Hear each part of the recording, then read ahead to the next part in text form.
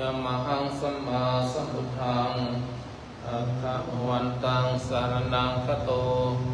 หิมินาสกะหินาตังบุตังทิภูชยายมหังสวากขาตัง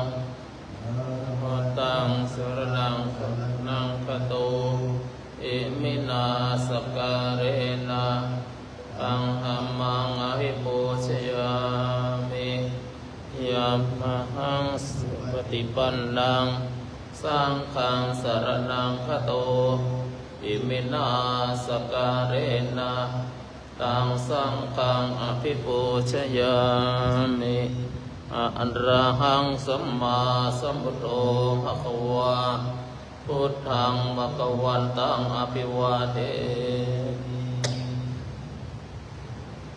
สวากขาโตภะคะวะตาธัมโมธัมมังนัมมัสสามิสุปฏิปันโนภะคะวะโตสาวกสังโฆสังฆังนัมมามิอันธรรมยังพุทธัสสะภะคะวะโตปุพพะคะนะมะกะรังกะโรมาเสโมตัสสะภะคะวะโตอะระหะโตพุทธัสสะนะโมตัสสะภะคะวะโตอะระหะโตสัมมาตัสสะนะโมตัสสะภะคะวะโตสัมมาสัมพุทธัสสะอันธรรมยังพุทธาปิตุติงกโรมาเสโสตภะโตอะระหังสัมมาสัมพุทโธเวชะนะสัมปันโนสุขโตโลกเวโตอนุตตโรปุริสสารถิสัตตเท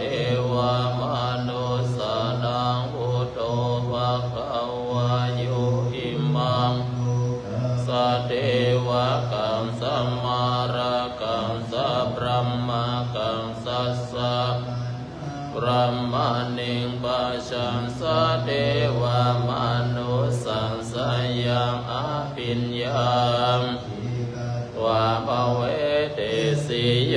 ธัมมังเตสิสิอาทิกันลายานังสิกันลายานังปริโยนากันลายานังสัตถังอายัญจันนังกิวาราปริปุณังทิสุทธังบรมจาริยังปะกาเสสิอังปะกะวันตังปูชยามิตัมมหังปะกะวันตังรัสสานามามิอันธรรมยังธรรมาภิรุติงกโรมาเสสวากขาโตภะคะวะตาธัมโมสันติติโกอะกาลิโกเอหิปันนาเยโกปัจจตังเวทิตัมโมอินโยเอหังมังอาภิปูชยามิตัมมหังธัมมังสานามามิอันธรรมยังสังฆาภิรุติงโรมาเสสุตุปาติปันโนภะคะวะโตสาวกสังโฆจุปฏิปันโนภะคะวะโตสาวกสังโฆยะปฏิปันโนภะคะวะโตสาวกสังโฆ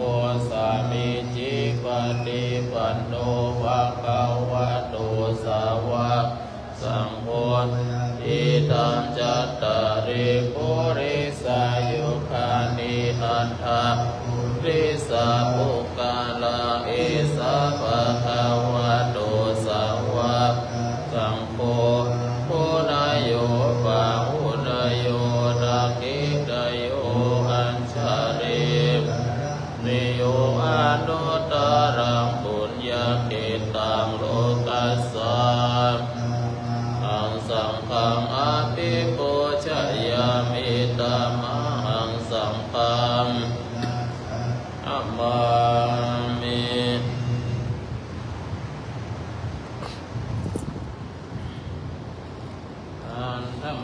รัตนัตยปนามาคาทายโยเจวะสังเวคาปริกิตนาปทัญจปนามะเส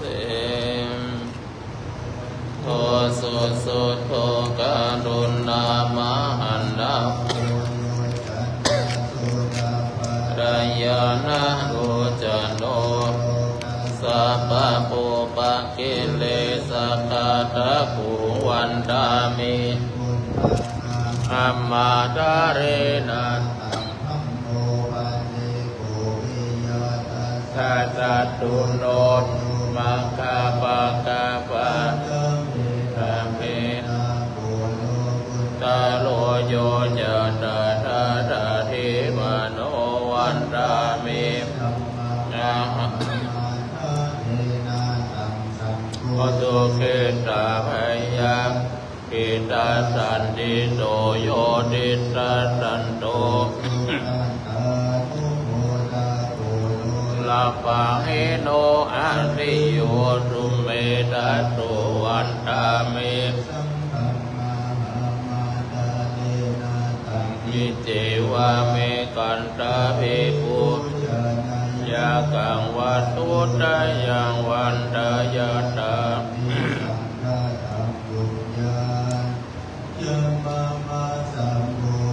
อาวามะหุนตุเวทัสสะปะปะวะสิทธิยาอิตาอุปันโนอะระหังสัมมาสัมพุทโธธัมโมสิโตนิยานิโกอุปัสสะมิโกภะเรนิภาสุขตะภะเวนิโตมายันตังจานามาจาติปิทุกขาจาราปิทุกขามารานัมปิกาปริเดวะทุกขาโทมานาสุปายาสะปิทุกขามโยโคทุกโคปิเยหิวิปโยโคทุกโคยัมจังนาราปฏิตัมปิทุกขังสังติเตนะตาทุกขาสยาติตังรูปุปาทานาขันโตปาทานาขันโตสัญญูปาทารูปาทานาขันโตวิญญาณูปาทานาขันโตเยสังนิจจายาตาระมโนสุภะคะวะสาวะเกวิเลติเอวังภะคะ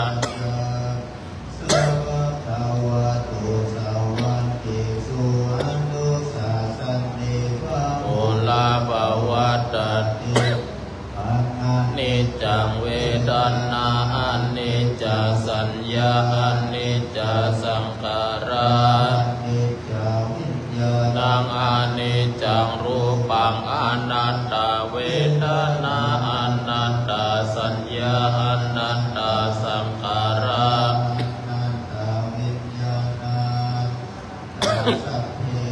ภาราอนิจจสัพเพธัมมานัตถาโอตินนามหาชาติยาโสเกหิวาริเตเวหิทุเกหิโตมานาเสหิเสหิทุโคตินนาทุเกวาราสะทุกขขันธัสสะอันตะกิริยา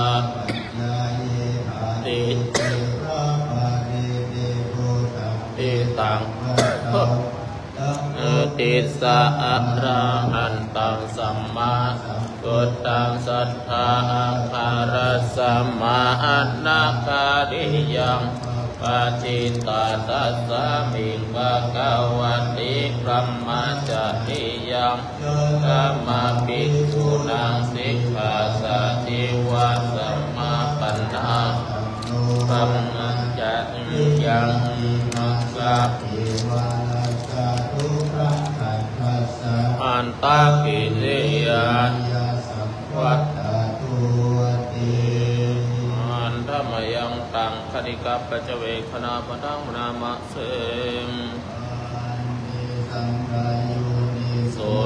วารังปาติเสวามิยาวะเทวาสิตัสสะเตกาตายาอุณัสสะปฏิกาตายากาวาตาตาปะเสริงสัมปะสัมปัสสานังปฏิกาตายายาวะเทวะโอปินนังปฏิสาดานาตังเตสังกายโยนิโสปินดาปาตังปฏิเสวามิกายานามันดานายานาวิภูสนายายาวะเทวะกายาสาธิติยายาปานายาเวหิงโสปาราติยามยาโดกามายาอิติปุราดันจเวทนามเวทนังมิยาตราจเมภเวสติอันนาวาจตาจภาสุโรจติปฏิสัมกายโยนิโสนังสัตติเสวามิยาวะเทวาสิตัสสะยาอุณัสสะปันติกาตายาดันสามังกาสวัตตาตาปะเสริงสัมภาสานังปฏิกาตายายาวะเทวะอุปาริสยารามันตังปฏิสังกายโยนิโสกิลานะปัจจยเวสัจจะปารังปฏิเสวามิยาวะเทวะอุปันนานังไวยากานังเวทนานังปฏิกาตายาจะปารมาตายาติภาปุงสังฆสัมมาปินิมิตตัสสะอุทันตังโอติตาโครัสสะเสดาวารังดาดาดิราภเวทิรายิดาวะโพธิโดดัตติตาสาเอชยมังการานิมาลาติเลกามะปิโยติตาสัพกัตติโกรัมปันนาราวะกามะกามาตัตตยะปังกันติสุตานเทตาวะโมเดโดดัตติตัสสะภะวะตุเตชยมังการานิราคิริกาจาวารังอติมัตตาภูตังราวะคิจักตุนันตังเมตตัมภูเสกเวทินานิตาวะภูตินโดดันเตตัสสะยามังการานิคิตตะกามาติหัตตสุตารุนันตังดาวันติโยโกริมาลาวันตังอิติปิสังฆตมะโดจิตวะโพนินโดดันเตตัสสะยายามังการานิกัตวานากัตตามุตตารังอิวะคปินิยาติยาดาโตตาวาจานังจานากายามาติสันตินาอวะโนตันติสัสสะยายามังการานิสัจจังวิหายามติสัจจภวะตะเกตุโลปิตามานังอติอันตาภูตังปัญญาปฏิปัจจริโตติตวามเตสัสสะภวะตุเตชยมังการานิปานันดาภูจักพุทธังมหิตติพุทเตนะเทระพุจักเกนะธัมมาปยันโต อิตาวาโมนินโดตันติสัสสะภะวะตุติมังการานิทุกขามัตติติปุจจกินาสุตันตามัตตังพระมังสุติมิติปะกาปิตานังยานาคเตนินโดตันติสัสสะภะวะตุติจยมังการานิพุทธจยมังการาอัตถกตโยวาจโนสารเตมาตันติตวานาเนกเวเวตานิจุปัตตวานิโมกังอามายานาโรสัพพัญโยมหาการุณิโกนาตุหิตายาติตังปุเรตวะปารามิสัมปะปัตโตสัมโพธิมุตตมังนาสุจุติจยมังการังจยันโตโพธิยาโมเลนันเทวัตโนเอวังยาสุจยมังกาเลอปัจจกัลลังเกสิเสปัตวิโภกาเลอภิเสเกสัพพะอุตตานามสุนัขตังสุมังคลังสุปะปะตังสุโหติตังสุขโนกาโสเยตังพระมัจจาริสุปะตะกินังกายกัมมังวาจากัมมังปะตะกินังมโหกัมมังปะตะกินาปะตะกินาเนกัตวนาละปัตตะเตเนเวตัญจสัพพะโรกัสสะมิมานังอปาริมาณังอุตตังอโตจเตริยัญจาสัมปันตังอเวรามติตัญจารันนิสินโนวัสยโนวยวัตสัมเมโตเอตังสัตติงานิตยาพระมะเมตังวิหารามติตินจานุปกรรมสีลวาสัมปันโนกาเมสุวินัยเกตังปัปปะสยังปุณเรติติกะระนิยังเมตตาสุตังวิรูปักเกเมเมตังเมตังเอราปะเตเมพุทเตเมเมตังเมตังกันหาโคตัมมาเกงิจามอิเมเมตังเมตังอาเกหิเมจตุปะเตเมเมตังเมตังบาวุปะเตเมมะมาโอมามังจตุปะโตอิสิมามังอิสิโตสัพเพสัตตาสัพเพปนาสัพเพพุทธาจะเกวะลา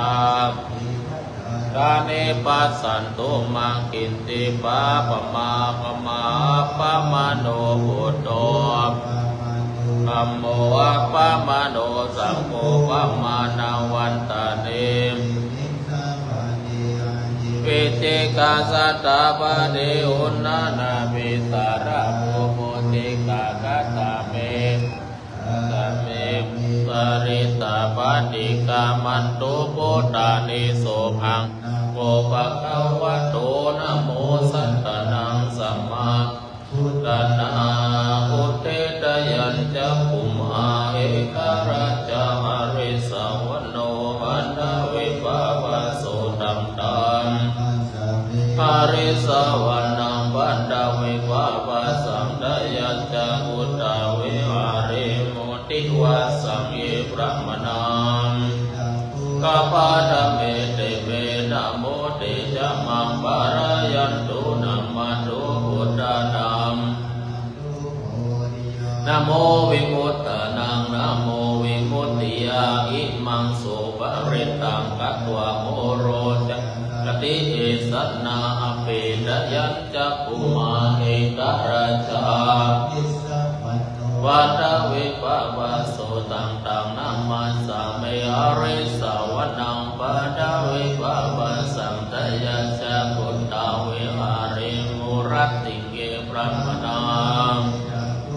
ปะระเมติเวระโมเดชะมาวะระยันโตระปะโตพุทธานังนามาโตโพธิยาวิมุตตานังนะโมวิมุตติยาอิมังโสภริตังกัตวะโมโรจารติเอสนะอุมาเอกราชาอาริสวันโนวัฏวิภาวะโสตังตังนามาสัมเมียนังปัตวิภาวะสันตยาจาพุทธเวอาริโมรติเกพระมนามเมเตมะโมตินังปะรายันตุนามาตุพุทธานังนามาตุโพธิยาตานังนะโมวิมุตติยาอิมังโสภริตังกัตวะโมโรวะสัมมากัปปะติ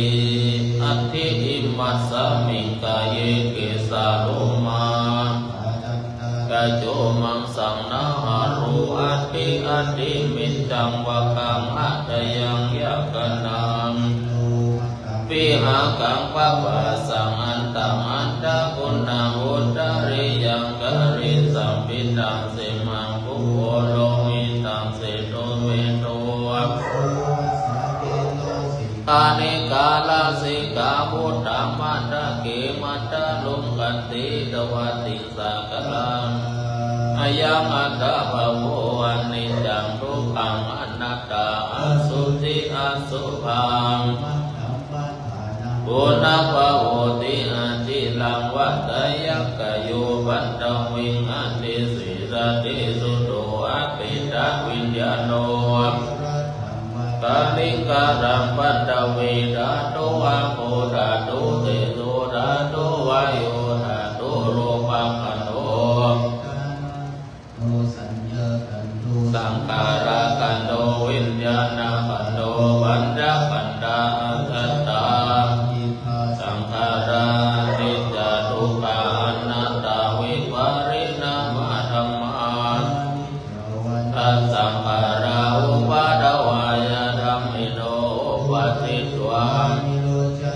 ปิสังโภปัสสะโมสุโขนะมะรูปังกายตินานิจังวัฏฏานิพพานังนะมะรูปังทุกขังกายตินาสุขังนิพพานังนะมะรูปังอนัตตาสารังวัฏฏานิพพานังนะมะรูปังอนิจจังนะมะรูปังทุกขังนะมะรูปังอนัตตา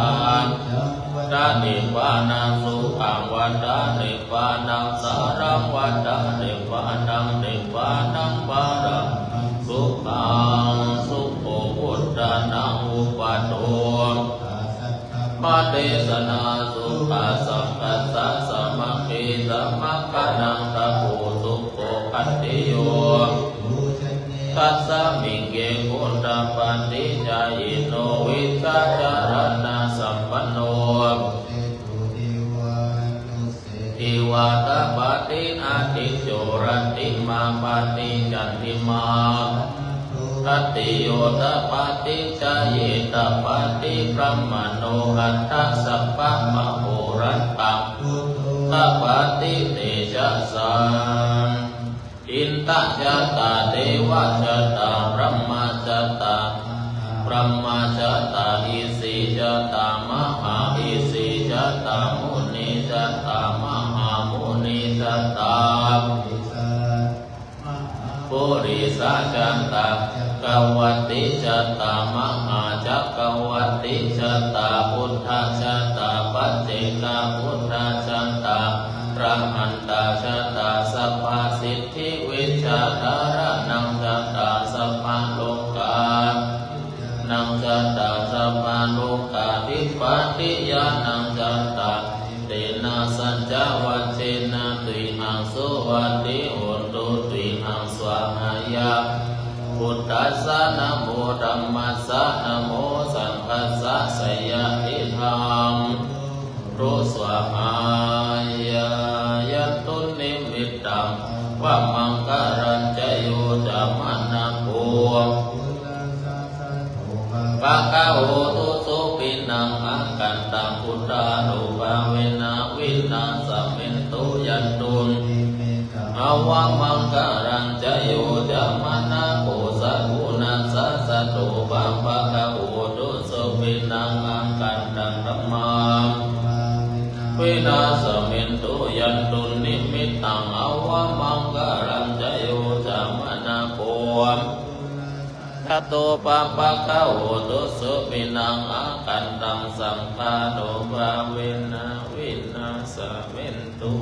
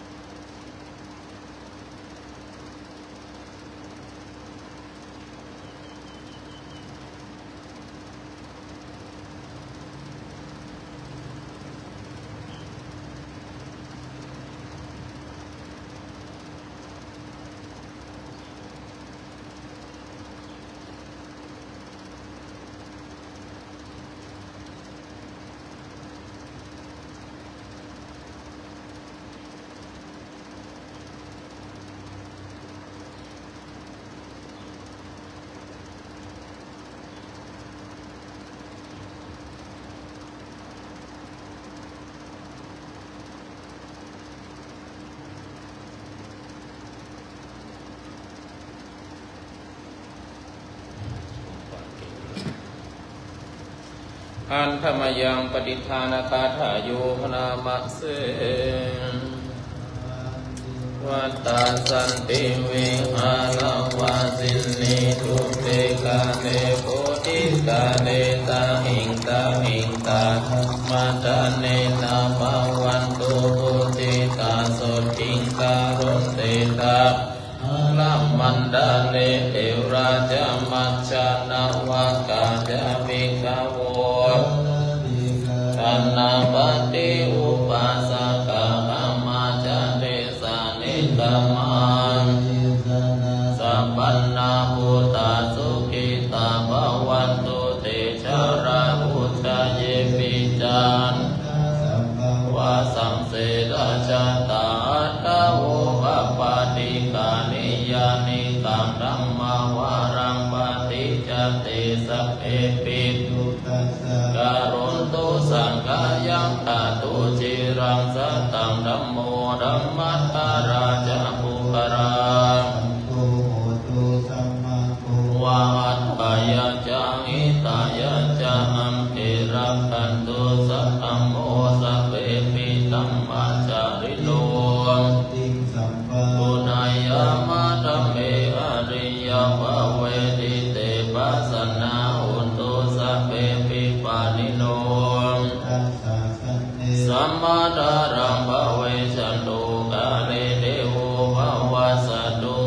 ติงวาวายาสัตตานัง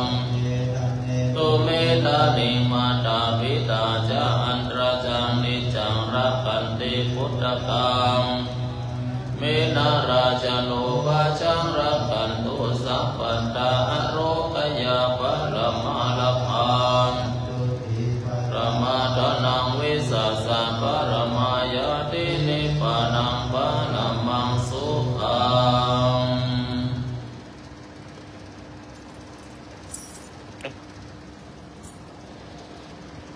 นะโมตัสสะภะคะวะโตอะระหะโตสัมมาสัมพุทธัสสะนะโมตัสสะภะคะวะโตอะระหะโตสัมมาตัสสะภะคะวะโตอะระหะโตสัมมาสัมพุทธัสสะโอ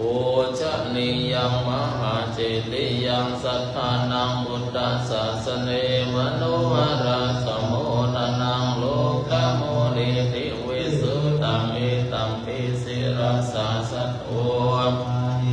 นามามิหังอิมินามะมะการินาสุขิโตมินิพพโยติ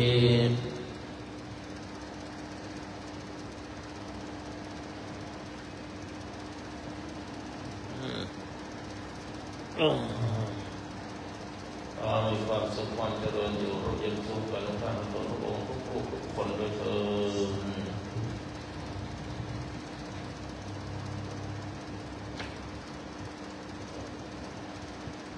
เสร็จแล้วแต่วัดเช้าเดี๋ยวไปกรวดน้ำด้วยครับ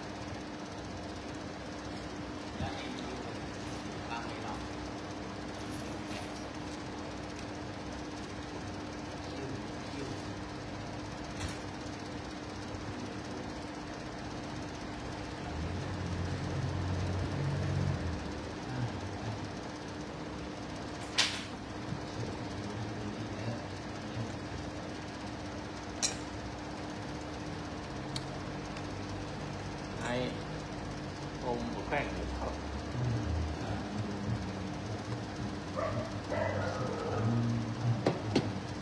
ยุดทันทีอมเม็ดยาแป้งยุดทันทีคมปัดเอ้าเอาแป้งคมยาไว้ตักนะครับ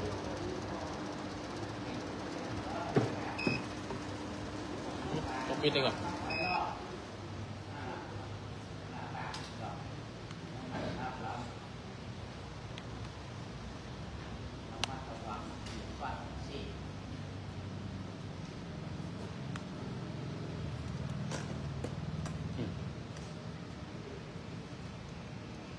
ใส่สังข้างกันเลยใส่ปากสังข้าง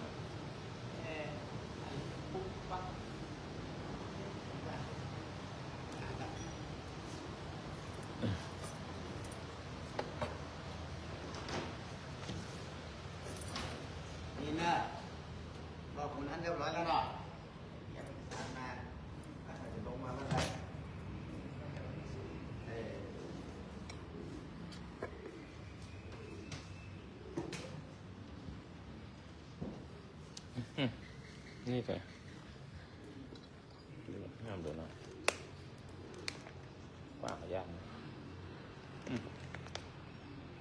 คมเอากินแล้วยุดไอแล้วพอคมอมเลยโอมไม่มันต้องคมดิแต่มันยุดไอเนอะมันใหญ่มันห้อนขึ้นตัวถ้ามันไอต้องถ้ามีพัดลมเนี่ยก็ยงลมไม่กระทำใช่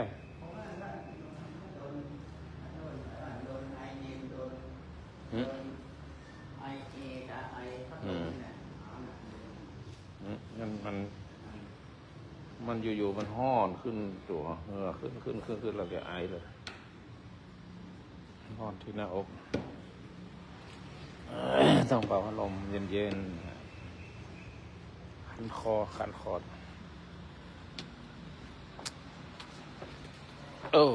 ล็อกไถจัด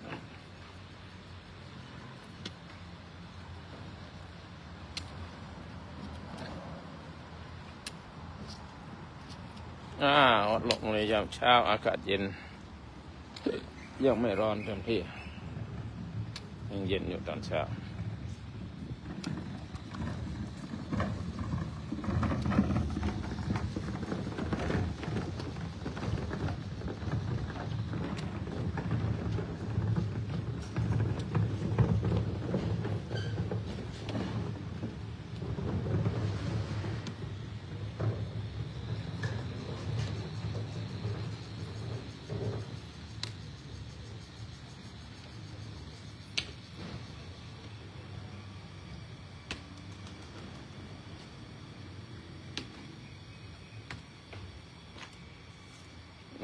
เตรียมตัวเปิดน้ำด้วยกัน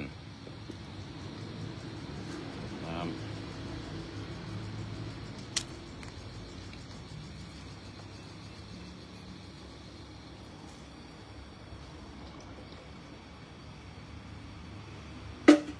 อิมินาปุญญกรรมไม่นะให้เดชเดชะบุญกุศลทั้งหลายที่ข้าเจ้าได้บำเพ็ญมาทุกภพทุกชาติทั้งอดีตชาติทั้งปัจจุบันชาติบุญทานศีลภาวนาศีลสมาธิปัญญาบุญปริยาถุสามบุญปริยาถุ10บุญในคำว่าปรมีบุญบารมีสัก30ทัศบุญทั้งหลายทั้งปวงทานภาวนาสมาธิบุญมากลง8บุญในคำว่าปรมีบารมีสัก30ทัศบุญในบัญชาสมบูรณ์พุทธศาสนาในชาตินี้และชาติที่แล้วจงได้มาโปรโมทรวมกันเป็นตบะเดชะคำว่าปัจจัยบุญหนุนข้ามชูตามสูงให้ข้าพเจ้าและเข้าถึงธรรมจนสูงยิ่งขึ้นไปและเพื่อนๆทุกคนที่อยู่ในห้องนี้จงมีส่วนในบุญของข้าพเจ้าแม้จะอุทิศส่วนบุญไปถึงใครก็ตามจงสำเร็จตามปรารถนาของท่านทุกคนขอที่หาผู้มาเกิดเกล้าครูบาอาจารย์ท่านครูเขาเกิดไม่เกิดที่ทรงข้าพเจ้าเกิดพระรัตนสนญาติของข้าพเจ้าที่มีชีวิตอยู่และที่ล่วงลับไปแล้วน้ำไว้นะญาติที่ล่วงลับไปแล้วตามการแต่แล้วสู่สองไรก็ไม่ลดไม่ลดหลวงปู่สมรสบุตรสมนอกจากผู้ได้ต้องล่วงลับไปแล้วขอรับส่วนทุกคนทุกฟ้าในทุกสมุทรส่วนหาทุกท่านทุกตนองค์ทำหน้าที่สมุทรส่วนไปถึงญาติที่ยังมีชีวิตอยู่ญาติที่ล่วงลับไปโยมพ่อโยมแม่โยมบิดามารดาขอเป็นสงฆ์ส่วนตัดฟ้าจะมีชีวิตอยู่ในวงการสัญญาสัญญาเป็นรัฐบาลก็สัญญาเป็นสิ่งที่ดีการสัญญาเขามีความสุขความเจริญร่ำรวยโชคดีตอนที่ทรงสอนหาครูบาอาจารย์ทั้งหลายครูบาละคุณทั้งหลายว่าโอชาครูมาทว่ายุคครูไปดูเอาวิและเชื่อถือรถในที่เจ้าอย่างสามตัวเรียนรถในที่เจ้าอย่างผมห้าพันตัวเป็นประธานในที่เสียหน้าในเจริญสุขพันธ์พระราชสอนขอที่คุณทรงตรงไปหาดิเจ้าวัดพระสุสงฆ์สมเด็จตัวเด็จสังฆราชโลกวีรสสนที่ทางเทวดาโลกวีพ่อปู่ขาวเวียนพระราชสีขีขายที่ผมมาโลกวิสุวรรณตัวสีจงนันทนาคราชพระราชองค์สนบุญตนไทยแผ่หาทุกท่านทุกตนองค์ขอรับทรงสนบุญตนไทยแผ่ไปหาทุกท่านทุกตนเอาแล้วสนเอาบุญตนไทยแผ่ไปบุญตนไทยทุกท่านทุกตนองค์ขอบุญทุกคนให้ไปท่านทุกองค์ในที่สมุทรสงครามหากมารับไก่หลวงปู่ทวดหลวงปู่โดหลวงทองหลวงปู่บุญหลวงปู่เสกเทวโพ เอาสุสวนใจสุทธาวาสเถิดเทวดาสาธุทุกประวัติลงเลยสาประทานวโรกเลนะสุสวนเทวดาลูกขัดเทวดาปัสสาวะปัสสาวะเทวดานักสุสวนจตุมหาราชิกาภูมิเทวดาจตุมหาราชิกาเราต้องสอนตลอดเลยภาวติงสายามาเทวดาตุสิตาเทวดาตลอดเลยนิมมานติเทวดาปารณิมิตาวสังติเทวดาพระราชโสดพระภูมิเดชพระสัจจะเทวดาตกสูงที่สูงโยงยิ่งขึ้นไปและที่สูงสาทัพพระพรหมทั้งหลายอารมณ์พระพรหมทั้งหลายเนี่ยสำเร็จแล้วทุกอย่างจะมีสรุปเรื่อยๆผู้หาเจ้าของสมัยเจ้าโลกนี้แล้วมาลาหาราชพระพุทธเจ้าก็เป็นธรรมเจ้าพระพุทธเจ้าผู้รับหาเรื่องนั้นผู้ที่เราดูพระโพธิสัตว์พระนารับพระทรงสอนผู้เป็นนามพระราบริวารนะผู้สร้างวัดพระทรงสอนเชื่อวัดเชื่อว่าพระทรงสอนที่สมุนผู้ที่พิศาจดวงยานทั้งหลายว่าหลงนี้พระทรงสอนก็ที่สมุนสอนเป็นพิเศษไปถึงร่ำรวยรวยโชคดีสุดเลยขอกราบขอบที่สมุนทรงสอนมหาถวายเป็นราชส่วนลดเก้ารัชกาลที่9พระองค์ท่านเสด็จส่งสวรรคาลัยสูงนี้ไปถวายเป็นราชส่วนลดเก้ารัชกาลที่10พระราชินีพระพันปีหลวงชมสุดพระปริธาธิราชพระบรมวงศานุวงศ์ทุกพระองค์ประสงค์พระเจริญเป็นพระบรมไตรโลกก่อนทุกการนานถวายเป็นราชส่วนราชสุโสสมเด็จเจ้าฟ้าหญิงพระเจ้ากิติยาภาพระองค์ท่านทรงหายจากพระประชวรบุญสนให้แผ่หาทุกท่านทุกตนองค์ทั้งความมีความสุขความเจริญสัมปรายห้องบุญสนให้แผ่ไปตลอดจนถึงว่าเป็นพระกุศลสมเด็จสังฆราชมหาเถรสมาคมทุกรูปพระสังฆาธิการทุกระดับชั้นให้สุทรงสำเร็จทุกราชอาณาจักรและนอกราชอาณาจักรมีความสุขความเจริญขอเป็นบุญผลในรัฐมนตรีคณะรัฐมนตรีผู้บริหารประเทศกระทรวงทบวงกรมกองทหารตำรวจตรแพทย์หมอพยาบาลครูบาอาจารย์ทั้งหลายตลอดถึงคณะองค์คมนตรีพานุองค์คมนตรีข้าราชบริพารทั้งหลายคณะสสนักสวบผ่านสสสารวทานผู้นำฝ่ายค้านข้าราชบริพารตลอดถึงข้าราชการทุกหมู่เหล่ามีความสุขความเจริญผู้จิตอาสาทุกท่านมีความสุขความเจริญบุญผลในใจผู้รับการบริหารที่ประหยัดมีสมบูรณ์และสรรพสัตว์ทั้งหลายโลกนี้มีความสุขความเจริญมนุษย์ทั้งหลายในโลกนี้อย่าได้ผมเองก็ในร้ายอย่าก่อไปสงครามท้ายที่สุดขอข้าพเจ้าและเพื่อนๆทุกคนที่อยู่ในห้องนี้จงมีแต่ความสุขจงมีแต่ความเจริญมีเงินทองร่มเย็นสุขอายุวันโนสุขังพลัง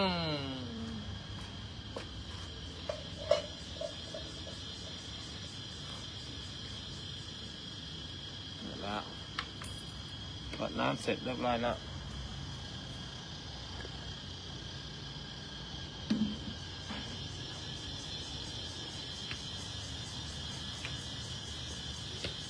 แมวมี2 ตัว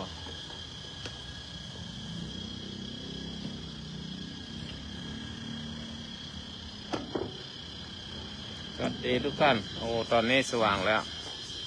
สวัสดีอาจารย์ฮอต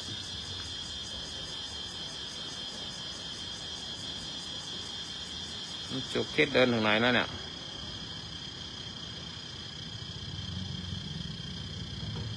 ช่างอินบาร์เบอร์สวัสดี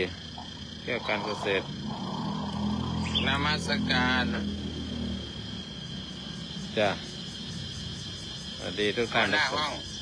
ชื่อครูบาละมีโคนมัสการนมัสการหลวงพ่อคงไปบุญวัดโลกหมดนี้ครับเป็นหน้าบ่ายครับหลวงพ่อครับดีกำลังสว่างสวัสดีคุณโยมฉุกคิดครับนมัสการหลวงพี่วอนนมัสการหัวหน้าห้องหันหน้าไปไหนแล้วนมัสการเดี๋ยวต้องหันหน้ามาดินมัสการหัวหน้าห้องครูบาครับเมื่อกี้ได้รับพลังพอดีเลยสุขังพลังพอดีเลยเมื่อกี้ได้รับสาธุ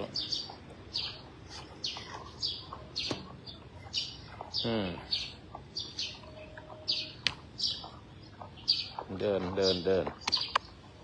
เนี่ยข้อทางไกลเขาให้ใครเจริญเดินโอเคดู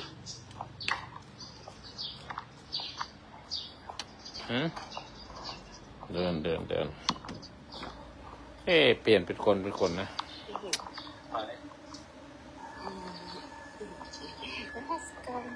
สาธุสาธุสาธุสาธุตนาสาธุ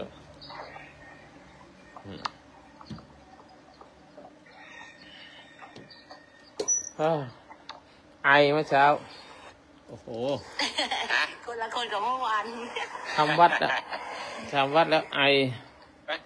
คนเดียวกันน่ะอันนี้เมียวันจันทร์นั่นเหรอ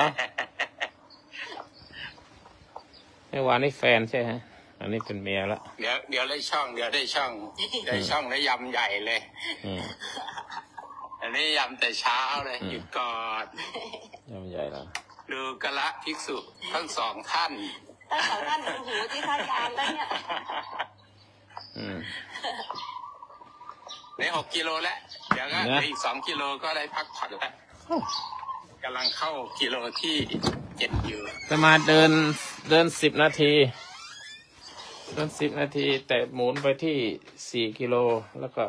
2 ชั่วโมง2 นาทีหลังเอา5 กิโลโอ้4 นาทีได้5 กิโลเลยเหรอโอ้เร็วมาก10 นาทีเร็วมากไม่ใช่เดินสายพานไงเดินสายพานเราปรับความเร็วของมันอ่ะการก้าวขาของเราถ้า5 กิโล3 กิโลมันก็ช้าหน่อย5 กิโลมันก็ไวหน่อยทำให้ก้าวขาไวเร็วนะ10 นาทีเร็วแทบจะวิ่งนะแต่วันนี้ยังไม่เจาะเดี๋ยวเขาไปเจาะพร้อมกันเป็นสักขีพยานเดี๋ยวยังไม่ได้เจาะไม่รู้เป็นไหนเมื่อวาน120อันนี้หมูหรือจ่าเมื่อกี้ไปอมยาขมไม่เป็นไรมั้งอมยาขมแล้วก็สเต็ปซิลไปเม็ดหนึ่งทำวัดไปมันเป็นโรคอะไรไม่รู้นะโยมเวลาทำวัดเนี่ยมันจะร้อนเหงื่อจะออกแล้วก็ร้อนขึ้นมาที่หน้าอกก็ร้อนแล้วเหงื่อออกแล้วก็ต้องเปิดพัดลมแรงๆถ้าไม่งั้นมันก็ไอพอร้อนขึ้นมาหน้าอกแล้วไอแต่ถ้าเปิดพัดลมแรงๆถ้าเย็นแล้วมันก็หายไอเลยเป็นอะไรธาตุไฟมันแรงธาตุไฟมันแรงร้อนถึงอกร้อนขึ้นแล้วไอมากถ้าไม่เปิดพัดลมไม่เหงื่อออกเลยไหมทองหรือเปล่างั้นแฟนผมว่าไวทองหรือเปล่าสงสัยไวท้องอ่ะผู้ชายก็ไวทองได้นะเจ้าค่ะไวทองเนี่ยร้อนหนาวเรียกร้อนหนาวเข้าสู่ไวทองนั่นแหละเหงื่อแตกเลยนะตอนนั่งทำวัดอ่ะตอนเริ่มแรกอ่ะมันภาวะความร้อนฮิตขึ้นบอดี้ฮิตร่างกายมันก็จะไอถ้าไปแก้ไขถ้าไปเปิดพัดลมก็ไออยู่นั่นแหละจนจะได้ขึ้นเทศเดี๋ยวปิดกล้องก่อนไม่เป็นไรปิดแล้วปิดแล้วมีใครขึ้นมาอีกนะนี่เทศเรื่องอะไรดีฮะปฏิจจสมุปปนธรรมก็มันยากเกินไปน่าจะสนใจนะวันนี้คนฟังปฏิจจสมุปบาทเพราะมีอวิชชาเป็นปัจจัยจึงเกิดมิจฉาปฏิปทาปฏิจจสมุปบาทเนี่ยดับอวิชชาได้ก็เกิดสัมมาปฏิปทาแม้แต่พระพุทธองค์ยังบอกว่ายากนะยากจริงยากมากเรื่องแต่ว่าถ้าจะเข้าใจปฏิจจสมุปบาทเนี่ยต้องไปเข้าใจความหมายของคำแต่ละคำนะคำแต่ละคำมันหมายถึงควบคุมไหนอย่างสังขารจะเอาสังขารการปรุงแต่งหรือสังขารคือร่างกายเนี่ยถ้าแปลผิดถ้าไปจำจะใช้สมมุติบัญญัติเอาแบบปฏิโลมใช่มันบัญญัติเนี่ยถ้าบัญญัติผิดนะมันผิดหมดเลยปฏิจจสมุปบาทนั้นว่าได้2 ทางที่เกิดจากท้องพ่อท้องแม่นะอันหนึ่งนะกับทางที่เกิดของจิตอีกทางหนึ่งนะเราเข้าใจไหมภาวะของจิตสภาวะของจิตที่มันปรุงแต่งเปลี่ยนแปลงนั้นมันไม่ไกลๆป่าก็ไม่ค่อยได้ยินนะก็เปิดเสียงดังนะเปิดนะมันปฏิจจสมุปบาทเนี่ยมันยากไงขนาดพูดยังไม่ได้ยินเลย คือถ้ามีพูดอยู่สองอย่างคืออย่างหนึ่งออกจากท้องแม่เลยนะจากปฏิสนธินะอันนั้นยากเกินอันนั้นออกจากท้องแม่นะอีกอย่างหนึ่งเป็นสภาวะของจิตนั่นที่มันมีตั้งแต่เวทนาขึ้นมาถึงตัณหามาถึงเนี่ยเวทนาขึ้นที่ขึ้นมาเนี่ยต้องไล่ขึ้นมาเป็นเรื่องของจิตอย่างเดียวล้วนๆแต่เป็นเรื่องของที่มันเกิดจากท้องแม่นะ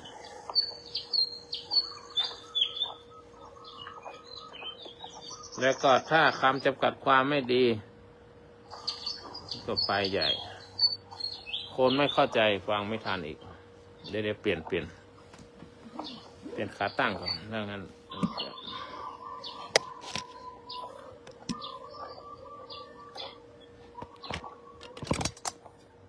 เอาเรื่องอื่นก็ได้ครูบา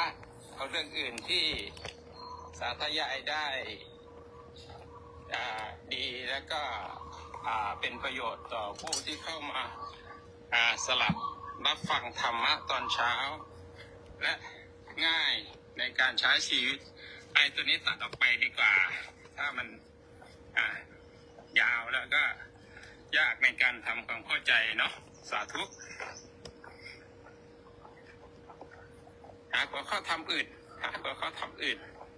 เอาหัวข้อทำอะไรดีจะถามภรรยากันอยากฟังหัวข้อทำอะไรครับภรรยาอยากฟังหัวข้อทำเหรอแต่ก็ยังอยาก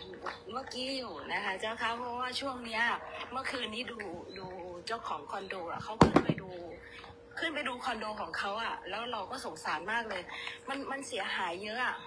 ถ้าสมมติว่าเราเป็นเจ้าของคอนโดอ่ะณขนาดนั้นนะเขาคงทุกข์มากเลยทีนี้ถ้าเขาจะทุกข์น้อยลงแล้วก็การที่เขาจะเสียเงินหรือซ่อมแซมเขาก็จะไม่ได้แบบทำไปทุกไปอะไรอย่างเงี้ยเจ้าค่ะแบบมันจะเป็นก็เราจะไปมองตอนที่เขาทุกข์ทำไมไม่มองตอนเขาสุขเขาเก็บเงินทุกเดือนมากี่ปีแล้วนะ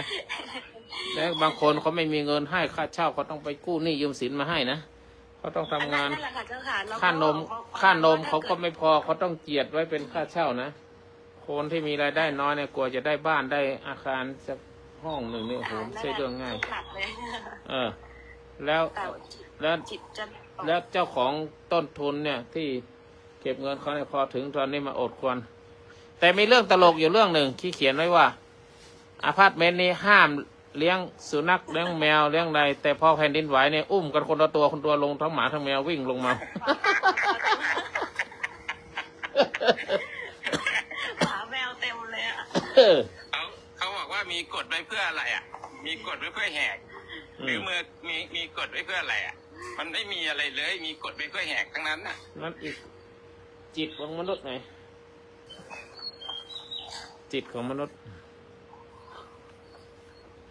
ห้ามเลี้ยงสุนัขห้ามเลี้ยงสัตว์เลี้ยงสุนัขหมาแมวโอ้แผ่นดินไหววิ่งกันลงมาคนตัวหมาแมวโผล่หมดเลย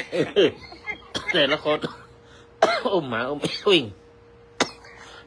ทรัพย์สมบัติไม่เอานะกี่ล้านก็ไม่เอาเหลือแมวตัวหนึ่งนั่นแหละทำไมเหลือแมวตัวหนึ่งอยู่ให้อ้อมอกกันเจ้าแหวนเงินทองลืมหมดเลยไม่เอาลงมาด้วย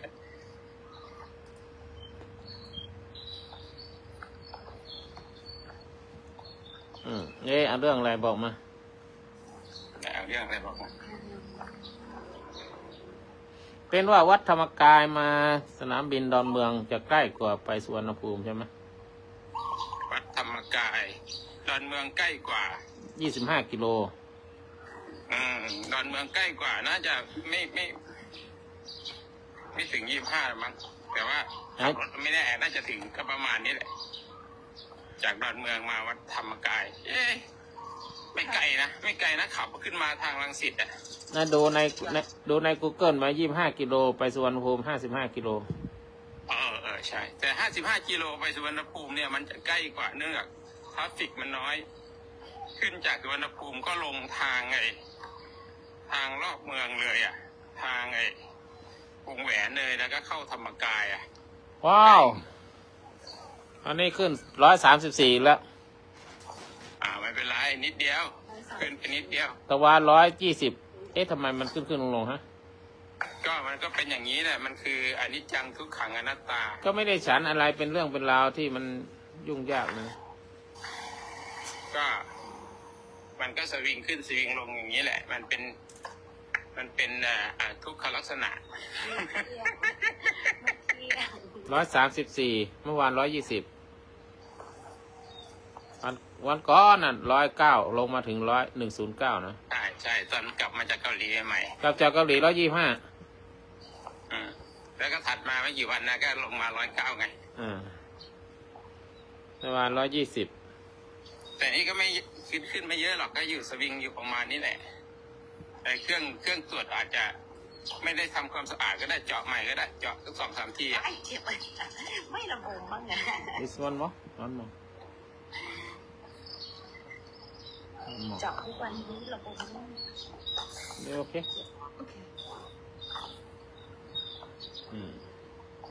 ลองวัดอีกทีคือว่ามันจะได้เท่าเดิมไหมคือเจาะแขนซ้ายแขนขวาเนี่ยพอแล้วเจ็บมันเจ็บนิดเดียว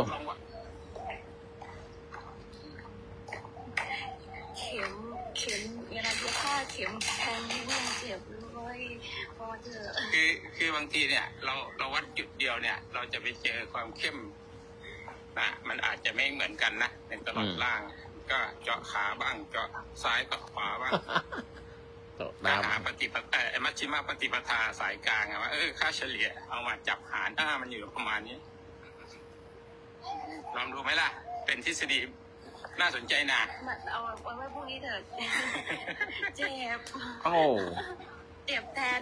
มันปิดเข้าไปนะมันเจ็บปิดมันเหมือนยุงหรือมันอาจารย์เหมือนตอนเย็บผ้านะมันแทงเข็มแรกๆแทงนิ้วต้องพิจารณาตรงว่าอะไรเจ็บเจาะข้างขวาได้99เห็นไหมเจาะแขนขวาได้99ทำไมงั้นเห็นไหม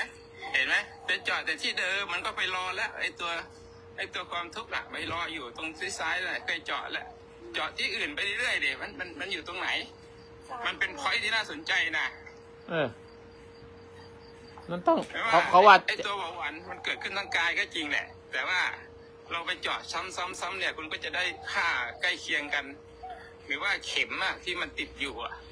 ค่ามันก็จะเพี้ยนวันหมอใช่การนมัสการค่ะอาจารย์ครูบารมีโคแต่อันนี้มันตามสูตรเลยนะ99เนี่ยเห็นไหมตอนนี้เจาะไหนเจาะตาแล้วเจาะไหนไม่เจาะตัวอื่นบ้างอย่าไปเจาะที่เดียวจะแข้งเจาะขาแล้วบางทีเขาต้องเจาะ5 รูเอา3 รูก็พอ3 รูก็พอเจาะก่อนอาหารเช้าก็เนี่ยก่อนอาหารเช้าเนี่ยแล้วก็เจาะหลังอาหารเช้า2 ชั่วโมงจะรู้ค่าว่าน้ำตาลเราสวิงแค่ไหนแล้วก็เจาะก่อนอาหารเย็นแล้วก็ฉันข้าวจินยาแล้วก็หลังอาหาร2 ชั่วโมงค่ะแล้วก็หลังอาหารเย็นไป2 ชั่วโมงแล้วก็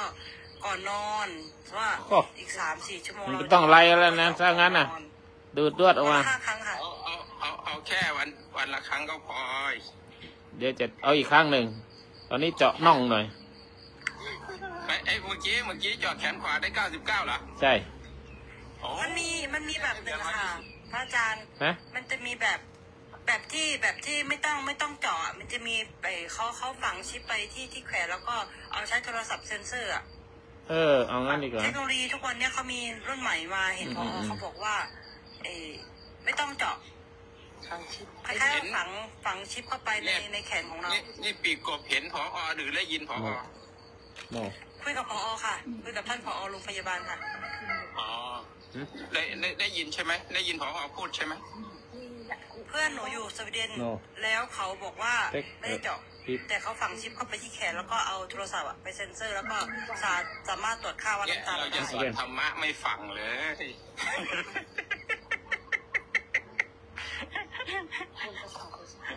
เราจะสอนหนูพูดความจริงไงความจริงเนี่ยทำให้เรามีอวิชชาปิดไว้ว่าไอ้คำถามนี้คือคำถามอะไร มันคือคำถามธรรมะถ้าเห็นเนี่ยหมายถึงว่าตาเราไปเห็นเนี่ยมันไม่ได้ยินเสียงเสียงมันคือหูเข้าสู่สาธุธรรมะแล้วก็ว่ามิจฉาปฏิปทาวิชาการมันอยู่อีกทีนึง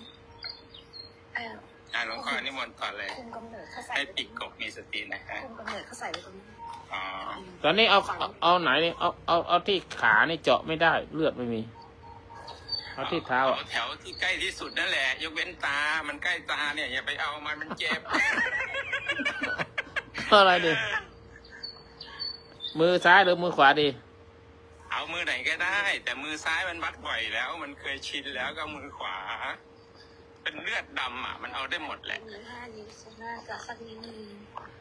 ขนาดค่าเมื่อกี้30 กับ 99ยังไม่เหมือนกันเลยแต่ตรงข้างล่างเนี่ยมันหาเส้นลำบากข้างบนมือเนี่ยมันหยิบได้ง่ายเพราะ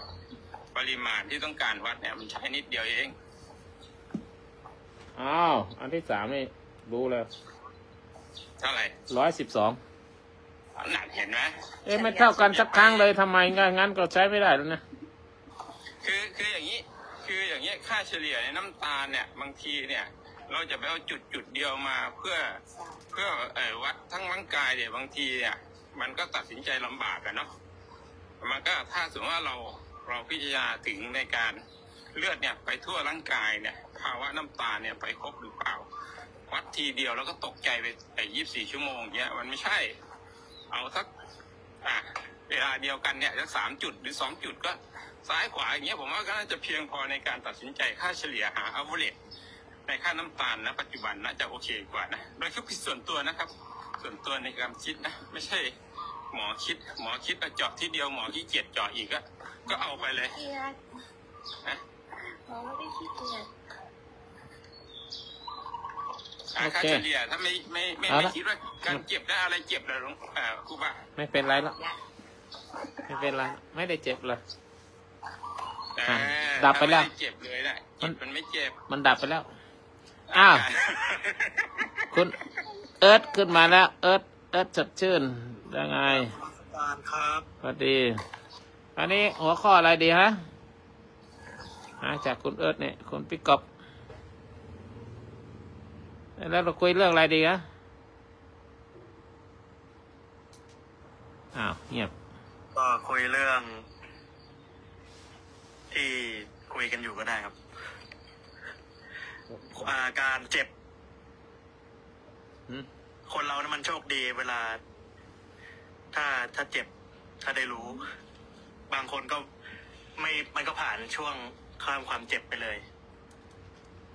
เหมือนความตายที่คำถามคืออะไรนั่นแหละคือนั่นแหละต้องการพิจารณาเป็นคำถามเราเริ่มต้นคำถาม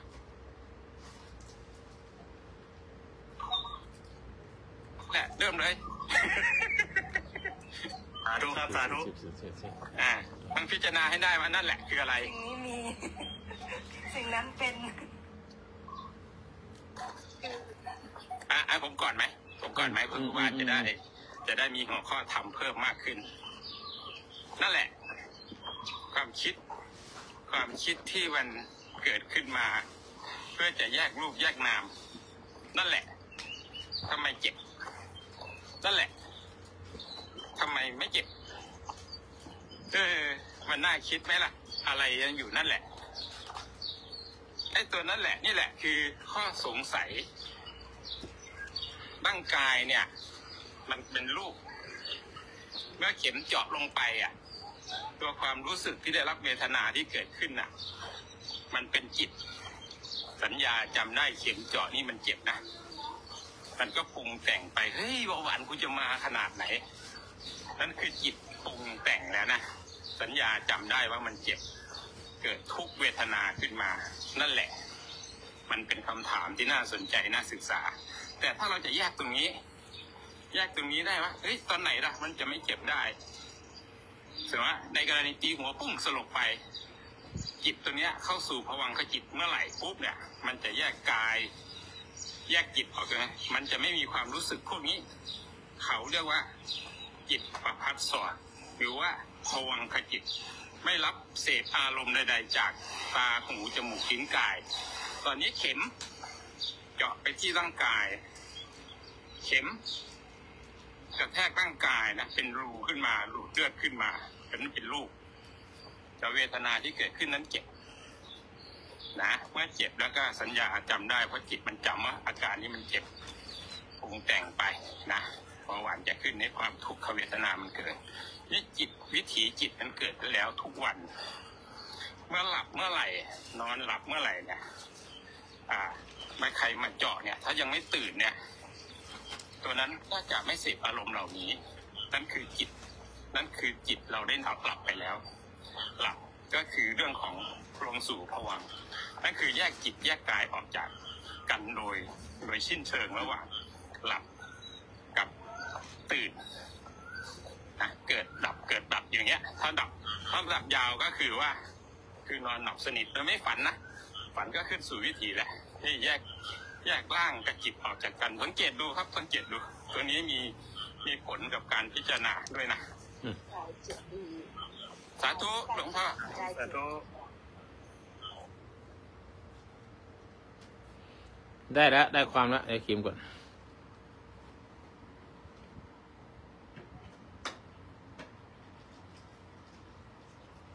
คือนั่นแหละ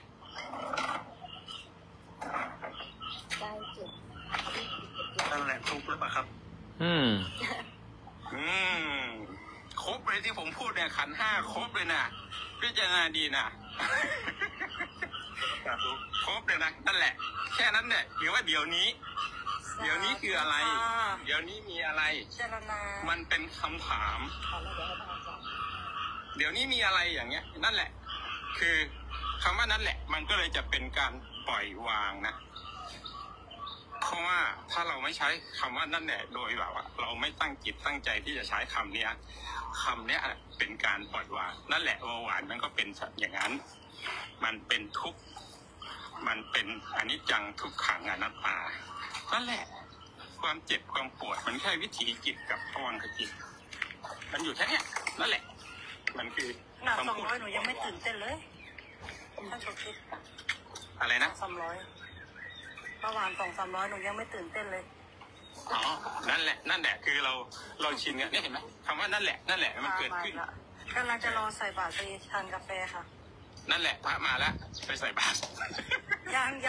ไม่มารอแป๊บนึงเห็นไหม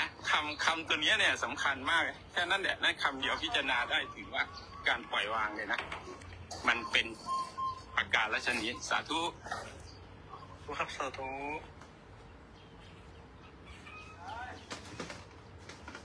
โอ้เจ็บเลย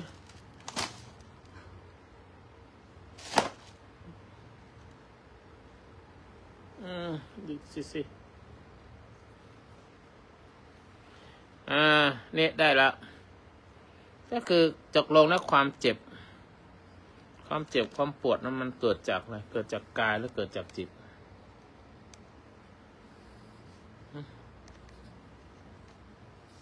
ที่มันเป็นนั่นแหละตกลงกายเจ็บหรือจิตเจ็บไอตัวที่ผมเข้าใจนะว่าครูบาเข้าใจอย่างลึกซึ้งเลยว่ากายไม่ได้เจ็บอะไรเลยแต่ตัวที่ไปเจ็บเนี่ยจิตมันมีสัญญามันจำได้อาการแบบนั้นนั่นคือมันเจ็บมันเกิดความทุกข์คือเวทนาไม่มันมีอีกเจ็บหนึ่งนะเวลาใครมาด่าคุณอ่ะคุณเจ็บใจนะเจ็บใจมโนแล้วมันอันนั้นมัน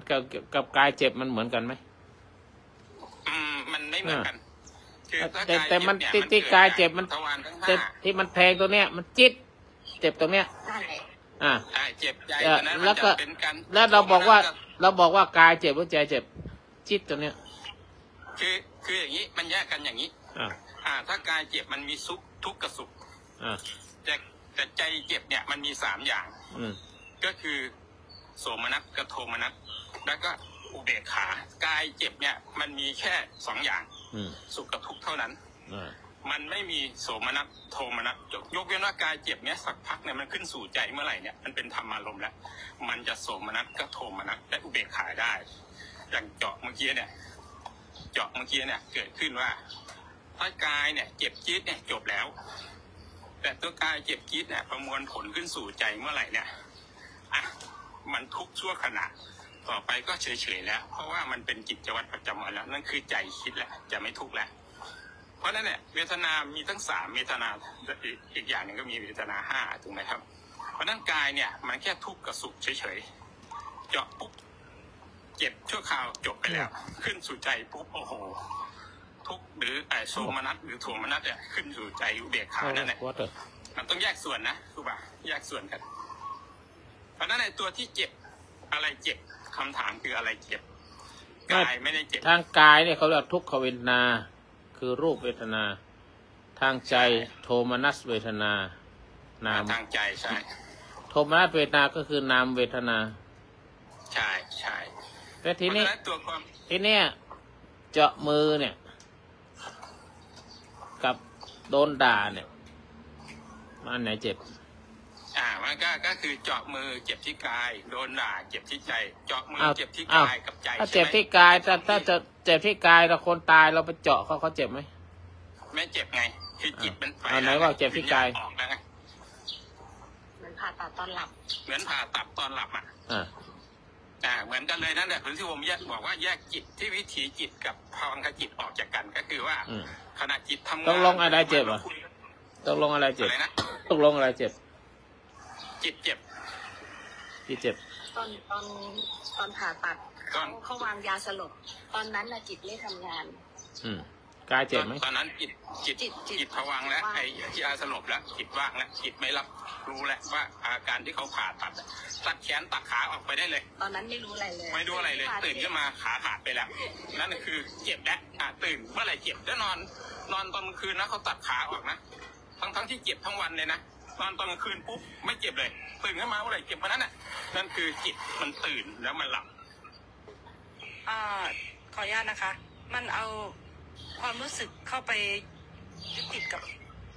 อารมณ์ตรงนั้นหรือเปล่าคะความรู้สึกนี้ก็คือเวทนาเนี่ยจะเจ็บปวดทุกข์สุขนะเจ็บปวดเนี่ยมันคืออาการของเจตสิกที่มันรับไปคือเวทนารับไปสัญญาจำได้ว่าสัญญาตัวนั้นแหละว่าคือการเจ็บการปวดและการปรุงแต่งแล้วก็ร้องโอยเนี่ยปรุงแต่งไปแล้วเราใส่จิตใส่ใจกับมันแต่ถ้าคุณปวดเยอะๆอย่างเงี้ยถ้าคุณไม่ใส่ใจกับมันอย่างพวกนักวิปัสสนาเนี่ยเขาไปนั่งเยอะๆเนี่ยเขาจะพิจารณาถึงนี้เป็นปัจจัยว่ามึงจะปวดไปขนาดไหนเขาจะเอามาเป็นเหตุในการเข้าไปสู่วิปัสสนาใช่ไหมคือพิจารณามันดึกปุ๊บเนี่ยมันไม่เที่ยงเดี๋ยวมันก็หายไปนี่แหละหนูมีคำถามอยู่ว่าทำไมต้องไปทรมานตัวเองทำไมต้องไปแบบอดทนอยู่อย่างนั้นทำไมเขาบอกว่ายืนเดินนั่งนอนอากับกิริยาที่เรามีสติคลองสติทำอะไรได้ปกติกับคนที่นั่งทรมานตัวเองหลังกดหลังแข็งนั่งทับขาปวดขาเงี้ยคือความสงสัยถ้าคุณไม่เข้าใจความทุกข์แล้วคุณจะเจอทางออกไหมในอวิชชานะเอาใหม่นะก็คือว่าทำไมต้องไปนั่งพุทธคูทำไมต้องไปนั่งกับที่ทำไมต้องเจ็บปวดนั่นคือนักวิปัสสนาเขาต้องการออกจากทุกข์มันต้องไปเจอทุกข์จริงๆโดยทุกข์ธรรมชาติทุกข์ทางใจเนี่ยมันมีน้อยเขาก็เลยใช้ทุกข์ทางใจเนี่ยมาใช้พิจารณาว่ามันจะเที่ยงไหมมันจะตั้งอยู่ได้นานขนาดไหนมันบังคับบัญชาได้ไหมนักวิปัสสนาเขาจะพิจารณาแต่เรานักสงสัยหมายถึงมิจฉาปฏิปทาเรายังไม่มีความรู้นั้นเรายังมีอวิชชาอยู่เราไม่รู้ว่าทำไมมึงไปพิจารณาวะเอาง่ายๆไอ้คือตัวพวกนี้ในห้องธรรมะนะคะถ้าฉุกคิดก็คือห้องธรรมะก็คือประมาณว่าในห้องธรรมะน่ะจะบอกว่าไม่ต้องไปนั่งหรอกแค่รู้สึกสติมีรู้สึกตัวอยู่อย่างเงี้ยยืนเดินนั่งนอนไม่ต้องไปนั่งสมาธิเสียเวลาหรอกอะไรเงี้ยเราก็เลยมีความสงสัยทำไมคนนี้ต้องให้นั่งคนนี้ทำไมไม่ให้นั่งอะไรเงี้ยเราก็เลยงงกับการปฏิบัติอันนี้มันคือกรรมฐานวิธีเข้าวิปัสสนาเนี่ยมันมีตั้ง40กองเนาะ มันมี40ชนิด40อย่างก็เลือกเอาว่าคุณจะภาวนาแบบไหนปฏิบัติตนแบบไหนสมถะวิปัสสนาหรือว่าอานาปานสติซึ่งถ้าอย่างที่คุณพูดอยู่กับลมหายใจรู้ตัวว่าเดินรู้ตัวว่าพูดรู้ตัวว่าโน่นนั่นนี่เนี่ยรู้ตัวทั่วพร้อมเนี่ยมันคือการวิปัสสนาการทำภาวนาที่พระพุทธเจ้าสรรเสริญที่สุดคืออานาปานสติสิ่งที่คุณพูดมันคือหลักของอานาปานสตินะเพราะมันเป็นกรรมฐานอีกกองหนึ่งซึ่งครบบริบูรณ์นะคุณไม่ต้องปฏิบัติอะไรมันยุ่งยากแค่ขอให้รู้ในสติกับอารมณ์หรือว่าลมหายใจเข้าออกแค่นี้ก็พระพุทธเจ้าสรรเสริญที่สุดแล้ว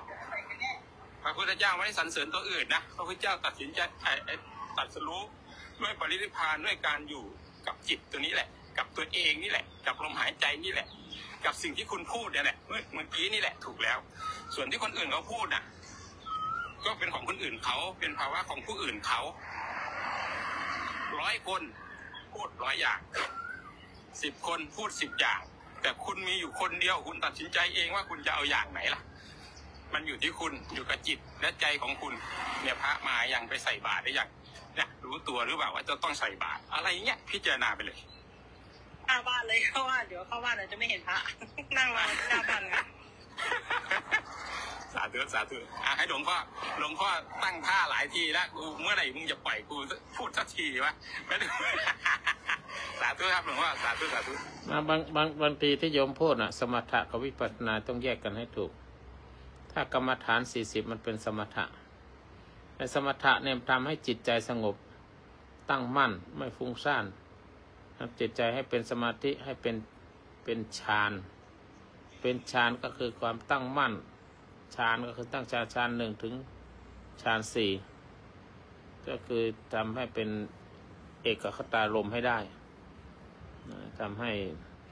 ถ้าเป็นฌานเนี่ยมีวิตกวิจารปิติสุขปัสสัทธิเอกคตาอันนี้อารมณ์ของฌานคือจะไม่รับรู้อะไรสักอย่างเลยแม้อะไรจะเกิดขึ้นรอบกายไม่จะมีอะไร อันที่เป็นของสมถะและมีตั้ง40 วิธีที่จะทำให้จิตนิ่งเป็นแนวสมถะแต่ถ้าเป็นวิปัสสนาก็คือการทำจิตให้เห็นตามความเป็นจริงนั่งอยู่ดีๆนั่งหลับตาดีเสียงเข้ามาก็ให้รู้แต่ก็เอาจิตเข้ามาอยู่ในสมาธิเหมือนกันอยู่ในเอาจิตไปจับอยู่ในอานาปานสติก็ได้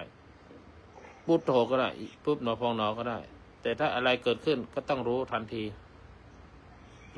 แล้วก็ปล่อยทันทีแล้วก็ดูไปจนสมาธิแล้ว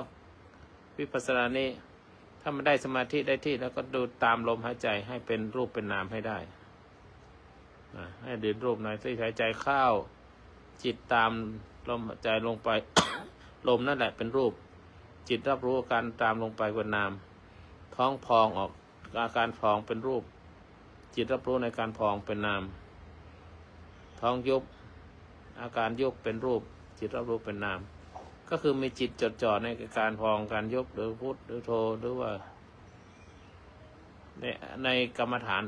เอากรรมฐานมาช่วยแต่ไม่ได้เพ่ง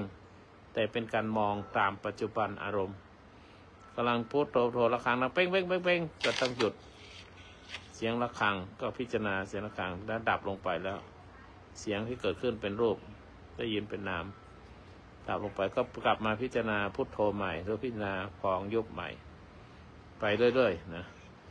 และสมาธิแบบวิปัสสนาจะมีเป็นคณิกะสมาธิเป็นสมาธิที่เกิดขึ้นปั๊บแล้วก็หายไปปั๊บหายไปแล้วมาต่อเนื่องเหมือนกับยกขึ้นยกเป็นรูปจิตรับรู้ในการยกเป็นนามเคลื่อนไปย่างก็เป็นรูปจิตรับรู้เป็นนามเหยียบลงไปเหยียบเป็นรูปจิตรับรู้กันเหยียบเป็นนามเนี่ยรูปนามเกิดรูปนามเกิดรูปนามเกิดรูปนามเกิดนามเกิดนั่นเกิดไปเรื่อยๆเนี่ยอันนี้เป็นวิปัสสนาแต่เขาจะไม่เรียกรูปนามเขาจะมีจิตรู้โยกหนอจิตเป็นแนบในการยกให้เป็นปัจจุบันรวมรู้ในการยกรู้ในการย่างรู้เหยียบทุก จิตอยู่ที่เท้าตลอดเลยเดินให้ดูเท้านั่งให้ดูท้อง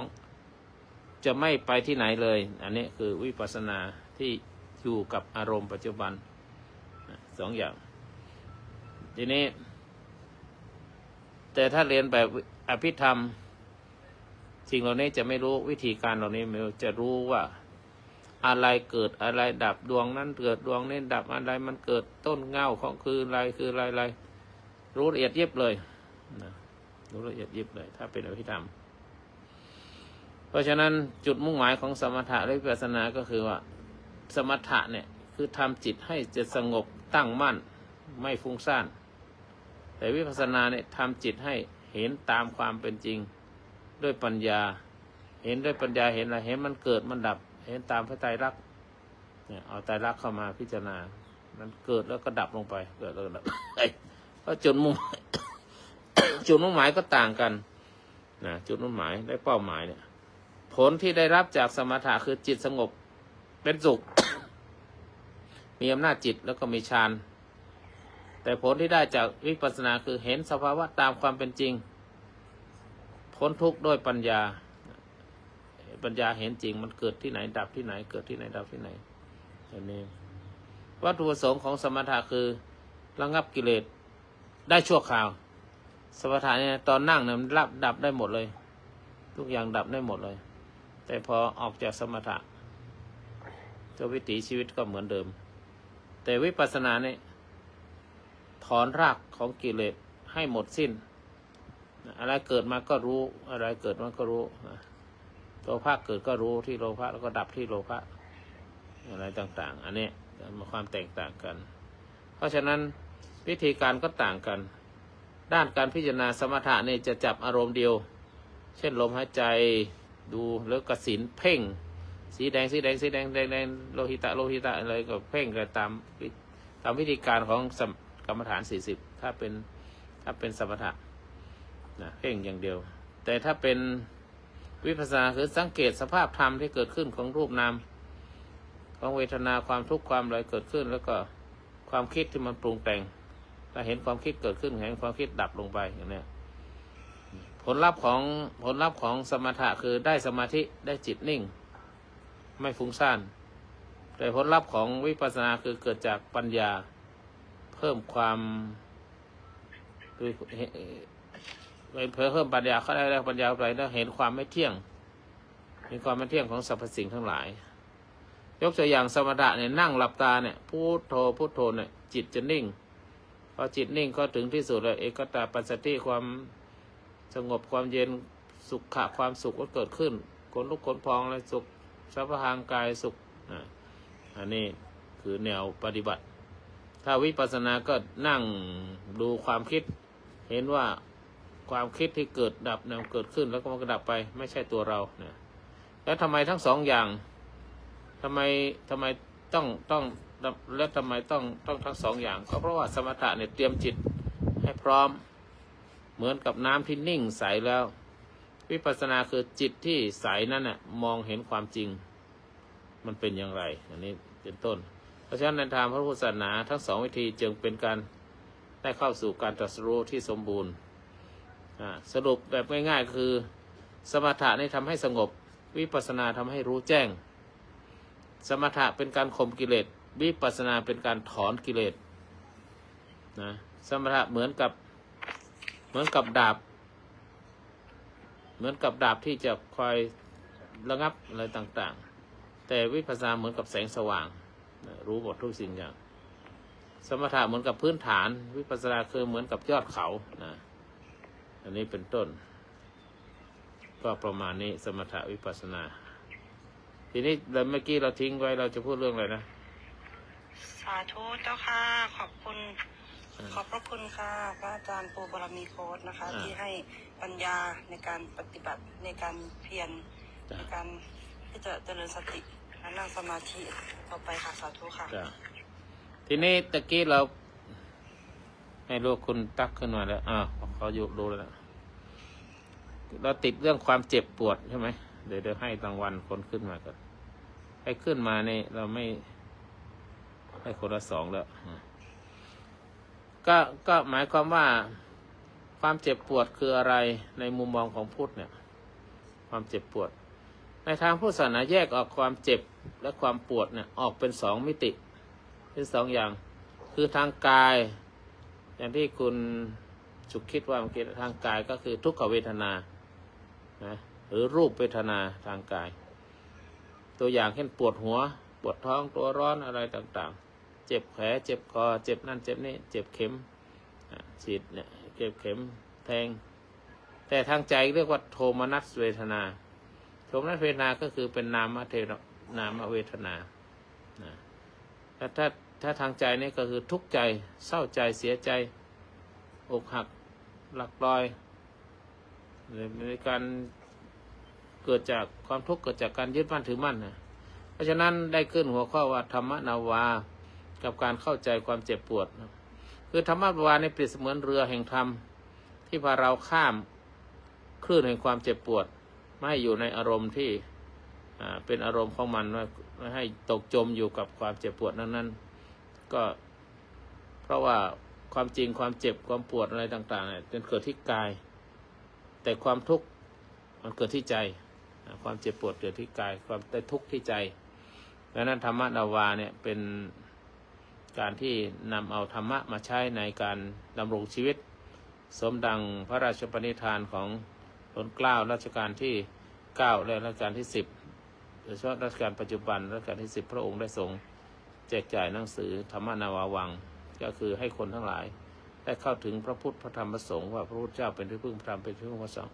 พระสงฆ์เป็นที่พึ่งอันประเสริฐทั้ง3อย่างเป็นที่พึ่งอันประเสริฐ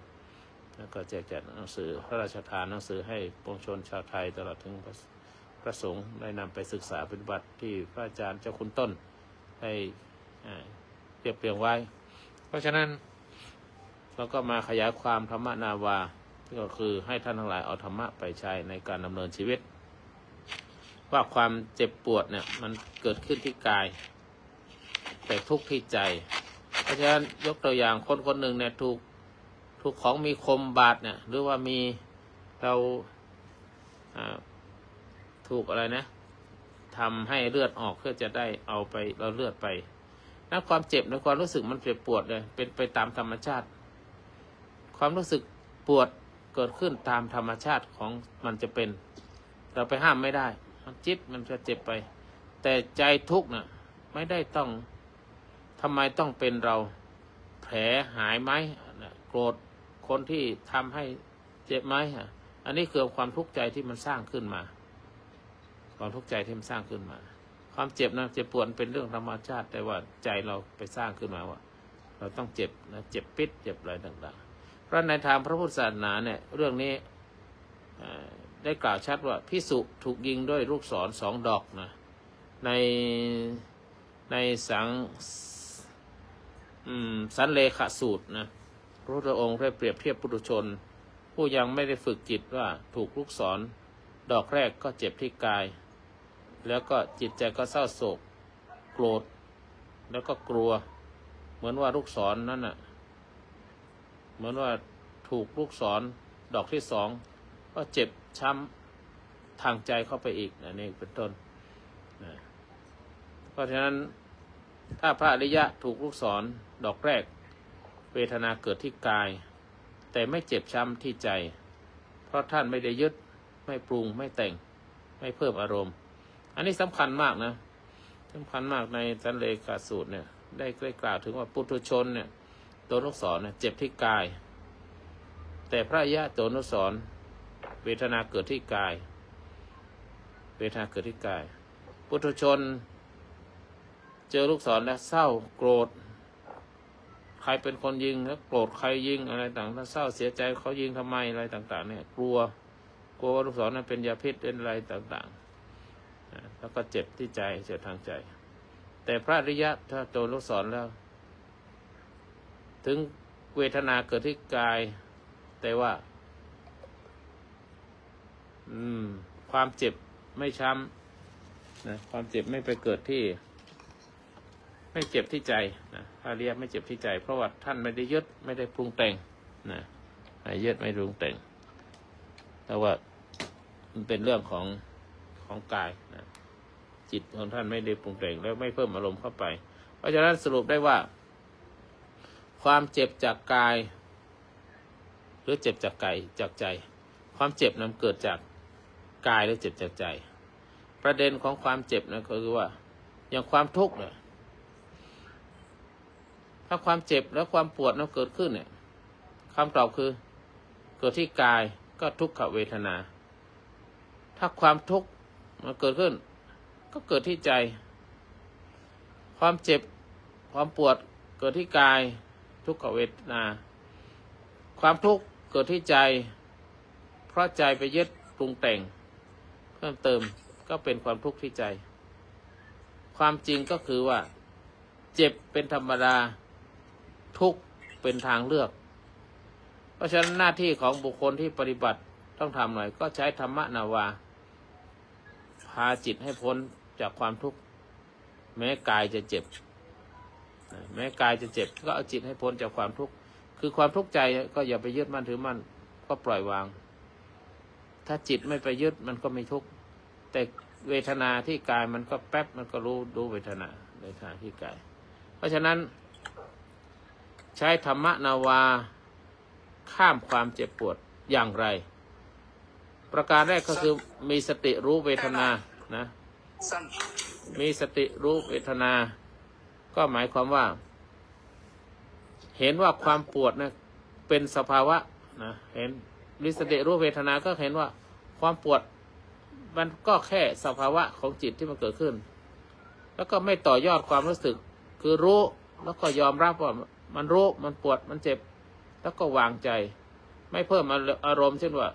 พอรู้แล้วก็โกรธทำไมต้องทำให้ปวดแล้วก็กลัวว่ามีแผลมีเชื้อมีอะไรแล้วท้อจิตท้อใจว่าเราต้องเจ็บอย่างเนี้ยเพราะฉะนั้นทำไมต้อง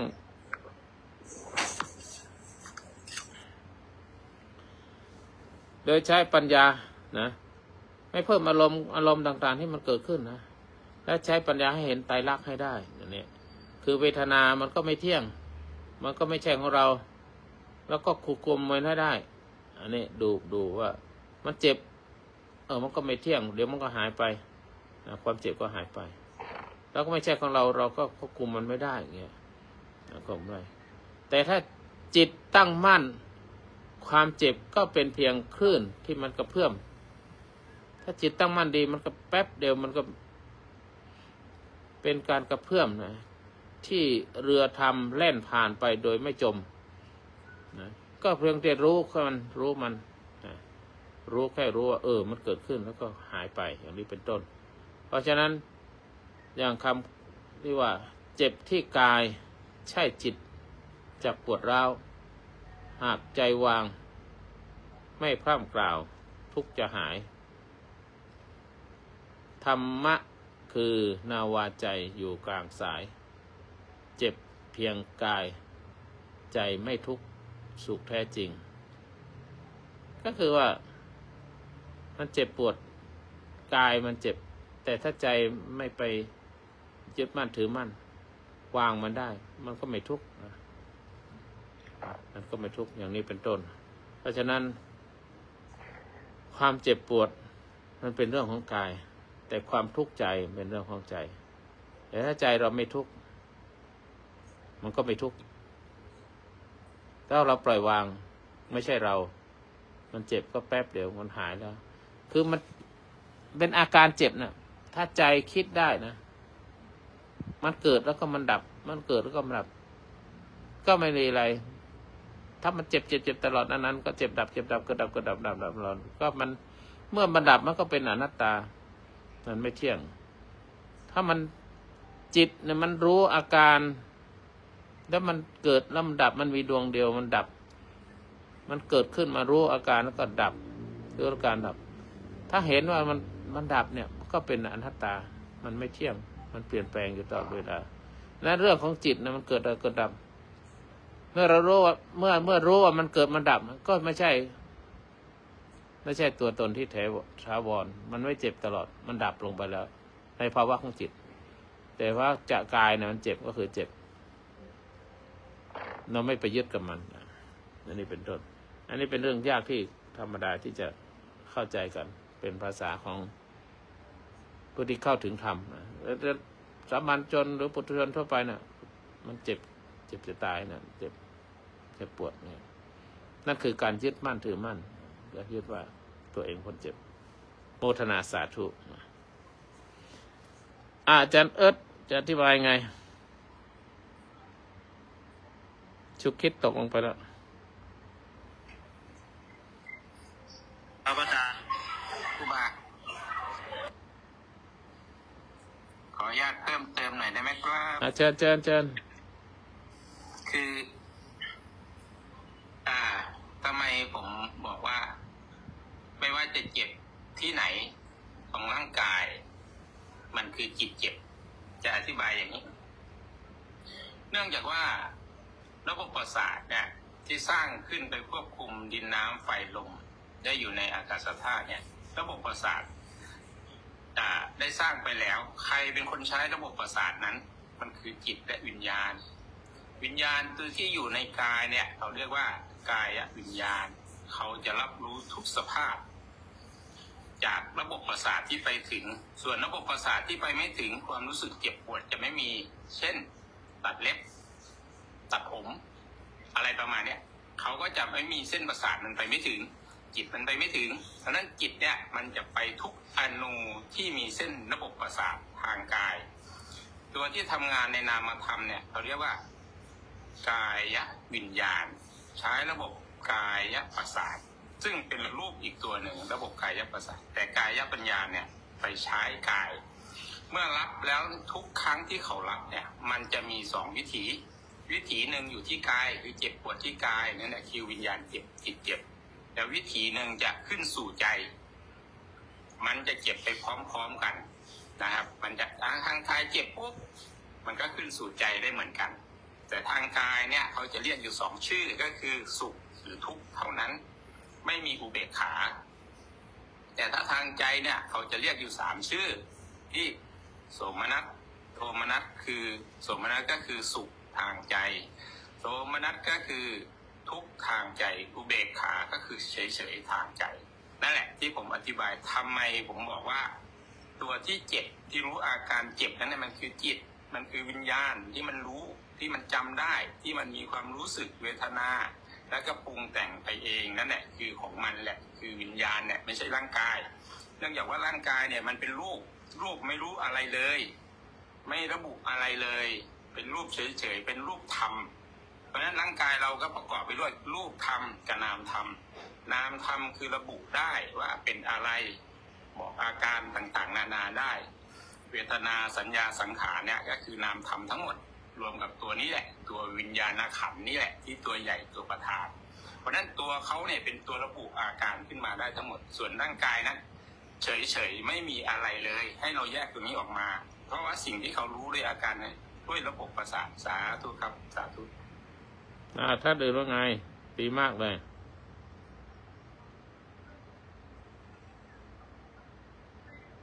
นั่นเลยครับอาจารย์ก็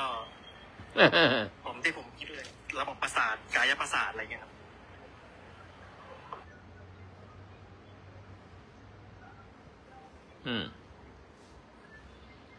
มันเรื่องแบบนี้มัน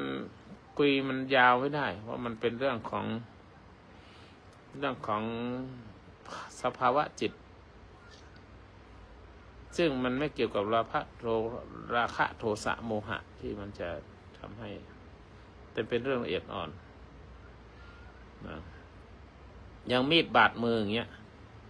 มันเจ็บที่กายหรือเจ็บที่ใจกายเจ็บถ้าเรากายเจ็บก็คือเวทนาแห่งรูปขันธ์คือความรู้สึกเจ็บแสบร้อนตึงที่มือนี่คือทุกขเวทนาคือเป็นเวทนาทางกายก็เกิดจากธาตุที่ไม่สมดุลเช่นผิวหนังถูกเฉือนเลือดออกปลายประสาทส่งสัญญาณอันนี้ก็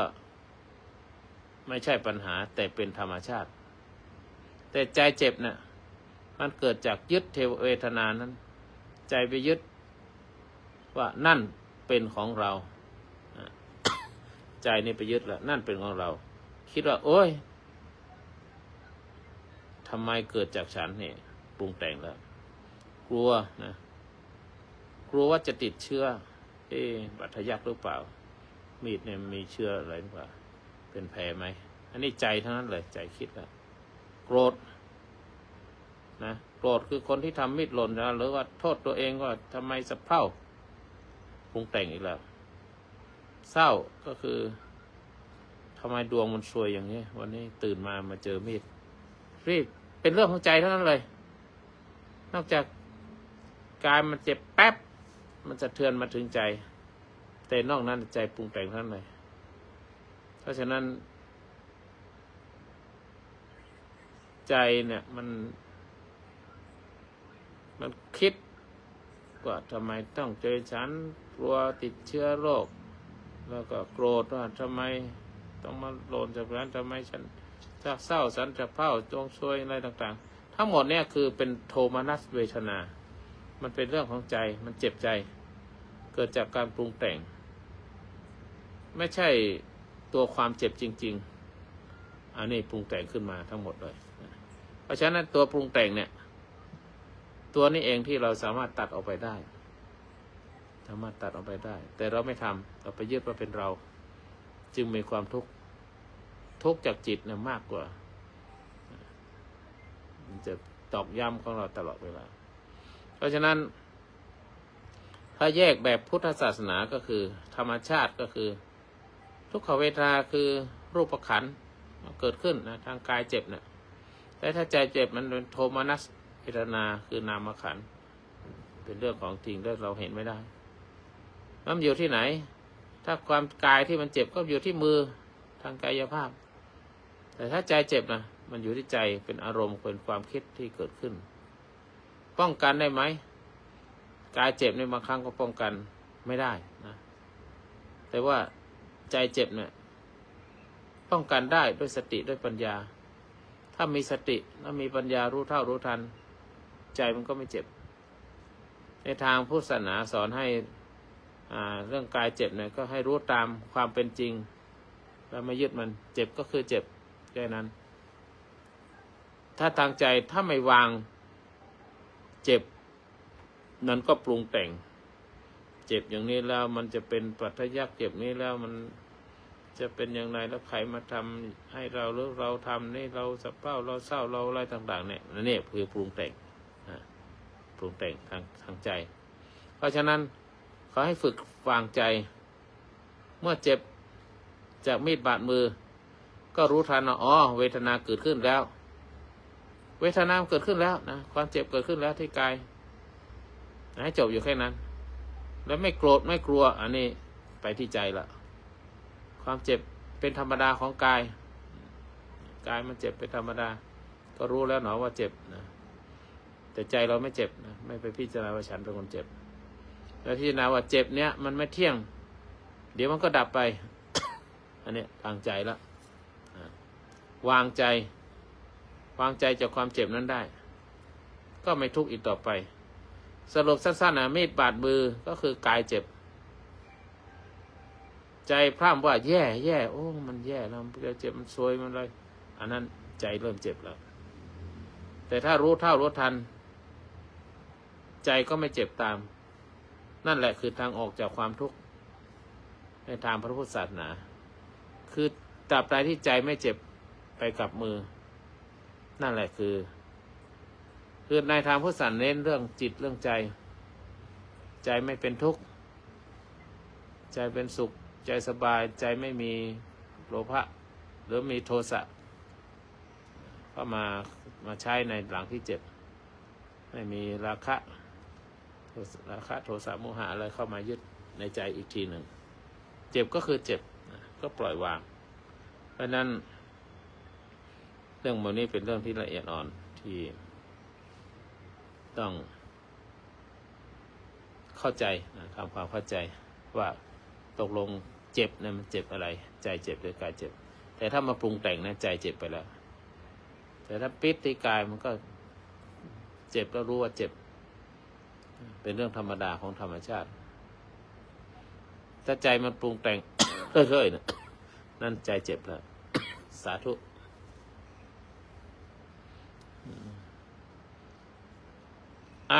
นั่นนินทรขึ้นมาตอนไหน สาธุค่ะสวัสดีใช่ไหมจ๊ะ แล้วครูบาแสดงอย่างนี้เป็นเหมือนกับว่าตัวรูปร่างกายเป็นตัวเจ็บแต่คำพูดที่ออกมาเนี่ยเป็นนามตัวเจ็บเป็นนามตัวเจ็บคือเวทนานี้เป็นนาม มันจะเป็นกายหรือเป็นอะไรก็ช่างเถอะแต่ว่ามันถ้าจิตเราไปยึดปรุงแต่งต่อเนี่ยเจ็บก็คือเจ็บมันมีกายกับจิตที่ไปสัมปยุตกันว่ามันเจ็บที่มืออันนั้นมันเป็นกระบวนการยังไงไม่รู้ละเราไม่มีเครื่องมือวัดนะแต่ถ้าเราไปปรุงแต่งต่อว่าฉันเจ็บนี่ทำให้เป็นบาดทะยักเจ็บนี่ฉันเศร้าฉันอันนั้นจิตปรุงแต่งต่อไปแล้วมันดับไปแล้วตอนที่เจ็บมือเนี่ยมันโดนอะไรเจ็บแป๊บรู้ว่าเจ็บนั้นเป็นอะไรเป็นความรู้สึกใช่ไหมเป็นความรู้จิตไปรู้สึกกับกายมันสองอย่างมันทำงานร่วมกันโอเคไอ้เจ็บคือความรู้สึกเนี่ย ภาษาธรรมะเราเรียกเวทนาถูกไหมเวทนาทางกาย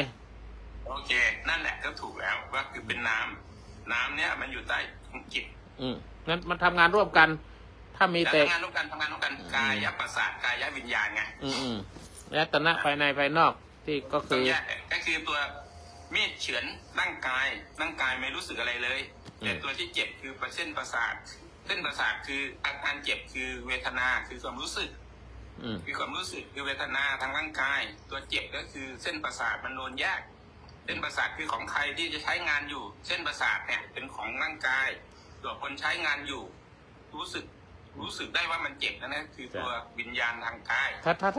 ถ้าเราเข้าใจขันธ์ห้าทำงานเนี่ยเราจะรู้ทันทีเลยว่าเนี่ยแหละมันเป็นเรื่องของขันธ์ห้าและจิตไปรู้ขันธ์ห้าไอตัวที่จิตที่เราไม่ปรุงแต่งคือจิตตัวนี้ไม่ไปปรุงแต่งขันธ์ห้าว่ามันที่มันเจ็บเมื่อกี้เนี่ยมันเศร้ามันทำไมซวยจังเลยมาอะไรอันจิตครูบาพูดถูกแล้วนำมาพิจารณาทางใจได้เป็นธรรมอารมณ์เลยแหละอารมณ์ที่มันเกิดอยู่ที่ร่างกายคืออารมณ์ความรู้สึกนั่นแหละคือตัวเจ็บตัวปวดเนาะ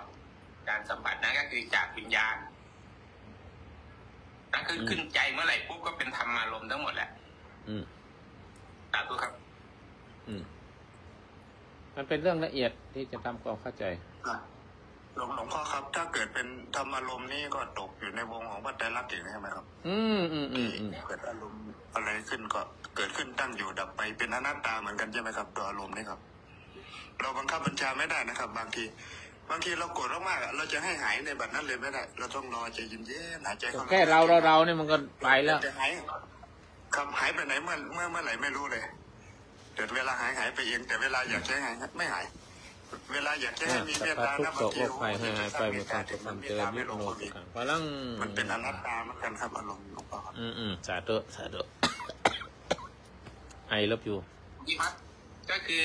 เมื่อวานหลวงพี่ฮัทไปบิณฑบาตนึกภาพเมื่อวานเอาผลไม้ดิพ่อเมื่อวานเนี่ยคือแบ่งกัน5 นาทีที่แล้วเนี่ยคือทำอารมณ์ทั้งหมดคิดถึงมันตั้งอยู่เจริญขึ้นภาพนั้นก็จะขึ้นมาชัดบ้างไม่ชัดบ้างแล้วก็สักพักหนึ่งมันก็เสื่อมลงสุดท้ายเนี่ยมันก็แตกสลายไปนั่นคือการทำงานของธรรมารมณ์ปกติทุกอย่างก็จะอยู่เนี่ยเกิดอยู่เกิดแก่เจ็บตายนะครับอันนี้จังทุกขังนะเกิดอยู่ตั้งอยู่ดับไปเกิดขึ้นตั้งอยู่ดับไปประมาณนี้ถูกแล้วธรรมารมณ์อ๋อครับแล้วอารมณ์เวลาเรารับอาหารนะครับอารมณ์ที่มันวอกแวกนะครับหลวงพ่อมันชอบเนี่ยแต่มันไม่เที่ยงนะมันเลี้ยวไปมองเห็นด้านนึงมันก็เปลี่ยนไปจะเอาไว้นี่อีกแล้วพอสาดสายตาไปจะเอาไว้นี่อีกแล้วมันเปลี่ยนไปเรื่อยนะครับหลวงพ่อมันไม่เที่ยงอย่างอารมณ์นะตาเปลี่ยนนี่อยากได้เนี่ยตอนนี้มันวอกแวกนะครับหลวงพ่อ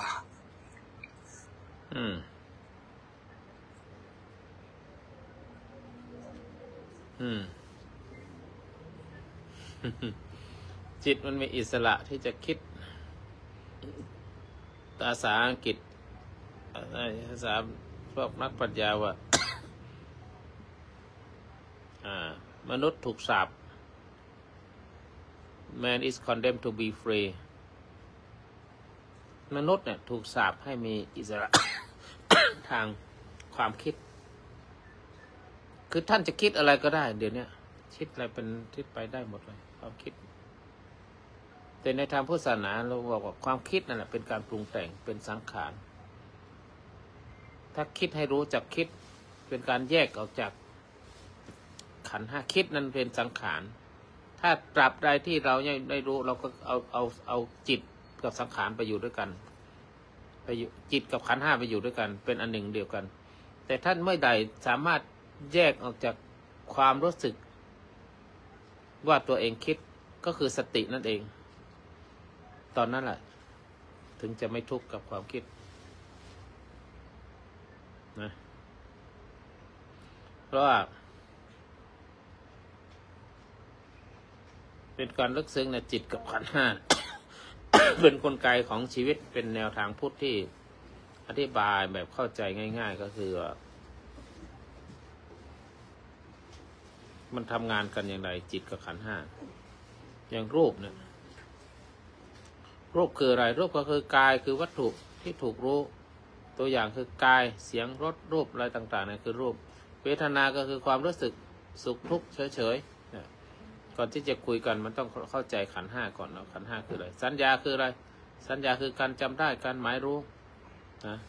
จำเสียงพ่อจำเสียงแม่แยกเป็นเสียงนั่นเป็นพระเป็นเสียงเป็นองค์นี้เสียงเป็นคนนี้เสียงเป็นคุณทักเสียงเป็นคุณฉุกคิดเป็นอ้าวคุณนี่หายไปไหนละเห็นแล้วอันไหนหายเกิดหายตกล่วงนี่คุณนั่นคุณนี่อย่างเงี้ยนะอันนี้คือสัญญาสังขารคือคิดปรุงแต่งนะคิดปรุงแต่งคิดนั่นคิดนี่คิดสังขารก็มันคิดไปปรุงแต่งเรื่องนั้นนี่ก็คือคิดว่าดีคิดว่าร้ายคิดว่าเจ็บคิดว่าชอบไม่ชอบอะไรต่างๆอันนี้เป็นเรื่องของสังขารวิญญาณก็คือการรับรู้เหมือนเบื้องต้นรู้ทางไหนอ่ะวิญญาณเนี่ยคนจะเข้าใจผิดกันมากเลยเอาวิญญาณไปเป็นจิตวิญญาณนี่มีเฉพาะในมนุษย์ในพุทธศาสนาวิญญาณมีแค่6นะตาหูจมูกลิ้นกายและใจวิญญาณเกิดขึ้นแต่จักขุวิญญาณโสตวิญญาณชิวหาวิญญาณคานะวิญญาณเนี่ยถ้าเอาวิญญาณไปเป็นจิตเป็นวิญญาณเนี่ยที่จริงมันเป็นอันเดียวกันแต่ว่าเวลาทำงานเนี่ยในขณะที่ทำงานทางตาเนี่ยเราไม่เรียกว่าจิตเราเรียกว่าวิญญาณนั้นต้องอธิบายให้ถูกเพราะนั้นแล้วจิตคืออะไรล่ะจิตเนี่ยที่จะมาว่าไอ้ขันธ์ห้าคือนั่นนี้จิตตัวเนี้ยจิตเนี่ยมันคือธาตุรู้นะจิตเนี่ยมันไม่มีรูปไม่มีร่างไม่มีอะไรสักอย่างเลยแต่มันเป็นความไปรู้ขันธ์ห้าทั้งหมด จากหูจมูกลิ้นกายใจ จิตก็รับรู้ในนั้นคือจิตเป็นธาตุรู้เป็นตัวรู้เป็นธาตุที่รับรู้แล้วไหลไปเรื่อยๆตามอารมณ์ของขันธ์ห้าจิตนำทำหน้าที่รับรู้สิ่งต่างๆผ่านไหนผ่านขันธ์ห้าคือผ่านรูปคือตาหูจมูกลิ้นกายใจนะมันรับรู้ทางนี้ตาหูจมูกลิ้นกายใจสรุปง่ายคือจิตนั้นเป็นตัวรู้ขันธ์ห้าคือสิ่งที่จิตไปรู้และขันธ์ห้าเนี่ยถูกจิตใช้งานหรือรู้หรือขันธ์ห้าเนี่ย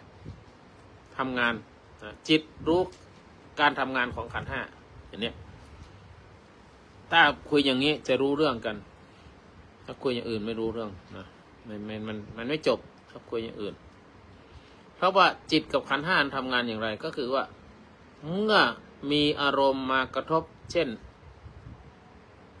เห็นใครมาด่าเห็นคนมาด่าเรา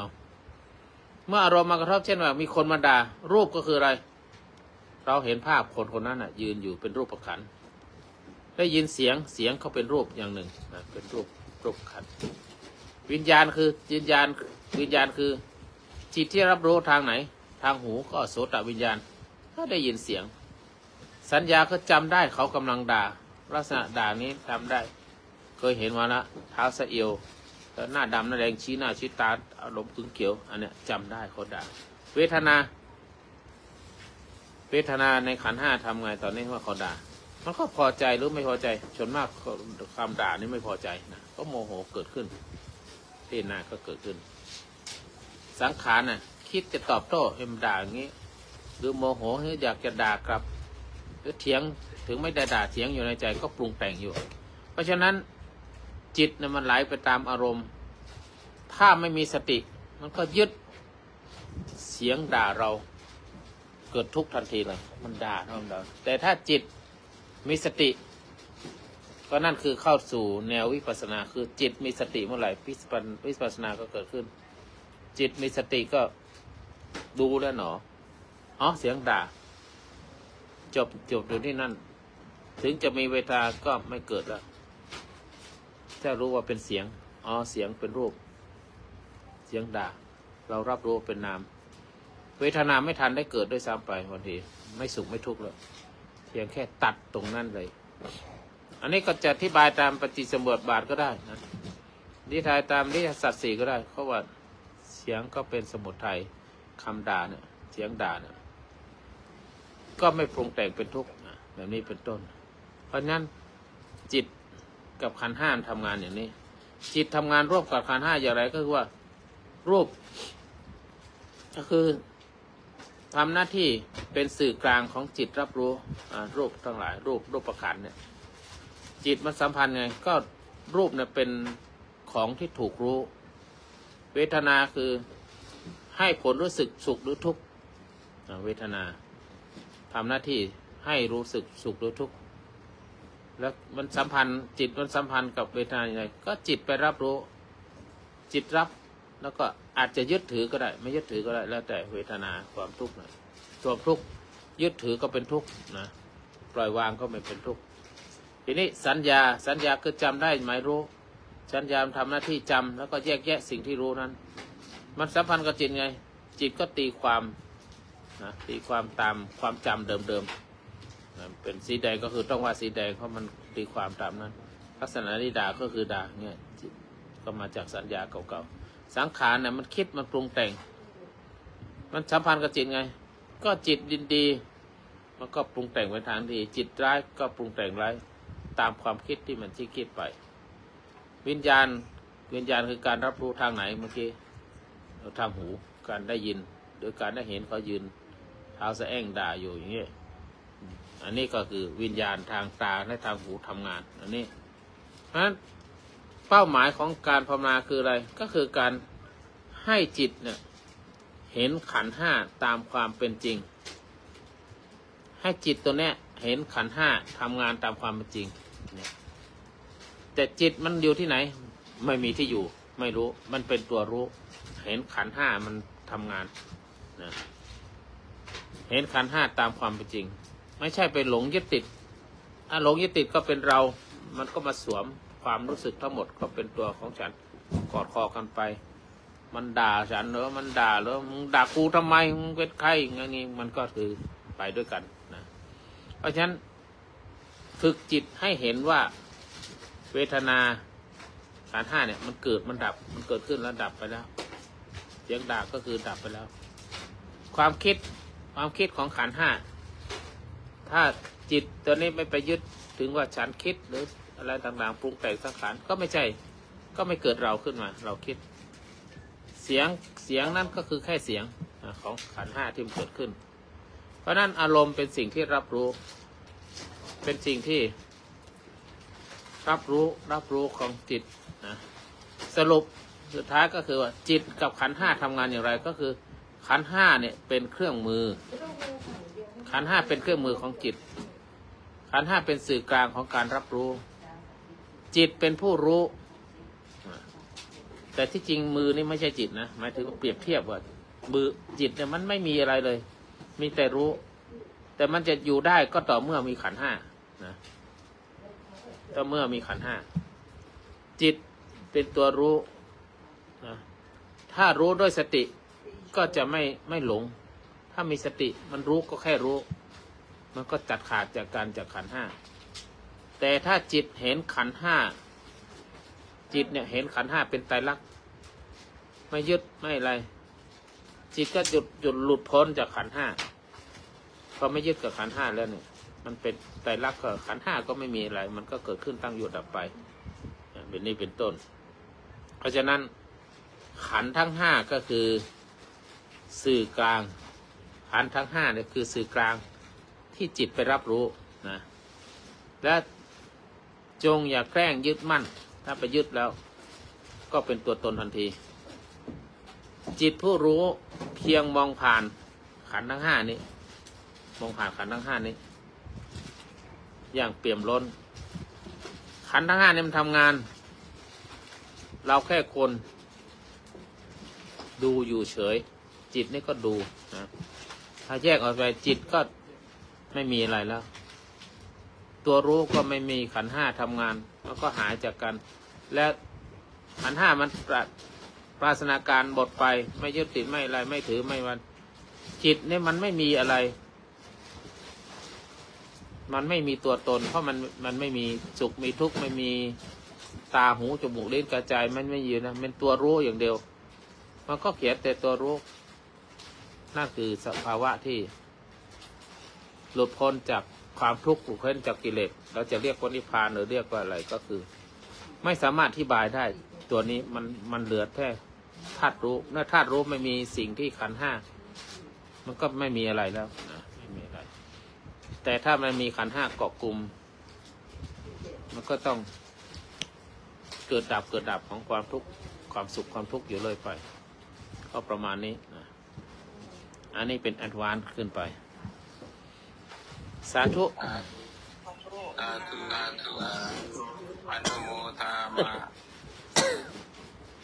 ขันธ์ห้านี่ขันธ์ห้านี่เป็นตัวถูกรู้อีกแล้วครับขันธ์ห้าเป็นสื่อกลางขันธ์ห้าเนี่ยเป็นจิตไปรู้ขันธ์ห้าแต่ถ้าจิตมีสติทีนี้ไม่ยึดมั่นในขันธ์ห้าแล้วทีนี้ก็รู้ในขันธ์ห้าอย่างเดียวครับรู้แค่ขันธ์ห้าแต่ไม่ยึดเอาขันธ์ห้าเป็นของจิตสาธุครับสาธุครับสาธุเจ้าค่ะบางทีในแค่ร่างกายเราอ่ะเรายังยึดว่าเป็นร่างกายของเราอ่ะแค่เราปรุงสังขารจิตในการเจ็บในการปวดในการทรมานร่างกายเพราะว่าเรามีแผลเน่ามีหนอนเจาะหรือว่าอะไรอ่ะเพราะว่าหนูเคยไปเยี่ยมคนไข้เนาะที่เป็นบางรายที่แบบเท้าเป็นแผลนะคะเราไม่รู้สึกใช่ไหมแล้วมีหนอนเจาะด้วยอ่ะเขาไม่รู้สึกใช่ทีนี้การเจ็บปวดเขามันก็แค่เห็นเนาะแต่ว่าเขาไม่รู้สึกแต่ถ้าเปรียบเทียบในข้อธรรมะก็คือมันก็เป็นแค่ดินน้ำลมไฟที่เป็นธาตุองค์ประกอบในร่างกายสังขารเราใช่ไหมคะใช่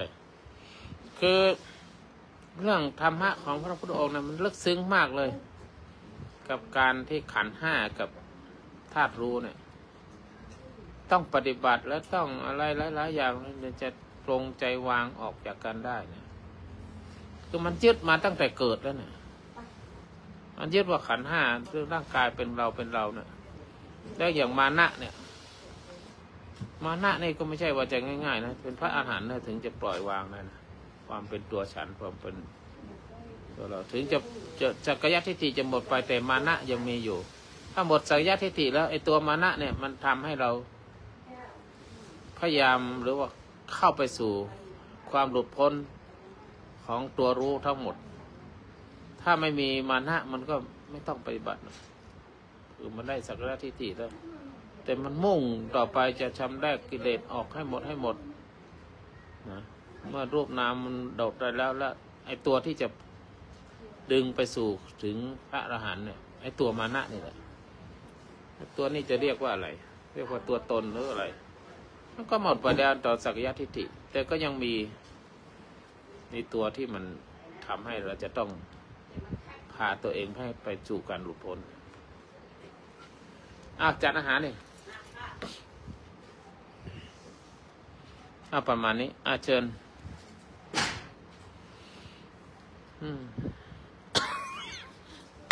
ติดเชิญท่านอื่นท่านเอิบนี่ไม่ยอมพูดนะหรือว่าไม่ถูกจริตในพูดเชิงนี้ผมพูดครับแต่ว่าเดี๋ยวมันจะวนนะครับวนยังไงพูดแล้วมันจะวนครับไปวนที่ไหนจะพูดเรื่องนั่นแบบผสมกับเรื่องนี้มันจะไม่มีต้นมีปลายเวลาผมพูดผมไม่ค่อย จะมีสติในการพูด อ๋อ ค่ะขอ ก็เลยเงียบ อาจารย์ปูบารมีโค้ชหนูขอตัวไปทำงานก่อนนะคะ เชิญสา ค่ะ ธุ กลับมาค่ะ สาธุ สวัสดีทุกท่าน จะมาหัวไปด้วยนะพี่กบ พริกกบ เอาแต่ตัวไปเอาหัวไปด้วย สาธุ ก็อันตักพูดได้หรือยังในวันนี้ สติสตางค์ดีหรือยัง ได้นิดหน่อยค่ะอาจารย์ นิดหน่อย ค่ะไอยอมพูดอะไรคะ เอาไม่ต้องพูดละพอละพูดได้แล้วแค่นั้นละ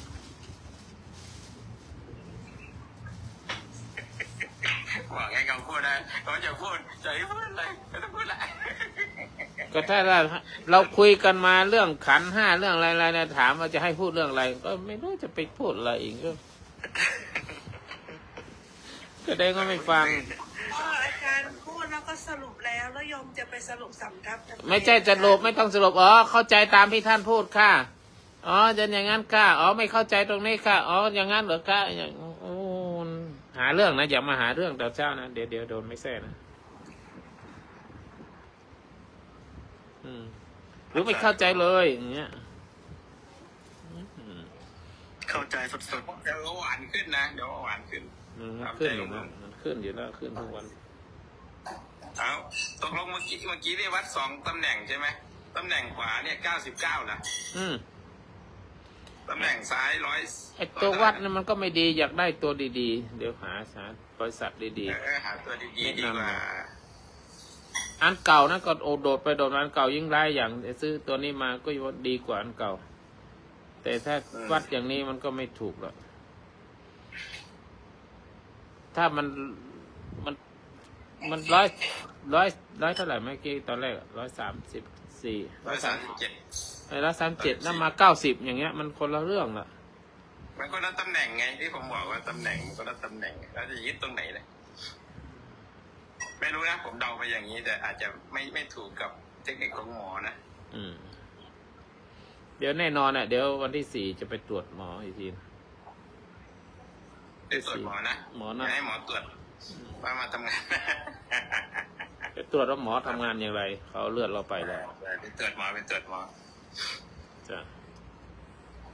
โอเค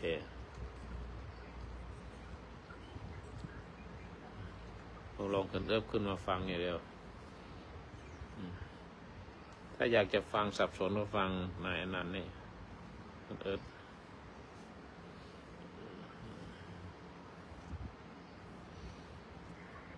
ดีเพราะนั้นกราบหลวงพ่อครับผม กราบจริงหรือเปล่าพูดเฉยๆนั้นยกมือกราบไหมถามจริงๆอย่างเป็นเรื่องถ้าใครสวัสดีถ้าเป็นพระเรายกมือไหว้เขาว่าสวัสดีครับเราก็ยกมือสวัสดีอย่างนี้นะแต่ที่พูดเรากราบเนี่ยมันพูดโดยวาจานะเมื่อกายทำหรือเปล่าใจทำหรือเปล่านี่อย่างนี้ถามอย่างนี้สะดุ้งเลย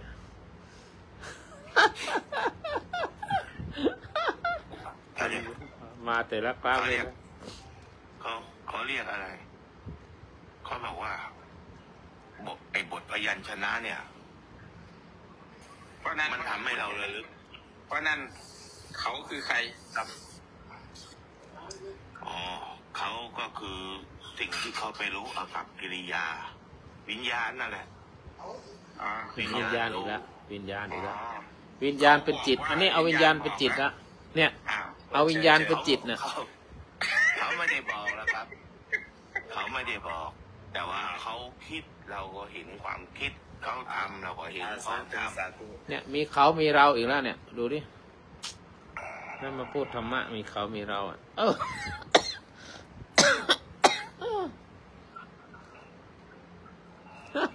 พูดอะไรออกมานี่เจอต้องบอกได้ว่าเขาคือใครต้องถามว่าเขาคือใครเพราะว่านันบอกว่าวิญญาณรับได้เชิญครับเชิญไม่รับไม่ได้เอาวิญญาณเป็นจิตอีกแล้วต้องชี้แจงเพราะพลาดจริงถึงวิญญาณตอบไม่ได้เชิญ วิญญาณก็ตาหูจมูกกายใจมันไม่ใช่ตัวจิตนะไปไม่ถูกละไม่มีในพระสูตรอันนี้ไม่มีในพระสูตรจะเอาพระสารีบุตรมาพูดก็ไม่ได้ละคิดแล้วนี่เป็นวิธีปั่นนายอนันต์แล้วก็อนันต์จะงงเต็กเลยพูดไม่ออกบอกไม่ถูกกำลังนึกอยู่ว่า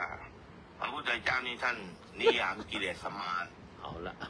พระเจ้าละท่านนิยามกิเลสมารใช่ไหมจริงๆกิเลสมารนี่เป็นสิ่งที่เกิดขึ้นในใจไม่เหมือนเทวตบุตรมารครับเทวตบุตรมารก็กล่าวถึงเขาเรียกเป็นตัวเป็นบุรุษเป็นบุคคลเป็นอายตนะภายนอกแต่สิ่งที่มันเป็นอยู่ภายในแม้แต่วิญญาณมันมีหน้าที่รู้แจ้งแต่ว่าอารมณ์ของวิญญาณก็ประกอบกับจิตทุกดวงเพราะฉะนั้นวิญญาณดวงที่ดับไปมีปัจจัยทำให้เกิดก็คือกรรมเนี่ยเป็นแดนเกิดแห่งทั้งหลายทั้งปวงที่เป็นขันธ์ห้านี้ก็ดับพอดับแล้ววิญญาณดวงใหม่ที่สลับกันเกิดอย่างที่หลวงพ่อบอกว่ามันอยู่ที่จิตนี้เกิดที่ใจได้รับเป็นธรรมารมณ์มาแต่ว่าเราถือตัวเห็นไม่ได้นะครับถือตัวเราไม่ได้มีเราไม่ได้มีเราก็แสดงว่ายังมีโลกแต่ผู้ที่จะไปเห็นก็ต้องว่ามีเราได้ก็เพราะมีวิญญาณไม่มีวิญญาณก็ไม่มีเราเมื่อดับไปไม่มีอะไรเกิดขึ้นนอกจากขันธ์ห้าดับไปก็เพราะขันธ์ห้าที่กล่าวกราบนมัสการพระคุณเจ้าอย่างเงี้ยเป็นจิตที่เป็นวิญเขาเรียกสังขารนขันธ์มีการปรุงแต่งทำให้วิญญาณตรงนั้นเกิดขึ้นลักษณะมันก็เหมือนสังขานุเบกขายานมีการกระทำแล้วการกระทำนี้มันก็เกิดทีหลังจากการฉุกคิดอีกนะเกิดทีหลังจากการฉุกคิดเพราะว่าการไปบัญญัติว่ามันฉุกคิดแน่พลาดจริงผมแล้วมันเกิดทีหลังมีปัจจัยคือกรรมทำให้เกิดเราตอบไม่ได้แล้วว่าทำไมเราถึงคิดแบบนี้ทำไมเราถึงคิดแบบนี้ใช่ไหมก็เพราะว่าวิบากกรรมมีอนุสัยเป็นที่นอนเนื่องของอกุศลทั้งหลายนะกุศลทั้งหลายก็มีปัจจัย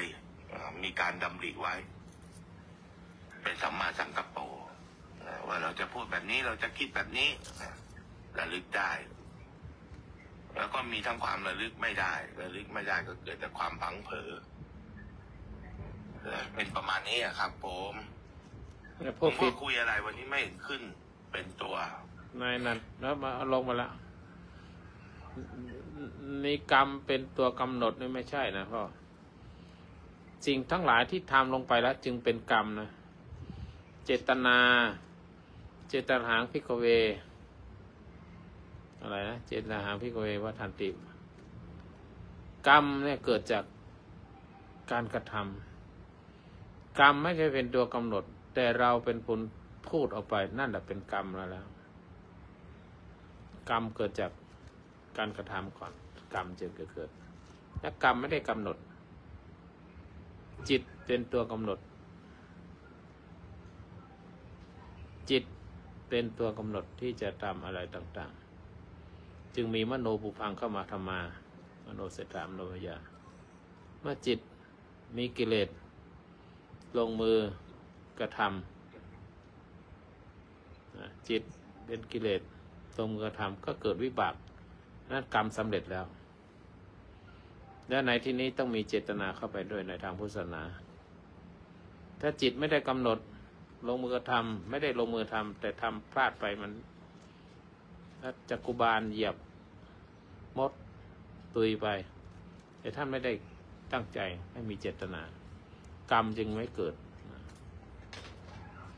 ก รรมเกิดจากเจตนาเพราะฉะนั้นกรรมในกำหนดอะไรไม่ได้จิตเป็นผู้กำหนดจิตรู้จิตยอมรับในกิเลสทั้งหลายก็กระทำแล้วก็เกิดผลวิบากวิบากก็คือผลของการกระทำนั้นในวัฏฏะสามเราจะดูวัฏฏะสามเนี่ยจิตเป็นตัวเริ่มต้นที่รับเอาถ้าทำกรรมดีวิบากก็ดีถ้าทางกรรมชั่ววิบากก็เป็นผลชั่วเนี่ยนั้นต้องบางทีเราพูดเร็วไปก็ไม่ได้สาธุครับสาธุพอหลวงพ่อพูดงี้นะผมนึกถึงท่านวัสดีมาเพราะนั้นเดี๋ยวกันที่บอกเพราะนั้นเขาพูดถูกนะครูบาก็คือว่าสิ่งที่มันเกิดจากกรรมอะไรกรรมเก่าไหมไม่ในพุทธศาสนาไม่ได้ในพุทธศาสนาไม่ยึดกรรมเก่าเอาปัจจุบันเป็นเรื่องแต่กรรมเก่าก็เป็นอีกเรื่องหนึ่งที่ว่านั้นเนี่ยบอกว่าเกิดจากกรรมเขาไม่ได้บอกว่าเป็นกรรมเก่ากรรมใหม่จริงๆแล้วตาหูจมูกลิ้นกายเนี่ยมันเกิดจากวิบากกรรมเก่าที่ผ่านขึ้นมาถ้าเอาสัญญาเก่ามาใช้ก็เป็นกรรมเก่าถ้าไม่เอาสัญญาเก่ามาใช้ก็ไม่ใช่ครูบาก็พูดถูกว่าสิ่งที่กระทำน่ะคือกรรมใหม่ไอ้กรรมตานี่แหละมันไปเกาะเกี่ยวเอาสิ่งใหม่ๆเข้ามาและไอ้ตัววิญญาณสองดวงสองตัวเนี่ยกุศลกับอกุศลเนี่ยไปขึ้นที่ตาแล้วมาตัดสินด้วยว่าถ้าอกุศลแรงก็ไปบาปซะไปกิเลสถ้ากุศลแรงขึ้นก็อกุศลก็หมดไปอย่างจิตที่ตาวิญญาณอยู่สองดวงที่เกิดที่ตาเนี่ยเป็นกรรมเก่าตัวที่ไปรับภาพมาเนี่ยเป็นกรรมใหม่สืบทอดกรรมใหม่ขึ้นไปเรื่อยๆเพราะนั้นตาหูจมูกลิ้นกายใจเนี่ยนี่ของเมื่อวานเป็นผลที่จะต้องทำกรรมใหม่เอาไว้ตรงนี้ประมาณนั้นแหละเพราะนั้นก็ถูกแล้วเพราะนั้นไม่ต้องเสียใจเพราะนั้นอธิบายถูกแล้วเพราะมีเวทนาเป็นปัจจัยจึงมีตัณหาตัวนี้สำคัญเวทนาเกิดขึ้นตอนไหนเวทนาเกิดขึ้นตอนที่ผัสสะเกิดขึ้นถ้าผัสสะไม่เกิดเวทนาจะอยู่จะขึ้นมาไม่ได้นอกจากดึงเอาเวทนาจากสัญญาเก่ามาเป็นเวทนาเพราะว่าคือจริงๆปฏิจจสมุปบาทธรรมเนี่ยโหถ้าอธิบายนี่อย่างเช่นวิญญาณทางตาหลวงพ่อก็ฉลาดใช้พยัญชนะกำหนดเพื่อให้สติระลึกได้ว่า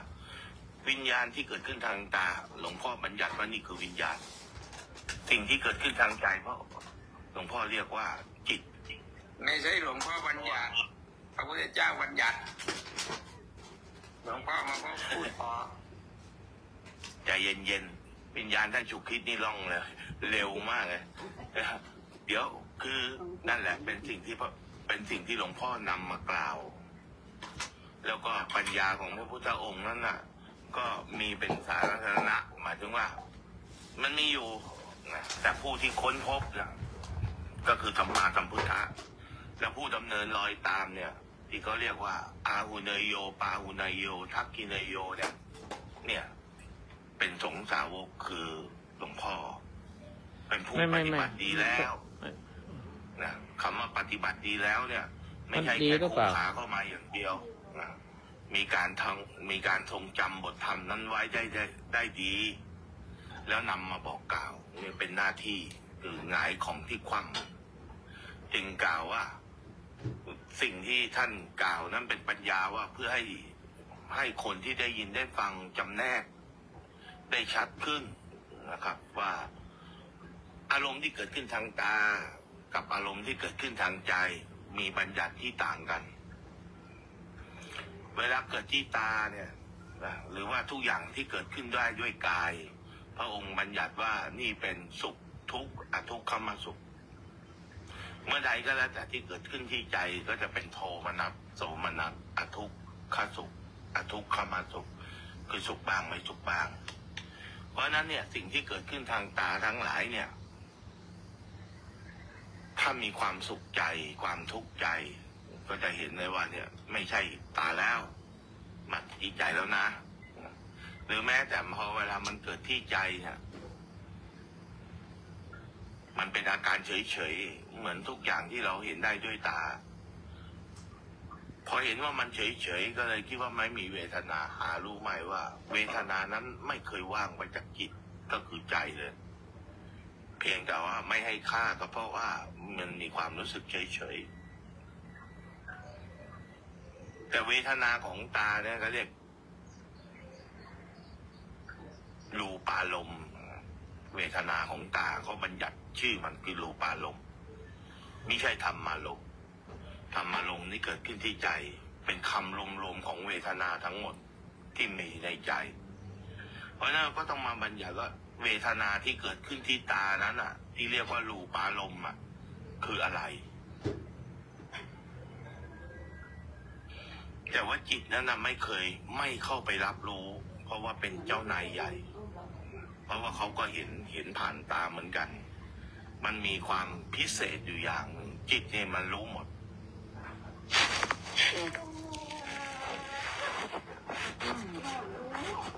นะแต่ว่าจิตนี่นะทำหน้าที่นะอย่างเช่นเราเห็นผลมะม่วงเมื่อตาเห็นผลมะม่วงปุ๊บจิตก็จะบอกมะม่วงนี่หวานจังเพราะว่าสีเหลืองถูกตาถูกใจมันเถอะแต่พอชื่อปุหาวิญญาณลงไปยืนยันความหวานของมะม่วงผลนี้เนี่ยมันทำให้ใจไม่ได้ดังใจปุ๊บก็จะเห็นได้เลยว่าความเป็นใหญ่ของวิญญาณก็มีความต่างวิญญาณคืออะไรตอนนี้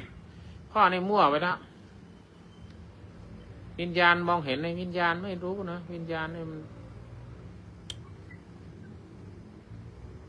วิญญาณคืออะไรจิตหรือวิญญาณวิญญาณมันมีแค่6นะ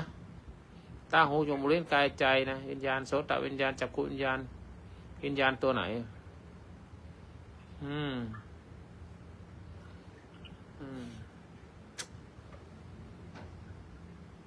อธิบายใหม่ดิวิญญาณไปเลยผมกำลังกล่าวว่าเมื่อตามองเห็นจิตก็จะเห็นตาเห็นจิตเห็นได้ด้วยตาโอเคทีนี้พอเวลาตามันนำสิ่งนั้นเข้ามาอย่างเช่นผลมะม่วงเป็นรูปมะม่วงเขาก็จะระลึกถึงความหวานของเนื้อระลึกนั่นคืออะไรถ้าเป็นขันธ์5ระลึกนั่นถ้าเป็นขันธ์5ระลึกนั่นคือสัญญาเป็นสัญญาขันธ์ของจิตมโนมันสัญญาขันธ์ไม่ใช่ของจิตสัญญาคือสัญญามันเป็นสัญญาแต่ประกอบกับจิตด้วยว่าขณะที่เห็นนั้นนะครับเวทนาของเขาก็อย่างหนึ่งเมื่อรับเข้ามาแล้วเวทนาความรู้สึกนั้นก็รู้แจ้งแม่เวทนาเนี่ยมันต้องดูว่าเวทนาเนี่ยมันเป็นสุขเวทนาหรือทุกขเวทนาหรือเฉยๆเนี่ยมันต้องแยกขันธ์5ต้องอธิบายให้ละเอียดยิบเลยต้องเอาอันใดอันหนึ่งตอนที่ดูเนี่ยมันชอบใจหรือไม่ชอบใจก็ต้องบอกไปเลยสุขเวทนาถ้าชอบใจมันพูดไม่ได้3เวทนานี่แหละต้องเอาเวทนาใดเวทนาหนึ่งถึงจะอธิบายธรรมะลงใจถ้ามาพูดมั่วๆรวมไปเลยคือถ้าเห็นแล้วเนี่ยมีความพอใจก็จะกลายเป็นเรื่องราวสุขเวทนาไม่ใช่เรื่องราวมันเป็นหมดอ่ะทั้งพอใจไม่พอใจเป็นเรื่องราวหมดก็จะเป็นเรื่องราวก็เรียกอาศัยฉันทะมีความพอใจเมื่อพอใจแล้วเนี่ยก็สุขเวทนาแสดงเป็นตัณหาเพราะมีความพอใจจึงมีการแสวงหาเพราะแสวงหาจึงได้มาเนี่ยพอได้มาตรงใจรักทีนี้กระบวนการมันอยู่ตรงนี้แต่ละคำก็เป็นจิต1ดวงพูดแบบท่องความรู้สึกพอมันได้มานะคือได้รูปนั้นมาเป็นที่ใครได้มาที่ไหน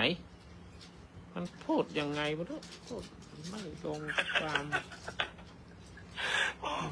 ผมเจอหลวงพ่อไล่อย่างนี้ผมเหนื่อยเลยไม่ใช่ก็คุณพูดออกมาแล้วมันพูดไม่ลงคำมากหลวงพ่อรู้แต่ว่าพอหลวงพ่อถามเพื่อจะให้มันชัดเจนให้มันชัดเจนอย่างมันเป็นเวทนามันพูดลอยๆเวทนามันเวทนาไหนล่ะมันถ้าเห็นรูปแล้วมันเกิดชอบใจเป็นสุขเวทนาว่าไปเลยชัดๆคนฟังก็จะได้เรียนรู้ตามไปด้วยนี่มันตีขุมไปเลยเวทนาอย่างเงี้ยมันไม่ใช่เป็นสุขเพราะมีความพอใจเป็นสุขก็ต้องสุขเวทนาเพราะต้องพูดเวทนามีแค่3เพราะจะเอาเวทนาไหนก็ว่ามานะเนี่ยคนพูดเวทนาเวทนาไหนล่ะเวทนาสุข สุขตัวแรกเนี่ย ก็เป็นสุขเวทนาพ่อก็ว่าไปได้ว่าไม่ได้เหรอผมว่าไม่ฟังผมเลยเพราะผม ฟังแล้ว ต่อคำพูดคำต่อคำมันจะจบไหมล่ะ ก็เราไม่พูดตามหรอกพ่อไม่ใช่ คือจริงๆแล้วเนี่ยการจะใช้บัญญัติเนี่ยอย่างถ้าพูดถึงสุขเนี่ยกำลังพูดถึงจักขุสุขนี้ไม่ใช่โทมนัสหรือโสมนัสเกิดขึ้นที่ตาไม่ถ้าเป็นที่กายเนี่ยมันเรียกว่าสุขเวทนาแต่ถ้าเคยเกิดที่ใจเนี่ยเป็นโสมนัสโทมนัสโสมนัสเวทนาตัวนี้มีความพอใจว่าเนี่ยแต่เมื่อเหลือบออกไปเนี่ยเราเห็นสีเราพอใจสีนี้ไม่ใช่เรานะวิญญาณนะพอใจวิญญาณอีกแล้วจิตเนี่ยไม่ใช่วิญญาณวิญญาณไม่พอใจหรอกวิญญาณมันเป็นอยู่ที่วิญญาณ6อย่าไปพูดวิญญาณมันมั่วอธิบายธรรมะผิดวิญญาณมันไม่เกิดความพอใจไม่พอใจหรอกวิญญาณไม่มีในพุทธศาสนาไม่มีวิญญาณพอใจมีแต่ตัวจิตตัวรู้เนี่ยพอใจหรือไม่พอใจวิญญาณนั้นอยู่แท้วิญญาณ6ตาหูจมูกลิ้นกายใจที่ทำหน้าที่ของมันไม่วิญญาณพอใจแล้วเนี่ยมันต้องแก้นะบางทีเราเข้าใจแล้วแต่การพูดบัญญัติศัพท์ผิดแล้วมันทำให้คนฟังเผือเลยแล้วก็เลยไม่รู้ธรรมะกันไม่ใช่ว่าพ่อพูดถูกต้องหมดอะแต่ใช้ศัพท์ผิดวิญญาณพอใจนั้นมันเป็นหลวงพ่อเอาขนาดนั้นนั่นเป็นอภิธรรมไม่ใช่อภิธรรมก็วิญญาณมันมีแค่6ตาหูจมูกลิ้นกายใจตามันจะไปพอใจในเสียงได้ไงถ้าวิญญาณทางตาทำงานคือจิตคือเราท่านทั้งหลายนะผมเข้าใจแล้วหลวงพ่อจิตไม่งั้นคือคำว่าจิตมโนวิญญาณเนี่ยเป็นสิ่งเดียวกันอันเดียวกันแต่เวลาทำงานเนี่ยตอนนี้อธิบายคือเวลาทำงานผมกำลังจะพูดถึงสิ่งที่หลวงพ่อพูดนี่แหละก็จะอธิบายคือว่าตามความเข้าใจเพื่อให้หลวงพ่อรู้ว่าเนี่ยผมเข้าใจความหมายหลวงพ่อกำลังจะบอกว่าจิตถ้าเรียกมนุษย์เนี่ยอย่างผมเนี่ยเป็นมนุษย์ก็เรียกว่ามนุษย์ก็ได้ในขณะเดียวกันเรียกนายอนันต์ก็เป็นมนุษย์อย่างเงี้ยแต่เมื่อบัญญัติเจาะจงอารมณ์ก็จะเปลี่ยนจากวิญญาณเป็นจิตเพราะจิตเป็นชื่อหนึ่งของอาการของวิญญาณดวงนั้นถ้าว่าเกิดความรู้สึกนึกคิดเป็นจิตถ้ากำเนิดเกิดขึ้นเพราะจากถูกสัมผัสก็เรียกค่าวิญญาณเท่านั้นถูกต้องนี่แหละถูกมันเหมือนกับเราเรียกช้าง1ตัวหรือว่าช้าง1เชือกอย่างเงี้ยหลวงพ่อก็บอกว่าถ้าเป็นจิตเป็นเชือกถ้าเป็นตัวเป็นช้างอย่างนี้แบบประมาณนี้แต่ว่าอาจจะไม่ถูกพจนานุกรมนะครับก็ความหมายก็คือถ้าเมื่อใดก็แล้วแต่ที่จิตดวงนี้มีความพึงพอใจแล้วเนี่ยหรือวิญญาณดวงนี้มียกวิญญาณแล้ววิญญาณไม่ใช่มีความรู้สึกแล้วนะครับถ้าเป็นวิญญาณธรรมดาเนี่ย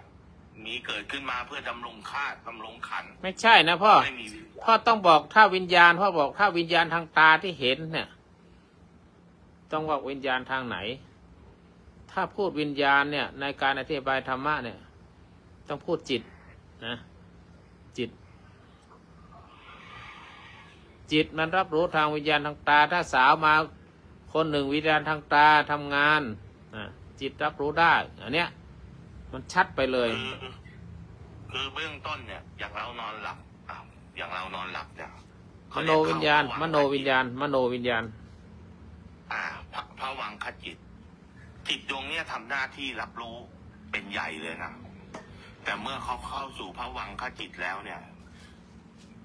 ความรับรู้ส่วนใหญ่ก็จะไม่อยู่ละไม่อยู่ที่กายนี้ละนะสำหรับจิตตรงนั้นนะแต่การดำรงคงอยู่ของสัตว์เนี่ยสามารถดำรงอยู่ได้เพราะมีวิญญาณสาเหตุที่มันมีวิญญาณก็คือโพธพารมณ์เนี่ยที่ท่านนอนอยู่เนี่ยสัมผัสเย็นร้อนอ่อนแข็งด้วยพัดลมก็ดีด้วยแอร์ก็ดีเนี่ยแต่เขาไม่ลงเขาเรียกเขาไม่ลงไปในจิตแต่เกิดเพื่อมีรักษาชีวิตไว้เราก็เข้าใจว่าเราไม่มีเวทนาจริงๆไม่ใช่มีเวทนาอยู่แต่จิตไม่ได้เข้าไปรู้ประมาณอย่างเงี้ยถูกไหมหลวงพ่อถูกไม่ถูกก็ถูกไม่ถูกเขาหนีไปหมดแล้วเนี่ย ไม่รู้เขาหนี เขาหนี เพ เพราะผ ราะ มหรือ เรา เปล่า เราเถียง ใช่ไหมเขาหนีเพราะผมเหรอ ไม่รู้หนีเขาจะมาถามบ่อยหรือเปล่า ผมก็จนใจปัจจัยมันเป็นเหตุแต่ว่าผมไม่ได้โกรธไม่ได้อะ ไม่ ไร โกรธ นะ เราไม่โกรธนะ ตรงๆเลย สาธุสาธุครั ผม บ เข้าใจขนาดว่าหลวงพ่อหยอกล้อด้วยความเอ็นดูหรือว่ามีการกระทำใดก็แล้วแต่เนี่ย ถ้าเรามีที่หมายเนี่ย หมายเอาไว้ว่าศรัทธาเลื่อมใสที่ไม่หวั่นไหวเนี่ย ยังไงก็ศรัทธา ไม่ได้จะโกรธอะไรแต่มาก็ไม่ถือว่าโยมจะโกรธเชิญ สาธุครับพี่อนันต์ครับ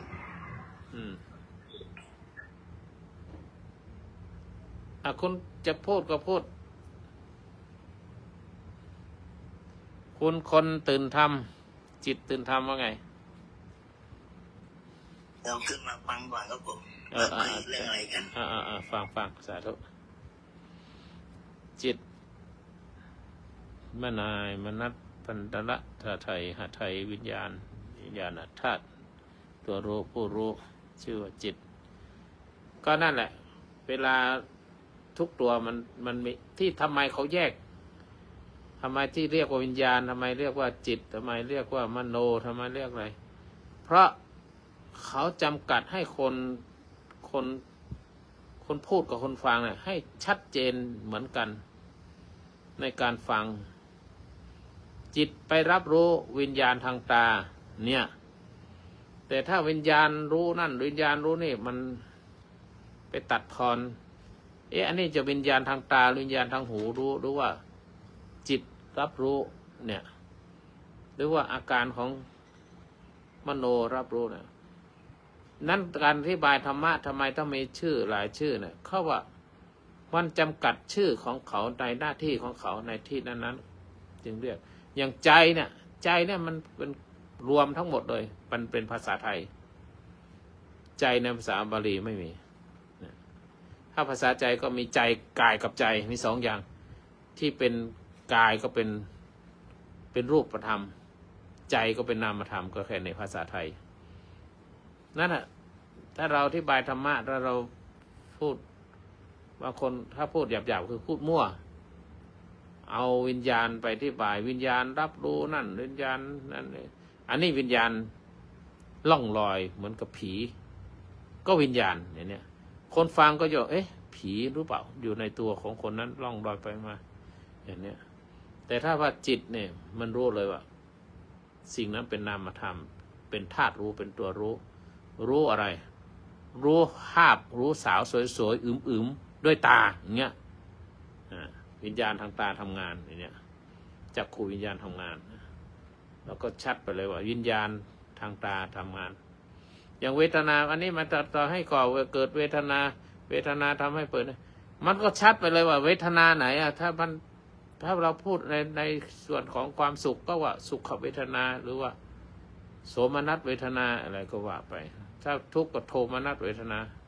หรือว่าทุกขเวทนาก็ว่าชัดไปเลยจะได้ที่คนฟังจะเห็นชัดเข้าไปเลยว่าตอนนี้ต้องการสื่อถึงสุขเวทนาหรือทุกขเวทนาเกิดขึ้นแล้วก็เป็นระบบไปแต่ถ้ามันตีกลุ่มว่าอันนี้ตาเห็นรูปแล้วทำให้เกิดเวทนาแล้วทำให้ปัญหาเกิดขึ้นมันแค่เวทนาคนที่มาเข้าใจธรรมะใหม่ๆไม่เวทนามันคืออะไรก็ยังไม่รู้ตัณหาคืออะไรก็ยังไม่รู้แต่ถ้าชัดไปเลยว่าจิตไปรู้จักขุวิญญาณก็คือทางตาเห็นผู้หญิงคนหนึ่งทำให้เกิดชอบใจนั่นคือสุขเวทนาเกิดขึ้นเนี่ยมันต้องชัดอย่างเงี้ยไปนะแต่ไม่ได้ว่าพ่อผิดนะคือไปพูดรวมเกินไปต้องให้เกียรติคนที่ไม่เคยเรียนธรรมะหรือเรียนธรรมะมาน้อยหรือว่ายังสับสนอยู่ว่าเห็นผู้หญิงคนหนึ่งเกิดเวทนาแล้วทำให้เกิดตัณหาไม่พูดดีกว่าหรือฟังแล้วก็ไม่รู้เรื่องเหมือนเดิมแต่ถ้าเห็นผู้หญิงคนหนึ่งด้วยจักขุวิญญาณรู้แล้วจักขุวิญญาณทำงาน จิตเนี่ยไปรู้ทางจักรวิญญาณทำงานแล้วเกิดชอบใจผู้หญิงหยาบหน่อยนะก็ชดทรงองค์เอวดีหรือผู้หญิงไปเห็นผู้ชายล่ำบึกกล้ามพีแปกเป็นมัดเนี่ยก็เกิดสุขเวทนาชอบใจเนี่ยก็ว่าไปเลยสุขเวทนาเกิดขึ้นคนฟังก็จะได้เรียนไปด้วยเห็นว่ามันเป็นสุขเวทนาเกิดขึ้นแล้วถ้าสุขเวทนาชอบใจแล้วอยากได้นั่นแหละตัณหาเกิดขึ้นแล้วอะไรตัณหากามตัณหาคือชอบใจอยากได้คือกามตัณหาคนฟังก็จะเห็นตามคล้ายที่ชอบใจเนี่ยอยากได้มาเป็นของตัวเองเป็นกามตัณหาเนี่ยแล้วกามตัณหาคืออะไรมันก็ถูกต้องตามนั้นแหละคือชอบใจอยากได้มาเนี่ยการอธิบายธรรมะถ้าเราไปจำครูบาอาจารย์พูดมาเวทนาให้เกิดปัญหาตัณหาเกิดอย่างคนที่บาติจงรูปาเนี่ยเปิดกลางหนังสือขึ้นมานะอวิชชาเป็นปัจจัยให้เกิดสังขารเป็นปัจจัยให้เกิดเวทนาเกิดภาษาอะไรเกิดเป็นนามะอันนี้ที่ได้จำหน่อยอย่างเงี้ยมันต้องชัดลงไปเลยผัสสะคือตาเห็นรูปหรือหูได้ยินเสียงอะไรต่างๆเนี่ยนะอันนี้คือการอธิบายเพราะนั้นไม่ได้เพราะผิดนะเพราะถูกมากเลยมีความรู้มากผมเนี่ยจิตเนี่ยมันดีจริงๆอาจจะเป็นเพราะว่าใส่บาตรทำบุญมาผมมีความรู้สึกยิ่งของพ่อพูดเท่าไหร่นะผมยิ่งเกิดความเลื่อมใสที่ไม่หวั่นไหวว่าผมเนี่ยรู้จักพระครูเนี่ยมาประมาณ2 ปีฝ่าในห้องพิชัดตอนนี้พิชัดก็เดินทางเข้าร่องทำบวชไปแล้วตอนนั้นพระครูท่านเข้ามาในฐานะด็อกเตอร์นี่ไม่เกี่ยวกันไม่ต้องไปยอแล้วไม่ต้องนี่หรอกไม่ได้ยอไม่ต้องไปพูดดังนั้นอ่ะเกียรติคุณไม่ได้หมายความว่าความเป็นด็อกเตอร์ตั้งอยู่ในพระครูโลกโมลีนะแต่ว่าพระครูโลกโมลีนั้นเดินเข้าไปหาความเป็นด็อกเตอร์มีคนในโลกนี้อยากเรียนแต่เข้าไปไม่ถึงหรอกไม่ต้องพูดเรื่องนี้แหละเดี๋ยวปิดไมค์ละคือเดี๋ยวสิผมกำลังจะบอกว่าเนี่ยความมีปัญญาของท่านก็มาเสริมแล้วก็มาเสริมทำให้มันชัดแล้วก็มาอาศัยเหตุปัจจัยนี้มันทำให้คนเนี่ยได้เข้าใจมากขึ้นที่จริงพ่อก็รู้นะเรื่องพวกนี้พ่อรู้หมดแหละอภิธรรมพ่อก็รู้แต่เวลาอธิบายเนี่ยมันฟังแล้วมันเพลินไปแต่มันคนใหม่เขาไม่ได้อะไรผมถึงได้ศรัทธาผมถึงได้ศรัทธาหลวงพ่อไงเพราะว่าคนเราเนี่ยการที่เราจะมายืนสมมติเรามีความปรารถนาอยากเป็นนักปั่นจักรยานที่ได้เหรียญทองโอลิมปิกครูบาโค้ชเนี่ยเขาถึงจำเป็นมากเพราะว่าในทางโลกเรียกว่าโค้ชก็จะมองเห็นข้อตำหนิข้อไม่ดีไม่ใช่ว่าคนนี้ไม่ดีแต่ท่านไม่ใช่ว่าไม่ดีมันดีอยู่แล้วแต่จะให้ดีมากกว่าเดิมต้องเติมตัวนี้เข้าไปมันดีอยู่แล้วไม่ใช่ไม่ดีเพราะนั้นใช่ไม่ดีนะดีมากเลยแต่ถ้าเติมสิ่งเหล่านี้เข้าไปจะดีมากเลยอย่างพ่อพูดถึงเรื่องเวทนาเนี่ยมันทำให้เราเห็นแล้วก็ให้เกิดเวทนาแต่อยากให้พ่อเติมไปมันเป็นสุขเวทนาหรือทุกขเวทนาก็บอกไปเลยถ้ามันชอบใจก็เป็นสุขเวทนาก็ว่าไปเลยทุกใจทุกข์นะหรือเป็นโทมนัสหรือเป็นโสมนัสก็ว่าไปเลยเวทนาอย่างเนี้ยคืออยากให้พ่อเติมสิ่งเหล่านี้เข้าไปคือคนฟังจะได้โอ้โหมันเหมือนกับได้ฟังมันเสียงแบบมันเหมือนกับไอเรามีเคยไปนั่งฟังเพลงคลาสสิกมาแล้วเราฟังมาแบบชาวบ้านชาวช่องไม่รู้เรื่องรู้ราวแต่ผู้มีก็เรียกผู้ที่เรียนทางนี้โดยตรงท่านก็จะกล่าวว่าตัวนี้มันเป็นโน้ตสูงอย่างนี้โอ้โหผมยิ่งฟังหลวงพ่อผมยังรู้ว่าย่อมเห็นปัญญาเลยว่าโอ้ยังมีอีกหลายเรื่องรู้อย่างเดียวไม่ได้ต้องมีการนำออกมาแสดงได้อย่างถูกต้องตอนนี้ก็ขอบพระคุณจริงๆนะไม่ได้พูดเพราะว่ามายาภาษาชาวบ้านก็ดัดจริตไม่ใช่จริตเนี่ยเป็นเรื่องที่ติดตามตัวมานะจะพัฒนาได้อย่างที่หลวงพ่อบอกทิฏฐธรรมท่านยืนยันว่าทิฏฐธรรมพระพุทธเจ้าก็กล่าวยืนยันเช่นนั้นเหมือนกัน วัฏฏธรรมนั้นคือสิ่งที่สำคัญสุดเป็นกรรมไปปัจจุบันสาธุหลวงพ่อวันนี้ลึกถึงบิดเกลียว3 รอบเลยไม่ก็รักพ่อนั้นเราไม่ได้ติให้เสียหายอะไรแต่เสริมให้มันดีขึ้นที่พูดมาดีแล้ว แต่เสริมให้มันดีขึ้นอีกเพื่อผู้ฟังจะได้เข้าใจผู้จังอาจจะเข้าใจ50-60แต่ถ้าเสริมไป80-90ขึ้นไปพระพุทธเจ้าบอกเราจะอาศัยซึ่งความเอ็นดูจะอาศัยซึ่งความเอ็นดูจะกระหน่ำซ้ำตีเธอเหมือนในช่างที่ทำเครื่องเรือนบอกกับพระอานนท์จะตีเช้าตีเย็นเลยนะอานนท์จนกว่าเธอจะดีจะไม่ทำเหมือนกับช่างปั้นหม้อกับเธอนะประคับประคองเธอถนอมมันดินปั้นหม้อสาธุการครับสาธุการฟังแล้วชึดนั่นแหละจิตที่มันไม่ใช่ผมนะมันนำมาให้ผมมีความรู้สึกว่าครูบาอาจารย์นี่มีเมตตานะมีกรุณาบางครั้งบางทีถ้าไม่พูดก็ไม่ได้แก้พูดสักทีแก้สักทีสาธุครับสาธุใช่นะถ้าเป็นคนอื่นเราก็ไม่พูดเลยเพราะนั้นเราถือว่าแล้วนั้นที่จริงอายุน้อยกว่าอาตมาหรือเปล่า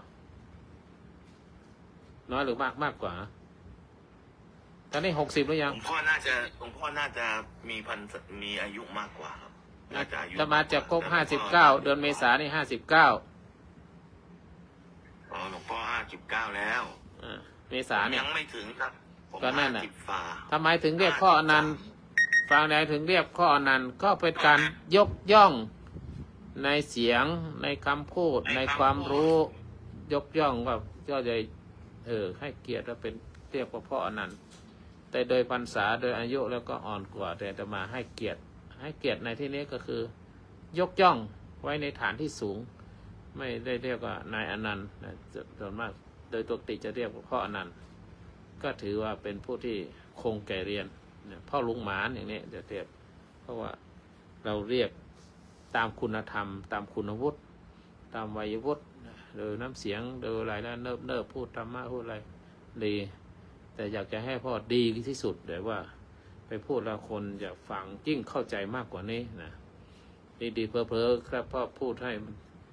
ที่จริงธรรมะของพ่อมีอยู่มากอยู่แล้วถ้าพ่อพูดละเอียดอีกนิดหนึ่งนะคนจะหลุดพ้นไปเยอะนะ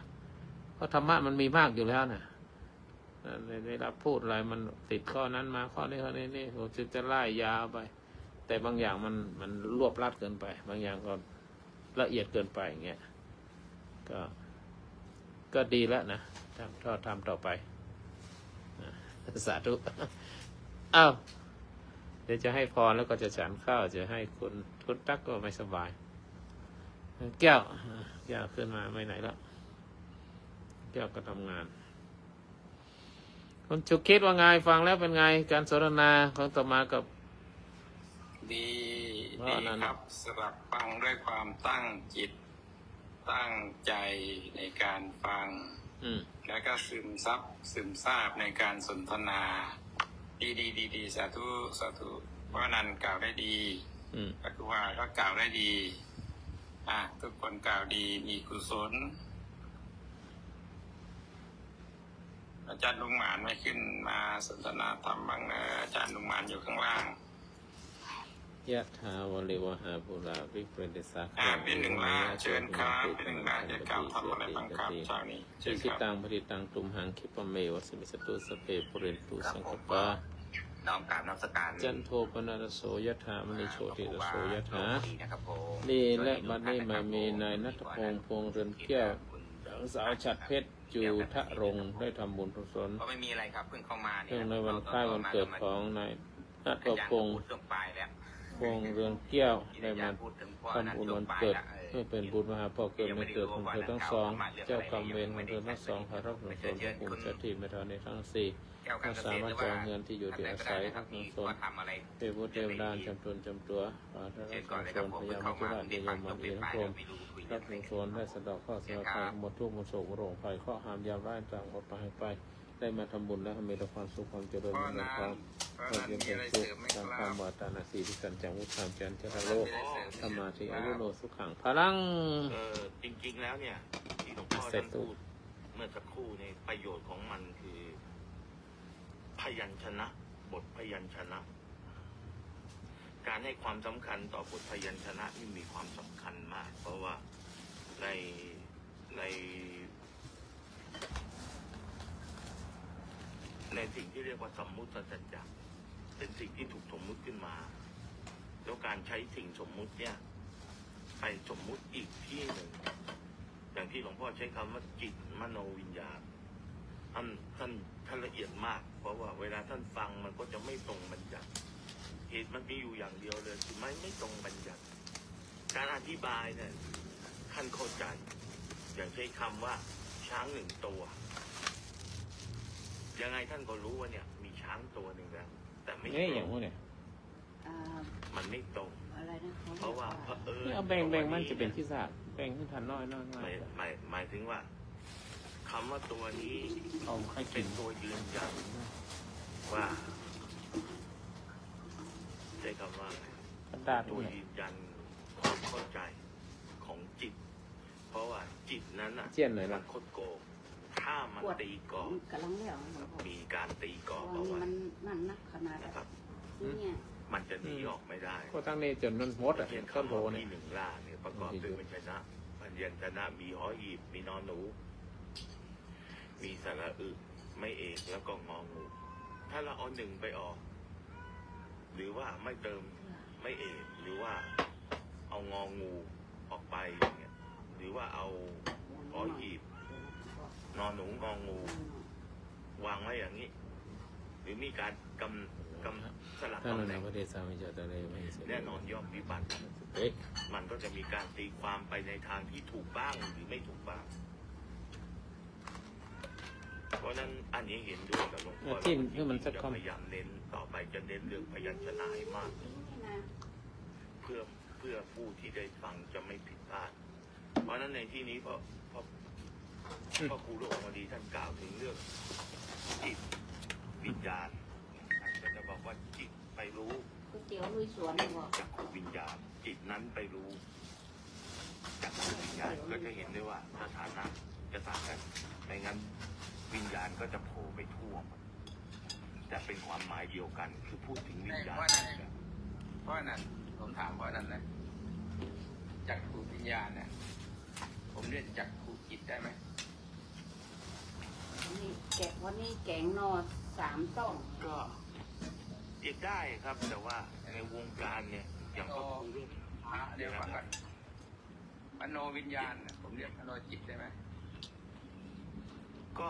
ความเข้าใจของผู้ที่ฟังนะครับความเข้าใจนะครับของผู้ที่ฟังที่มีการศึกษาไว้เขาก็จะพอเข้าใจ ผมไม่ได้ถามคนอื่นถามคนอื่นผมถามเพราะนั้น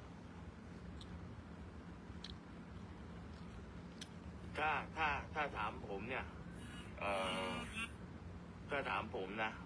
ผมไม่เคย ผมอาจจะฟังแล้วเพี้ยนนะครับ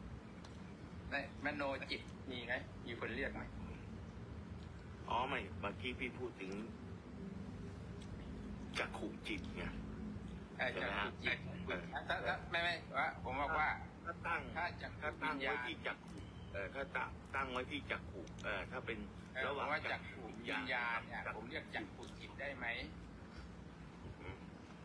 เพราะก็เป็นอันเดียวกัน ก็จริงๆมันเป็นอันเดียวกัน แต่ว่ามัน เดี๋ยวผมเรียกจักขูจิตได้ไหมล่ะ ถ้าเรียกจักขุจิตแล้วมีความเข้าใจในจักขุวิญญาณก็ตรงอยู่ แต่ว่าชื่อบอกว่ามันจะ กันไง แล้วก็เป็นโสตจิตคานะจิต ชิวหาจิต กายจิต มโนจิต ก็ไม่แทนคำว่าวิญญาณอ่ะมันได้ไหม ได้หรือไม่ได้แค่นั้นเองคำตอบ ถ้าโดยหลักพยัญชนะไม่ได้เดี๋ยวพยัญชนะมันก็ทำให้ความรู้สึกของ ได้โดยอะไรล่ะ ได้โดยอะไร ได้โดยอะไรว่าพยัญชนะไม่ได้ ได้โดยตรงความหมายของคำว่าจิตนะครับ กับวิญญาณว่าเป็นตัวเดียวกันถูกไหม กับวิญญาณเป็นตัวเดียวกัน แต่จริงๆแล้วหน้าที่คนละแบบ ไม่เหมือนพ่อนันอธิบายเนี่ย ไปรู้ทางตาวิญญาณมันรู้ทางตาแล้วจิตไปรู้วิญญาณอีกทีนึงซึ่งมันจะไปทับกันเข้าใจไหมที่ผมถามว่าผมเรียกจักษุจิตได้ไหมเพราะว่าพ่อนันอธิบายเหมือนว่าจักขุวิญญาณไปรู้ไปเนี่ยแล้วจิตไปรู้จักขุวิญญาณอีกทีนึงมันเหมือนทับกันลงไปอีกทีนึงมันวิญญาณกับจิตไงผมได้อยากถามว่าจักขุจิตโสตจิตคานะจิตมันเหมือนกันไหมกับจักษุวิญญาณโสตวิญญาณคานะวิญญาณอะไรเงี้ยถ้าเราเข้าใจแล้วอย่างเงี้ยถ้าเราไปอธิบายซ้ำอย่างนั้นมันจะเป็นการ2 ตัวเลยจิตมันจะเป็นขันธ์ 6ไปเลยอันเนี้ยให้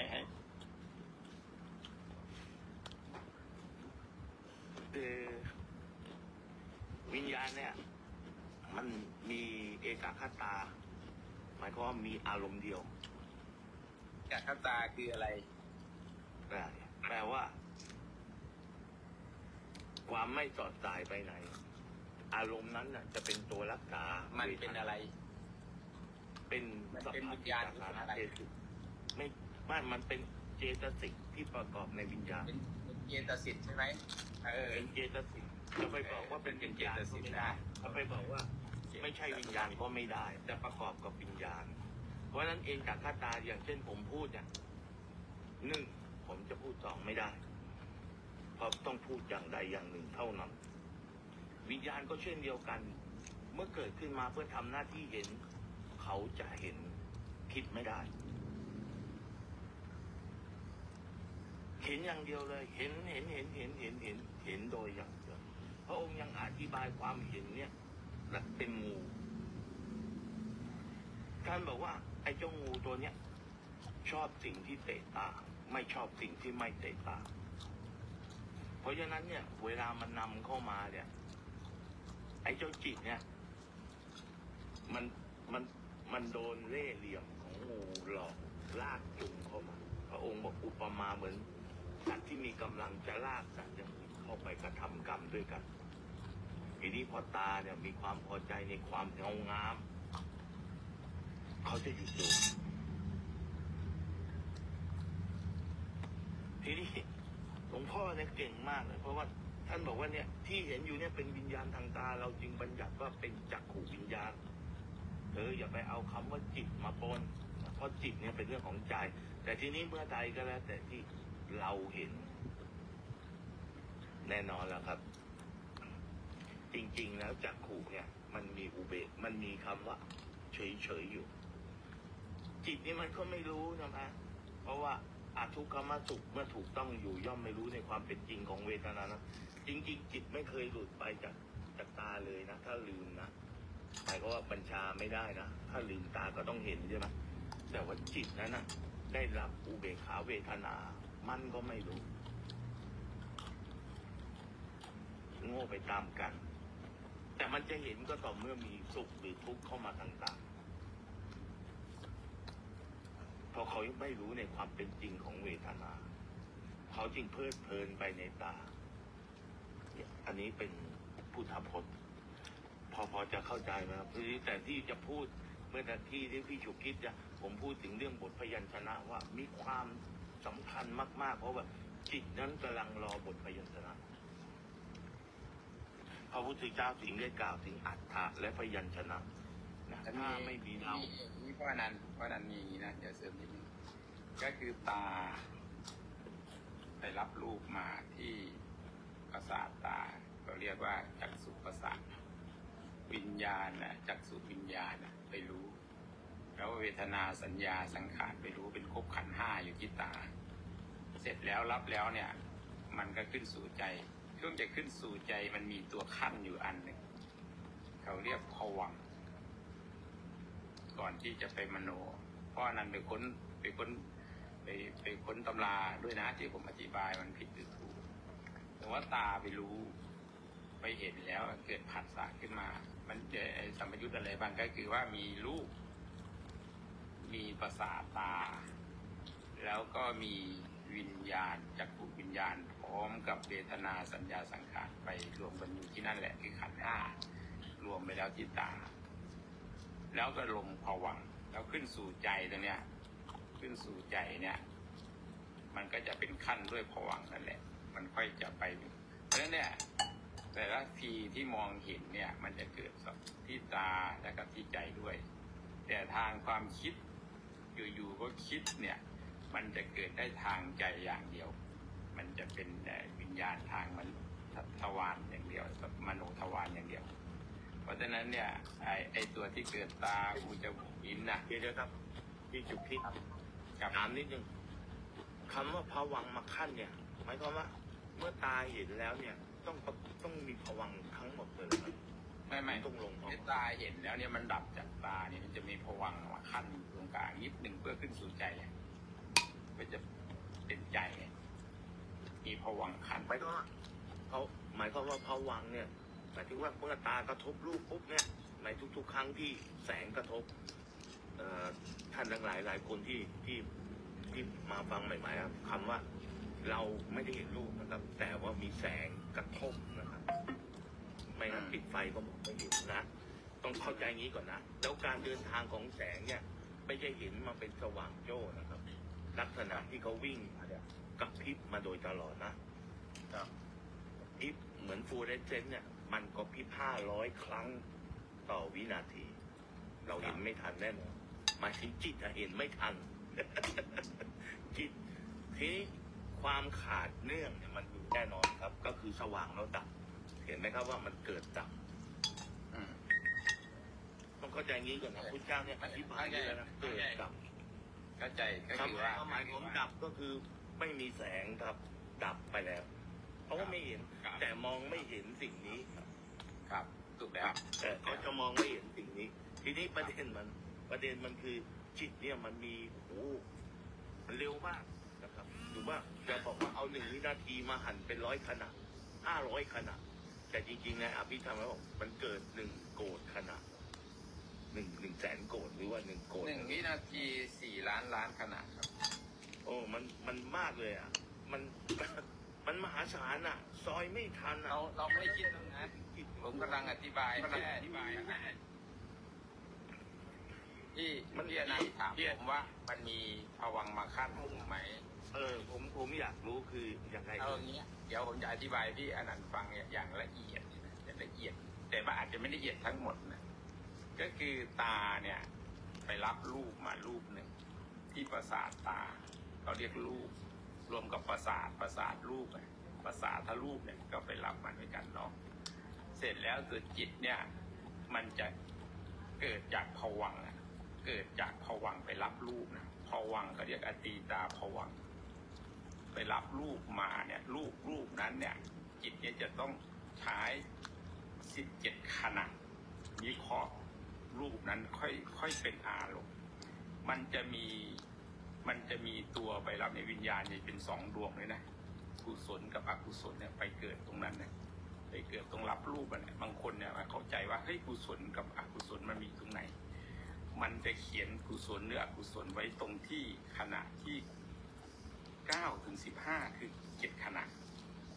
เนี่ยถ้าผมจะอธิบายอย่างละเอียดนะเพราะฉะนั้นเนี่ยขันธ์ 5ครบ1ผัสสะกุศลกับอกุศลครบแล้วนะแล้วก็ลงสู่ภวังค์สู่ใจเดี๋ยวภวังค์ขึ้นปัญญาน้อยอภิธรรมพี่ศึกษาอภิธรรมผมกำลังจะพูดถึงตัวแรกที่พี่บอกว่าอดีตังตัวนี้แปลว่าอดีตคือภวังค์มาจากอดีตมันก็คือมันหลับอยู่ใช่ไหมมันนอนอยู่ใช่ไหมเมื่อรับรูปมาตาขึ้นมาเนี่ยที่จริงอธิบายละเอียดไปนั้นมันมีอยู่3 ขนาดอดีตนะแล้วก็ภวังคจรณะแล้วกับอุปเสถะอันนี้ชื่อภาษาบาลีคือมันรับรูปขึ้นมาเกิดขึ้นมาตรงภวังคจรณะใช่ไหมเกิดแหละไอ้ตัวนั้นก็ลงไปอีกวิ่งลงไปอีกไอ้ตรงนั้นเนี่ยคือเขานับ17 ขณะรวมแล้วซึ่งจะมีตัวบันทึกอยู่ชาวนะบันทึกกรรมดีกรรมชั่วหรือว่ากิริยาตั้งแต่9 ถึง 15ก่อนจะดับออกไปก่อนจะลงสู่ภวังค์อีกทีแล้วขึ้นสู่ใจอันนี้คือรายละเอียดนั่นแหละช่วง1 ขณะที่รูปเกิดพ เขากับจิต17 ขณะ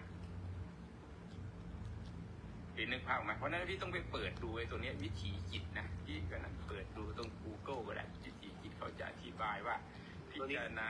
ตัวนี้อารมณ์ตรงไหนอะไรตรงไหนเนี่ยแต่ผมจำตรงชาวนะนี่มาได้7 ตัวนี้มันพี่ฉุกคิดจะทำให้ผมตาสว่างเลยเพราะว่ามีหลายมีเอาเป็นว่ามีบุคคลไม่ชื่อว่ามีบุคคลบอกกับผมว่าเมื่อตาเห็นก็จะต้องจิตต้องรู้ตลอดเสมอหมายถึงว่าวิญญาณเป็นจักษุทางตาใช่ไหมจิตจะต้องรู้ผมก็เลยมองเห็นความขาดคือความสืบมันไม่ได้เกิดจากสืบมันดับแต่ว่าอาจจะเป็นเพราะว่ามันเร็วจนมองไม่เห็นก็เลยเข้าใจว่าอายุที่ภาพหนึ่งอ่ะเท่ากับ17 ขณะ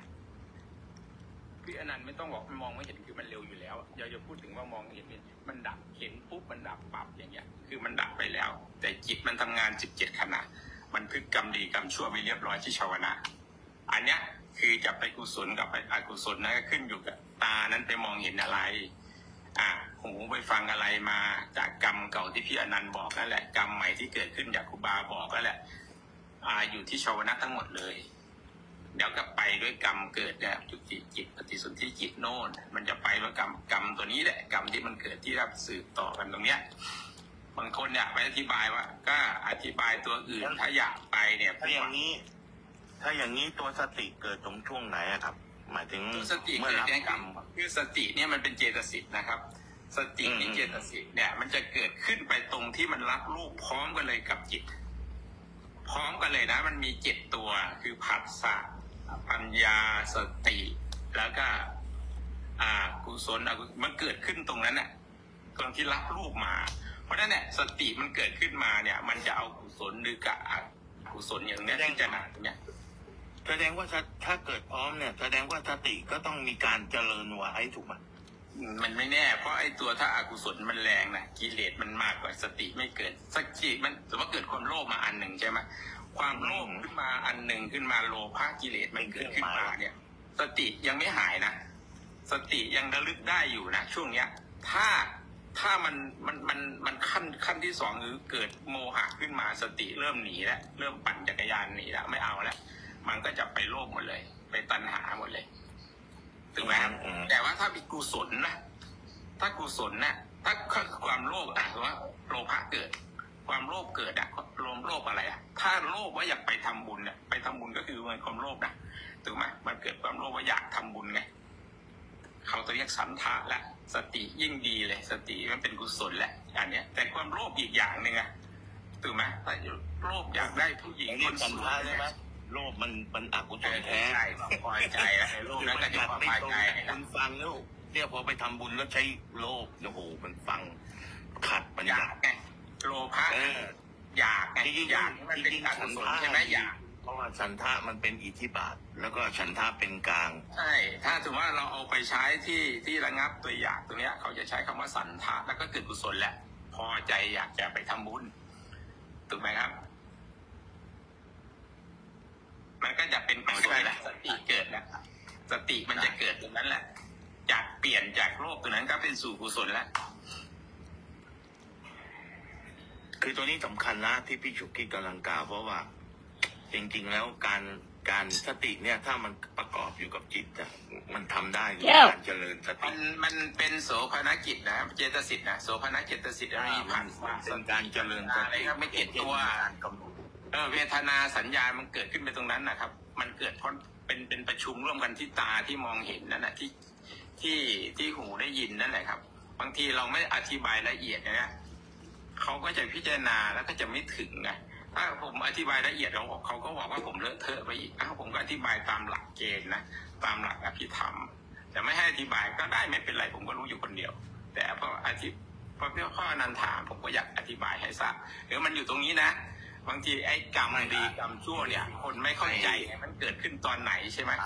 แล้วไปสอนเรื่องกรรมเลยอย่างเงี้ยปุ๊บเนี่ยไม่เชื่อหรอกเพราะไม่เกิดขึ้นตอนไหนคือว่าแกตรงนี้แหละตรงที่คุณรับมาเนี่ยจิตที่ไปมันมีกุศลกับอกุศลวิญญาณ2 ดวงนะตามไปด้วยไง นั่นแหละมันเกิดอยู่แล้วก็มันพึกอยู่ตรงนั้นก็คือชาวนาจิตบางไปถามไปพี่ทำทั้งอื่นนะด้วยก็ได้นะครับไอ้ตัวเนี้ยก็ผมจำมาจากอาจารย์สุจินต์สาธุครับอ๋อนี่สาธุนะยังไงผมก็สาธุพี่โตคืออันนี้เป็นความลึกความสวยงามของอภิธรรมอันนี้เป็นความลึกพี่ประจักษ์อยู่ข้างล่างอธิบายเห็นภาพเลยโอ้โหจริงๆพี่ประจักษ์คือผมคุยกับพี่ฉุกคิดผมเห็นตามเลยนะครับ แต่ผมเข้าใจนะถ้าพี่อนันต์เห็นตามเนี่ยพี่อนันต์ถ้าพี่อนันต์เห็นตามเนี่ยสุตตะเกิดกับพี่อนันต์เพราะปัญญามันเกิดไงถ้าพี่อนันต์ไม่เห็นตามเนี่ยปุ๊บเนี่ยมันจะเกิดเฉพาะวันหยัดมันจะเป็นก้อนๆมันแยกไม่ออกแต่ถ้าพี่อนันต์เห็นตามตรงนี้จิตมันมี2 ดวงไว้เกิดไปผัสสะจริงๆแล้วมันปัญจทวาชาวนาจิตอันหนึ่งแล้วก็ทวิอีกอันหนึ่งนะมันวิญญาณตัวเนี้ยมันเยอะมากที่ไปเกิดในดวงตาแต่กุศลอกุศลเนี่ยชัดเจนเลยว่ามันเกิดพร้อมกันตรงนั้นเนี่ยทวารทั้ง5นี่เกิดขึ้นนะขนาดขึ้นจังมโนใจมันก็ยังมีพวกนี้ขึ้นอยู่นะจากการคิดนึกเนี่ยคิดอยู่ๆก็คิดไว้โอ้ยผู้หญิงเมื่อเช้านี้สวยไว้อันนี้เป็นธรรมารมณ์นะแล้วอกุศลจิตคิดมามันสวยในบ้านอยู่นี้กูจะไปอะไรนะกูจะไปชุดมันมาทำเมียที่ไหนอันนี้คืออกุศลแหละสติไม่อยู่แล้วก็บาปบุญก็ขึ้นจากการคิดเนี่ยทำไมทางศีลกรรมบท10เนี่ยทำไมคิดเนี่ยเป็นใหญ่เป็นประธานคือเจตนากรรมหนักที่สุดนักแสดงออกทางวาจาเนี่ยยังน้อยนะถูกไหมยังน้อยกว่าการคิดนะคิดที่จะฆ่าผู้อื่นเนี่ยนะแล้วกายเนี่ยไปจ้างคนอื่นไปทำเนี่ยมันก็ยังโทษเบาแต่ว่าคิดแล้วว่าจะไปฆ่าผู้อื่นเขาความคิดมันเกิดบาปหนักเวลาศาลตัดสินเขายังเจตนาที่คุณคิดแล้วไปจ้างให้คนอื่นไปฆ่าเนี่ยทำทางกายแล้วอย่างเงี้ยโทษคนที่ไปฆ่าเนี่ยยังโทษน้อยกว่าคนคิดเนี่ยคนคิดจะไปจ้างวานเนี่ยเห็นไหม20 ปีไอ้คนฆ่าเขาเนี่ย10 ปีอย่างเงี้ยเห็นไหมแล้วการเจตนาเกิดคือคุณคิดเนี่ยคือเจตนาที่ไปฆ่าเขาคิดดีพูดดีคิดชั่วก็พูดชั่วใช่ไหมการทำไปตามความคิดความพูดไปเลยเพราะมันเสริมด้วยโมโหอันตีขาวๆไม่นิ่มหน่อยศีลกรรมบท10นะครับตั้งแต่กาย3วาจา4คิด3คิดอะไรบ้างคิดสัมมาทิฏฐิมิจฉาทิฏฐิคิดพยาบาทคิดอาฆาตอะไรก็ว่าไปฆ่าเขาคือหนักนะโทษทางใจที่คิดเป็นโทษที่หนักคำพูดเนี่ยก็ยังพออารมณ์มารวยก็ได้แต่ทางกายเนี่ยก็หนักขึ้นถ้า3 อย่างเนี่ยถ้าคุณไม่คิดที่จะทำร้ายเขาวาจาก็ไม่เกิดถ้าคุณไม่คิดนะกายก็ไม่เกิดถ้าคุณคิดระงับอารมณ์ได้คุณก็ไม่ทำบาปแต่ถ้าระงับไม่ได้วาจาก็เกิดกายก็เกิดเพราะนั่นแหละศีลกรรมบท10ก็เลยบอกว่ากายวาจาใจมันคือใจเป็นใหญ่แล้วนะแกงหนออย่าไปใส่ปลาร้าเยอะนะถ้าระงับคิดไม่ได้เนี่ยปรุงแต่งเนี่ยไม่ใส่ได้มันดีถ้าจะใส่ปลาร้าต้องเจียวปลาร้าก่อนถ้าไม่เจียวเนี่ยมันคาวสาธุครับอันนี้เก็บไว้ด้วยนะเป็นหลังวัดนี่นะใช้เวลาคนอื่นเขานี่นะถ้าต้องเจียวมันหอมเลยนะอาจารย์นะตะละใส่นะทำเจียวเนี่ยข้าวใส่ดัดเลยมาข้าวล่ะโอ้คุณไม่หักเลยเยี่ยมเลยเพราะนั้นลุงโหลนี่คุยกันตัวกินนี่ใครกินเนี่ยก่อนใครกินอยู่ผมฟังอยู่ฟังตลอดนะผมฟังอยู่ฟังตลอดเสียงคุณไม่คิดพี่แก้วมาไหมวันนี้บอกพี่แก้วนะได้แล้วนะต้นไม้ใบไม้สีทองประมาณเนี้ยแตกเยอะเดี๋ยวละเอียดเยอะแล้วเขาว่าเผื่ออีกเอาไว้แค่นี้ก่อนสาธุครับ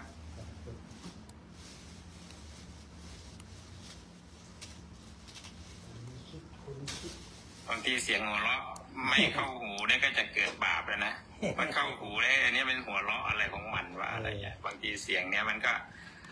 สามารถที่ทำให้คนที่รับเสียงไปเนี่ยเสียงเป็นรูปเนาะหูเข้าไปประสาทหูเสร็จแล้วเนี่ยจิตรับรู้เวทนาสัญญามาครบเลย ความพึงพอใจเกิดขึ้นสู่ที่ใจแล้วเนี่ยก็ตัดสินเลยไอ้นี่หัวเราะไม่ได้ใช้ไม่ได้อะไรอย่างเงี้ยก็มีคิดได้ตลอดเวลาครับเพื่อนนั้นมันตลอดเวลามันเป็นเหตุและปัจจัยเขาเรียกว่าอะไรนะปัจจัยอะตัณหาเนี่ยมีอะไรเป็นปัจจัยตัณหายังคงอยู่เพราะเวทนามันเป็นปัจจัยเวทนามันยังคงอยู่เพราะผัสสะมันเป็นปัจจัยก็รับรู้ตามนั้นเลยสาธุครับถ้าหลวงพ่อฉันอยู่วะเนี่ยพูดอยู่คนเดียวเลยพี่หนึ่งล่าเชิญครับเชิญครับสาธุครับผมเห็นพูดถึงอภิธรรมกันผมก็พูดไปไม่ถูกด้วยเลยเนาะผมก็พื้นๆนะเล่นอภิธรรมกันก็หมดเลยแล้วอีกอย่างหนึ่งนะครับไอ้ที่ว่าไม่เข้าหูนะแปลว่าไม่ได้ยินนะครับถ้าได้ยินอยู่แปลว่าเข้าหูอยู่ครับผมที่จริงเข้าได้ยินมันได้ยินเสียงนะพี่หนึ่งล่าแต่โดยจิตเราไม่ใส่ใจปุ๊บเนี่ยเราจะไม่รู้เรื่องว่าไม่รู้เรื่องเลยว่าเขาพูดอะไรคือจิตดวงเนี้ยถ้าสมมติว่าพี่หนึ่งล่าเนี่ยคือมันมีอยู่ดวงเดียววิ่งไปวิ่งมาเนาะใช้คำว่าวิ่งไปวิ่งมาไม่ได้อีกก็คือถ้าเราสนใจที่ตาหูเนี่ยใครจะพูดอะไรเนี่ยเขาก็จะไม่รู้มันก็คือแยกกันอยู่ตรงเนี้ยมันก็แยกได้ชัดเจนนะถ้าเกิดที่ตาหูก็ไม่รู้เรื่องเกิดที่หูตาก็ดูไม่รู้เรื่องอะไรประมาณนี้ก็ดังนั้นถ้าเราไม่ใส่ใจหรือว่าเราเอาจิตไปตัวอื่นไปดูไปกินข้าวไปดมกลิ่นหรือว่าไปสัมผัสทางอะไรเงี้ยทางหูเราเนี่ยก็จะไม่รับรู้ในสิ่งนั้นแต่เสียงได้ยินแต่แยกไม่ออกว่าเขาพูดอะไรพูดเรื่องอะไรถูกไหมครับมันประมาณนี้แหละครับพี่หนึ่งสาธุครับครับสาธุครับสาธุครับตัวอดีตังตัวอดีตังตัวอดีตังตัวอดีตังตัวอดีตังตัวอดีตังตัวอดีไม่ไหวแล้วเพราะนั้นไม่เพราะนั้นลงใหม่เถอะเพราะนั้นพูดไปไม่ได้เรื่องแล้วไม่ยังไม่สู้เลยมันไม่นั่งสบายนะยังนั่งสบายก็มันไม่ก็โน้ตจุไม่พอนั้นไม่เป็นใจเลยนี่จะได้ฟังรายละเอียดสักหน่อยวันนี้พูดหัวข้ออะไรครับเมนูจิตกระจายเหรอคือเมื่อกี้ถ้าลึกๆแล้วนะวิญญาณเนี่ยเป็นภาวะที่รู้อารมณ์ในขณะนั้นวิญญาณเนี่ยรู้วิญญาณทางตาทางหูทางนู้นแต่จิตเนี่ยเป็นองค์ธรรมรู้อารมณ์วิญญาณรู้เฉพาะทางวิญญาณรู้ว่าเสียงดังอย่างไรก็นั่นคือโสตวิญญาณทำงานและโสตวิญญาณก็ไม่สามารถจะไปรู้ในการเห็นเอาหูหลับตาหูไปเห็นมันไม่ได้มันเป็นอินทรีย์ใหญ่ของมันเพราะฉะนั้นวิญญาณเนี่ยมันรู้เฉพาะอารมณ์ในขณะนั้นในเรื่องนั้นแต่จิตเนี่ยเป็นองค์รวมหูจักขุวิญญาณเนี่ยทางตาและโสตวิญญาณทางหูมันเข้ามาจิตเป็นตัวกลางอีกทีหนึ่งเพราะฉะนั้นจิตเนี่ยหมายถึงองค์ธรรมที่รู้อารมณ์บวกเจตสิกปรุงร่วมนะเพราะฉะนั้นจิตเป็นตัวรู้อารมณ์จิตเป็นใหญ่กว่าวิญญาณวิญญาณเป็นทางของจิตนะเป็นช่องทางของจิตที่รู้เพราะฉะนั้นบางคนคุยธรรมะวิญญาณรู้นั่นวิญญาณรู้นี่มันเอาไปมั่วกันหมดทำให้คนฟังจริงๆแล้วจะให้สับสนก็ประมาณเนี่ยที่ทวงติงเชิญก็นั่นไปละมานิมนต์เลยครับวางเลยนิมนต์เลยครับว่านานไปไหนแล้วนี่ใกล้จะขึ้นมาได้นะเดี๋ยวปงแล้วน่าจะสัญญาณแกไม่ดีครับอุปกรณ์แกก็ไม่น่าจะดีด้วยไมค์มันสะท้อนดีครับพูดไปแล้วมันสะท้อนออกอาจจะเป็นหูฟังกับเครื่องมันไม่อันนี้กันนะคือในมุมมองผมมองอย่างนี้ได้ไหมครูบาแบบเหมือนกับจิตก็เหมือนกับคนหนึ่งแหละแต่ในจิตเนี่ยในคนหนึ่งมันก็มีตาหูจมูกลิ้นกายใจไงตัวจิตเนี่ยมันจะครอบลงไปหมดเลยแต่ทีนี้ มันก็เป็นรายย่อยไงแต่ถ้าคนคนหนึ่งเราจะรู้ว่าคนคนนี้เป็นยังไงคนคนนั้นก็ต้องมีสติครับรู้ว่าอ๋อนี่ตานะนี่หูนี่จมูกนี่นี่มันเป็นอะไรนะอายตนะต่างๆนะประมาณเนี้ยแม้แต่ในจิตเนี่ยมันก็มีจิตมันก็มีในลักษณะนี้มันก็จะเรียกอย่างนี้จิตมันเป็นธาตุรู้มันคนนี้ จิตมันเป็นธาตุรู้เนี่ย รู้สูงสุดเนี่ยก็คือสติก็คือจิตเนี่ยตัวที่มันตั้งมีสติมีจิตตัวนี่แหละตั้งมั่นเนี่ยมันจะรู้ในกิริยาของจิตต่างๆแล้วรายละเอียดของการกระทำของจิตต่างๆในทั้งมือทำทั้งขาเดินทั้งตามองทั้งปากพูดจมูกพูดเนี่ยมันก็เป็นรายละเอียดของวิญญาณต่างๆที่บอกว่าเป็นวิญญาณทางอายตนะทางต่างๆส่วนตัวรับรู้ก็คือคนคนนั้นเนี่ยต้องมีสติถึงจะรับรู้น้ำหยัดมันจะเป็นรายละเอียดของจิตน้ำหยัด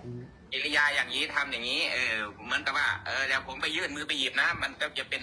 เรียกลักษณะหนึ่งไงแต่ชื่อหนึ่งล่าอยู่นี่แหละชื่อหนึ่งล่าอยู่แหละแต่หนึ่งล่ามันประกอบด้วยหนึ่งล่าเอามือยื่นมือไปหนึ่งล่าก้าวเท้าไปอย่างเงี้ยมันกันลักษณะของทำงานของที่จิตมันรับรู้วิญญาณทางอายตนะต่างๆก็เหมือนกันยะถาวริวหาปุราริเปรนเดสาพลังเอวะมิวะโตนังเปตานังกัปปติอิสิตังทิตังตุมหังคิปะเมวะสมิจตุสเพปุเรนตุสังคปะจันโทปนรโสยถามนิโชติโสยถาสาธุบัดนี้ให้มีตนตัวของนางสาวอัชราพันธ์อินทะลุกให้ทำบุญวันเกิดของครอบครัวให้เป็นบุญประโยชน์หาต่อเกิดไม่เกิดตอนเจริญก็เกิดไม่เกิดได้รับผลส่วนของสุขสนเพื่อเจ้ากรรมในเวรรู้ชาติเจ้ากรรมเวรอดีตชาติปัจจุบันชาติรับสงสนตัววิธีการจะเป็นสุขตัวรับสงสนพญามัจจุราชยมรันอินพรหมรับสงสนภูมิเจ้าพิมพ์ชนีทั้งสี่ขอรับสงสนได้มาทำบุญไปเกิดแล้วขอเกิดไม่เกิดรับสงสนพญาทั้งหลายจะคอยพ่อคอยแม่ที่มีชีวิตอยู่จงอยู่เขาเรียนสุขเป็นสุขในโลกมนุษย์นี้ชีวิตของเราเป็นแล้วหาได้เป็นสิ่งส่วนทั้งการสูงยิ่งขึ้นไปมีความสุขในเดิมสัมพันธ์พบโมทนาสาธุการบุญกุศลแผ่ไปแล้วกรรมพุ่งสาธุตัวพระราชนาคุณพระเจ้าธรรมเจ้าสังฆเจ้าอุปการสาธุตัวตานสินสันยังวุฒาปัจจัยโนจตาโลกมาติอายุโนสุพลังใส่ตัวจำมาผมว่ามันก็ถูกนะครับความเข้าใจแต่ว่าสติสมาธิเรายังไม่พอที่จะไปเห็นความเป็นจริงนี่ระยะนะนอกหยัดที่ต้นไม้ก็นั่นแหละวิญญาณคือการรับรู้ของอายตนะทั้งหกจิตเป็นองค์ธรรมที่รู้อารมณ์บวกเจตสิกปรุงร่วมเพราะฉะนั้นมโนวิญญาณกับมโนจิตน่ะเหมือนกันมาใช้ได้ไหมใช้แทนกันได้ในการพูดทั่วไปแต่ถ้าเป็นอภิธรรมขั้นสูงขึ้นไปเขาจะแยกออกจากกันต่างกันตรงไหนต่างกันในทางที่ลึกๆนะคือมโนวิญญาณเนี่ยก็หมายถึงว่าเฉพาะการรู้หรือมโนวิญญาณเนี่ยเฉพาะการรู้ส่วนมโนจิตเนี่ยเป็นจิตที่ทำหน้าที่ในใจโดยรวมนะมโนจิตเนี่ยจิตที่ทำหน้าที่ในใจโดยรวมแต่มโนวิญญาณเนี่ยเฉพาะทางก็คือวิญญาณทางตาทางหูทางจมูกทางลิ้นทางกายทางใจแต่มโนจิตเนี่ยทำรวมทั้งหมดเลยองค์รวมนะเพราะฉะนั้น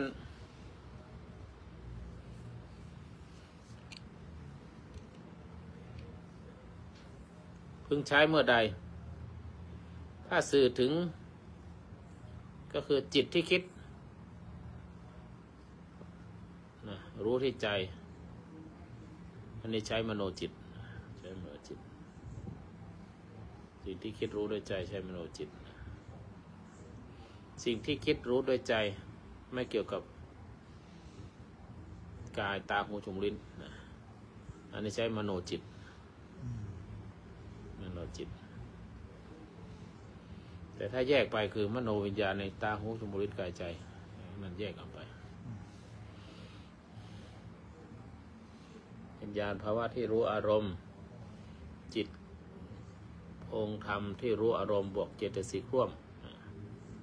นี่เป็นต้นไปไหนกันหมดละ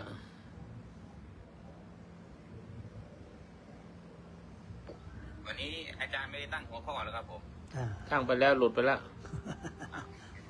ผมนึกว่าวันนี้ทำไมไม่มีป้ายไม่มีป้าย ตะกี้เพิ่งหลุดไปกดย้ายมันหลุดไปเลย มันถามหัวข้อหัวข้ออย่างนี้ เมื่อกี้หัวข้ออะไรลืมไปแล้วคุยกันอะไร ตึงถามว่าหัวข้ออย่างจิตวิญญาณก็ อ๋อขึ้นหัวข้อว่า กายเจ็บหรือใจเจ็บ กายเจ็บใจเจ็บใจเจ็บกายเจ็บใจเจ็บใจเหรอ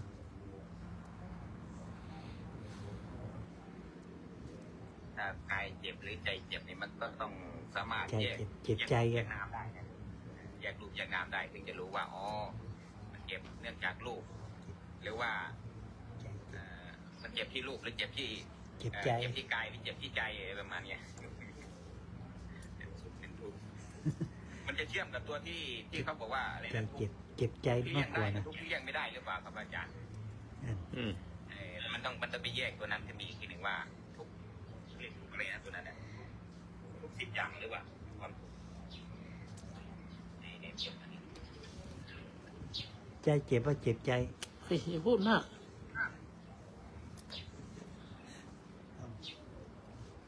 มันความหมายต่างกันนะเจ็บใจเจ็บใจใจเจ็บ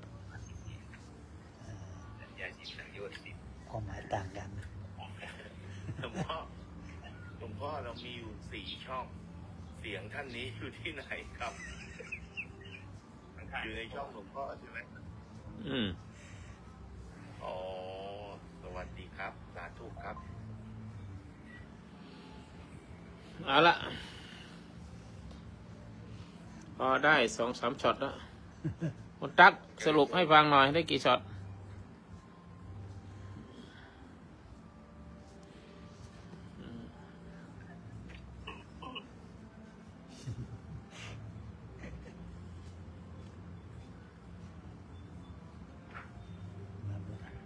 อาการของความเจ็บนี้เป็นอุปาทายารูป เขายกไป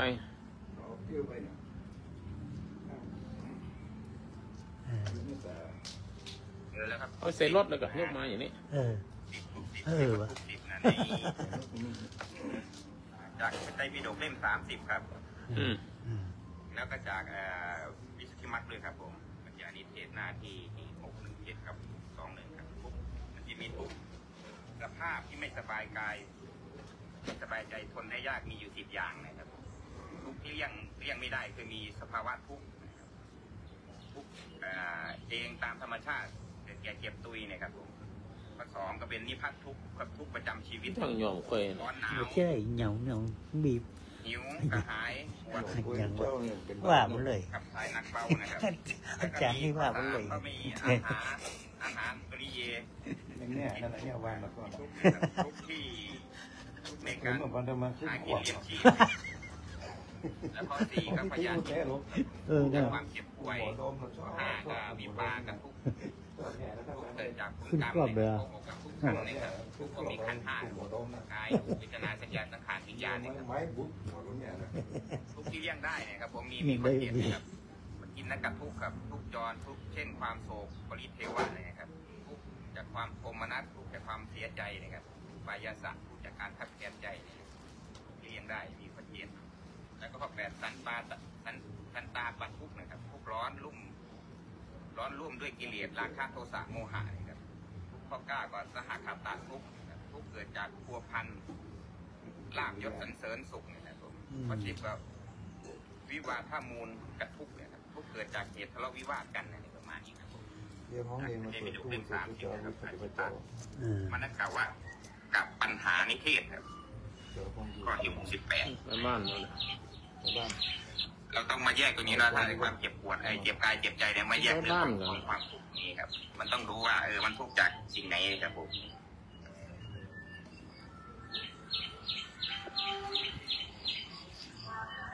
ถ้าเจ็บกายนี่ก็คงเป็น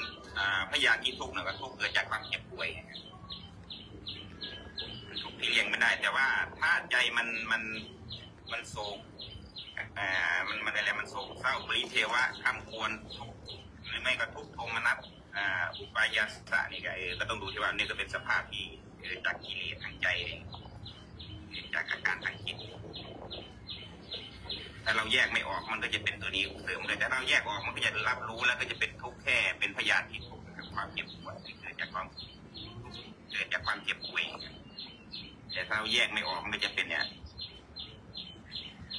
ข้ามเป็นปณิกัดปกินนกะทุกข์คุณฉุกคิดทำไมเป็นฟังด้านล่างนะไม่ขึ้นมาแล้วคนยิ่งน้อยอยู่หาคนพูด วันนี้เล่นอะไรถึงขั้นอะไรนะไอ้อภิธรรมผมก็พูดไปไม่เป็นเหมือนกันอาจารย์เขาทำอะไรอย่าง อันนี้เขาเรียกรอบรู้ในกองทุกข์ใช่ไหมครับเป็นสัจจะเป็นสัจญาณมีความรอบรู้ในกองทุกข์ถามได้ไหมมันไล่หมาหรือไล่ผมเนี่ย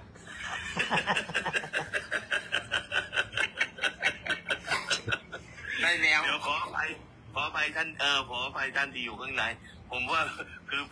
ผมไม่ได้แมว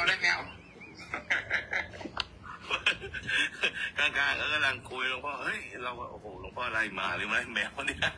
ไล่แมวใช่ไหมไม่ใจเจ็บใจต่างกันไหมครับจะไปพูดอะไรนะพูดเหมือนเด็กเอาต่างกันไหมไปพูดไม่พูดเขาไม่ว่าคุณเป็นใบ้หรอกผมชอบหลวงพ่อนั้นในความมีคุณธรรมแต่ว่าจริงมีเรื่องหนึ่งที่ฟังพี่จุกคิดแล้วโอ้โหเนี่ยก็คือก็อยากรู้ก็คือเมื่อกี้ท่านพูดถึงเรื่องก่อนอยากรู้ถามมาตอบได้ก็จะตอบนะตอบไม่ได้จะบอกว่าติดได้ก่อนจริงพี่ตอบได้อยู่แล้วเพราะว่าผมฟังแล้วผมหลงลืมแค่นั้นเองว่าบทพยัญชนะที่พี่แสดงเรื่องของการยกขึ้นในระดับตั้งแต่เริ่มจากที่เรียกว่าอาตีตังใช่ไหมก็คือไปที่อดีตเกิดรูปมันดับแล้วล่ะมันก็เป็นอดีตขึ้นชวนะอดีตที่นั่นเดียวกันมันมี3ขณะที่จะไปรับรู้ขณะที่เป็นอดีตภวังค์อดีตะมันคือรูปยังไม่เข้ามากระทบประสาทตาใช่ไหมมันยังไม่เกิดขึ้นละตายเราไม่ลืมเนี่ยตาเราหลับไปก่อนเนี่ยก็ถือว่าเราไม่เห็นรูปนะไอ้จิตมันยังเป็นภวังค์เมื่อลืมตาขึ้นปุ๊บใช่ไหมภวังคจรณะเนี่ยก็จะขึ้นไปรับภาพเกิดแล้วก็ลงเลยรับภาพแล้วมันลงเลยเป็นคุปเสถะแล้วตัววิญญาณก็เข้าไปช่วงลงมาเนี่ยภาพดับแล้วนะ3ขณะเนี่ยเกิด3ขณะเนี่ยภาพดับลงมาแล้วนะวิญญาณเนี่ยค่อยเข้าไปรับรู้เพราะฉะนั้นเนี่ยภาพที่วิญญาณรับรู้เนี่ยมันไป17ขณะจิตอายุของรูปนั้นน่ะจะไปอยู่17ขณะจิตที่มันรับมาเพราะนั้นสิ่งที่เราเห็นตู้ไปเร็วๆเนี่ยมันเป็นลิมิตที่มันรับมาแล้วก็ตัดสินรับเข้ามาพิจารณาแล้วก็พิจารณาก่อนจะตัดสินอารมณ์แล้วค่อยลงไปสู่ว่าอันนี้กรรมดีกรรมชั่วคือชาวนาจิตเนี่ยคือมันจะไล่ไปอย่างเงี้ยก็คือว่าตาเราเนี่ยอย่างนั้นหลับอยู่ใช่ไหมยังเป็นภวังค์อยู่หลับอยู่ยังไม่รู้เรื่องเมื่อลืมตาขึ้นทำไมรับรูปมารูปหนึ่งปุ๊บใช่ไหมปุ๊บก็ลงสู่ภวังค์อีกตัวหนึ่งคุปเสถะเนี่ยวิญญาณเนี่ยก็เข้ามารับ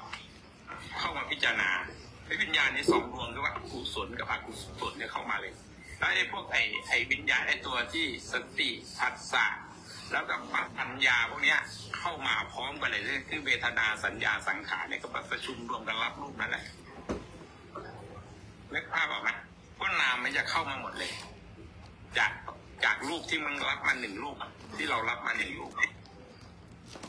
ครับผมบรรยายต่อเลยครับนึกตามอยู่ครับมันอยู่แค่นี้แหละที่เหลือก็ถ้ารับเสร็จแล้วมันก็ขึ้นสู่ใจเลยก็ลงสู่ภวังค์ใช่ไหม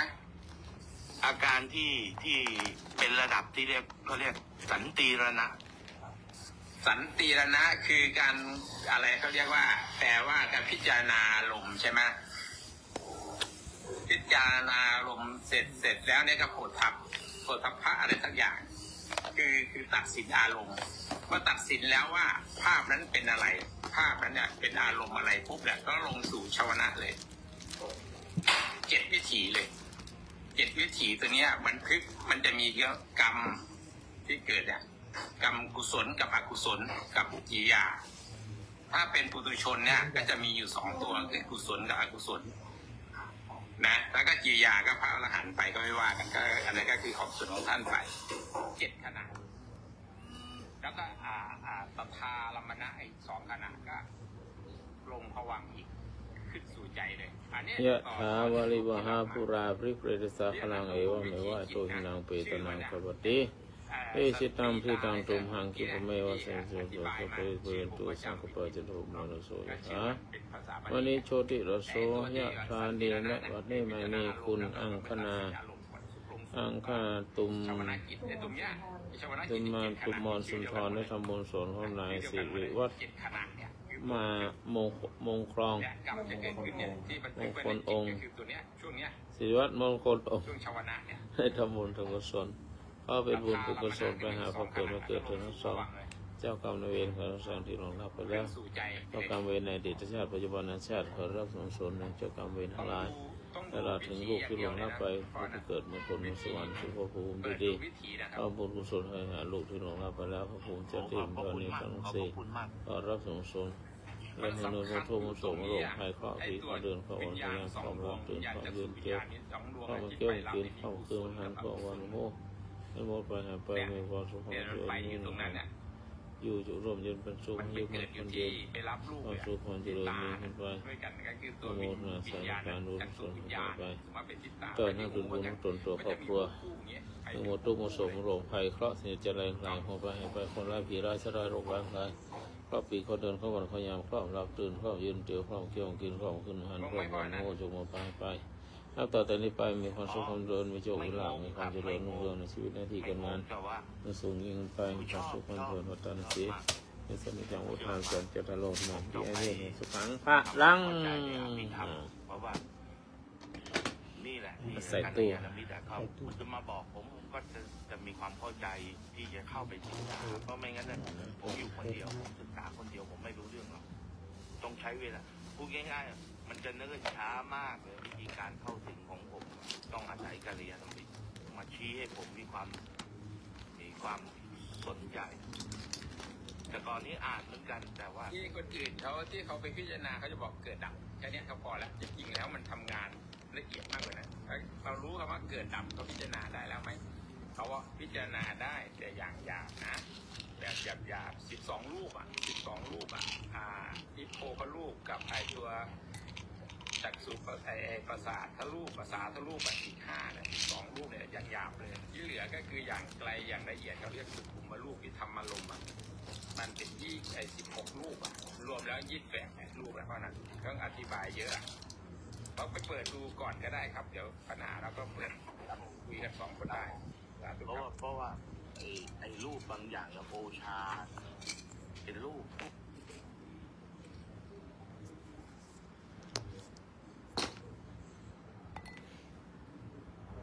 เอ้าไปพด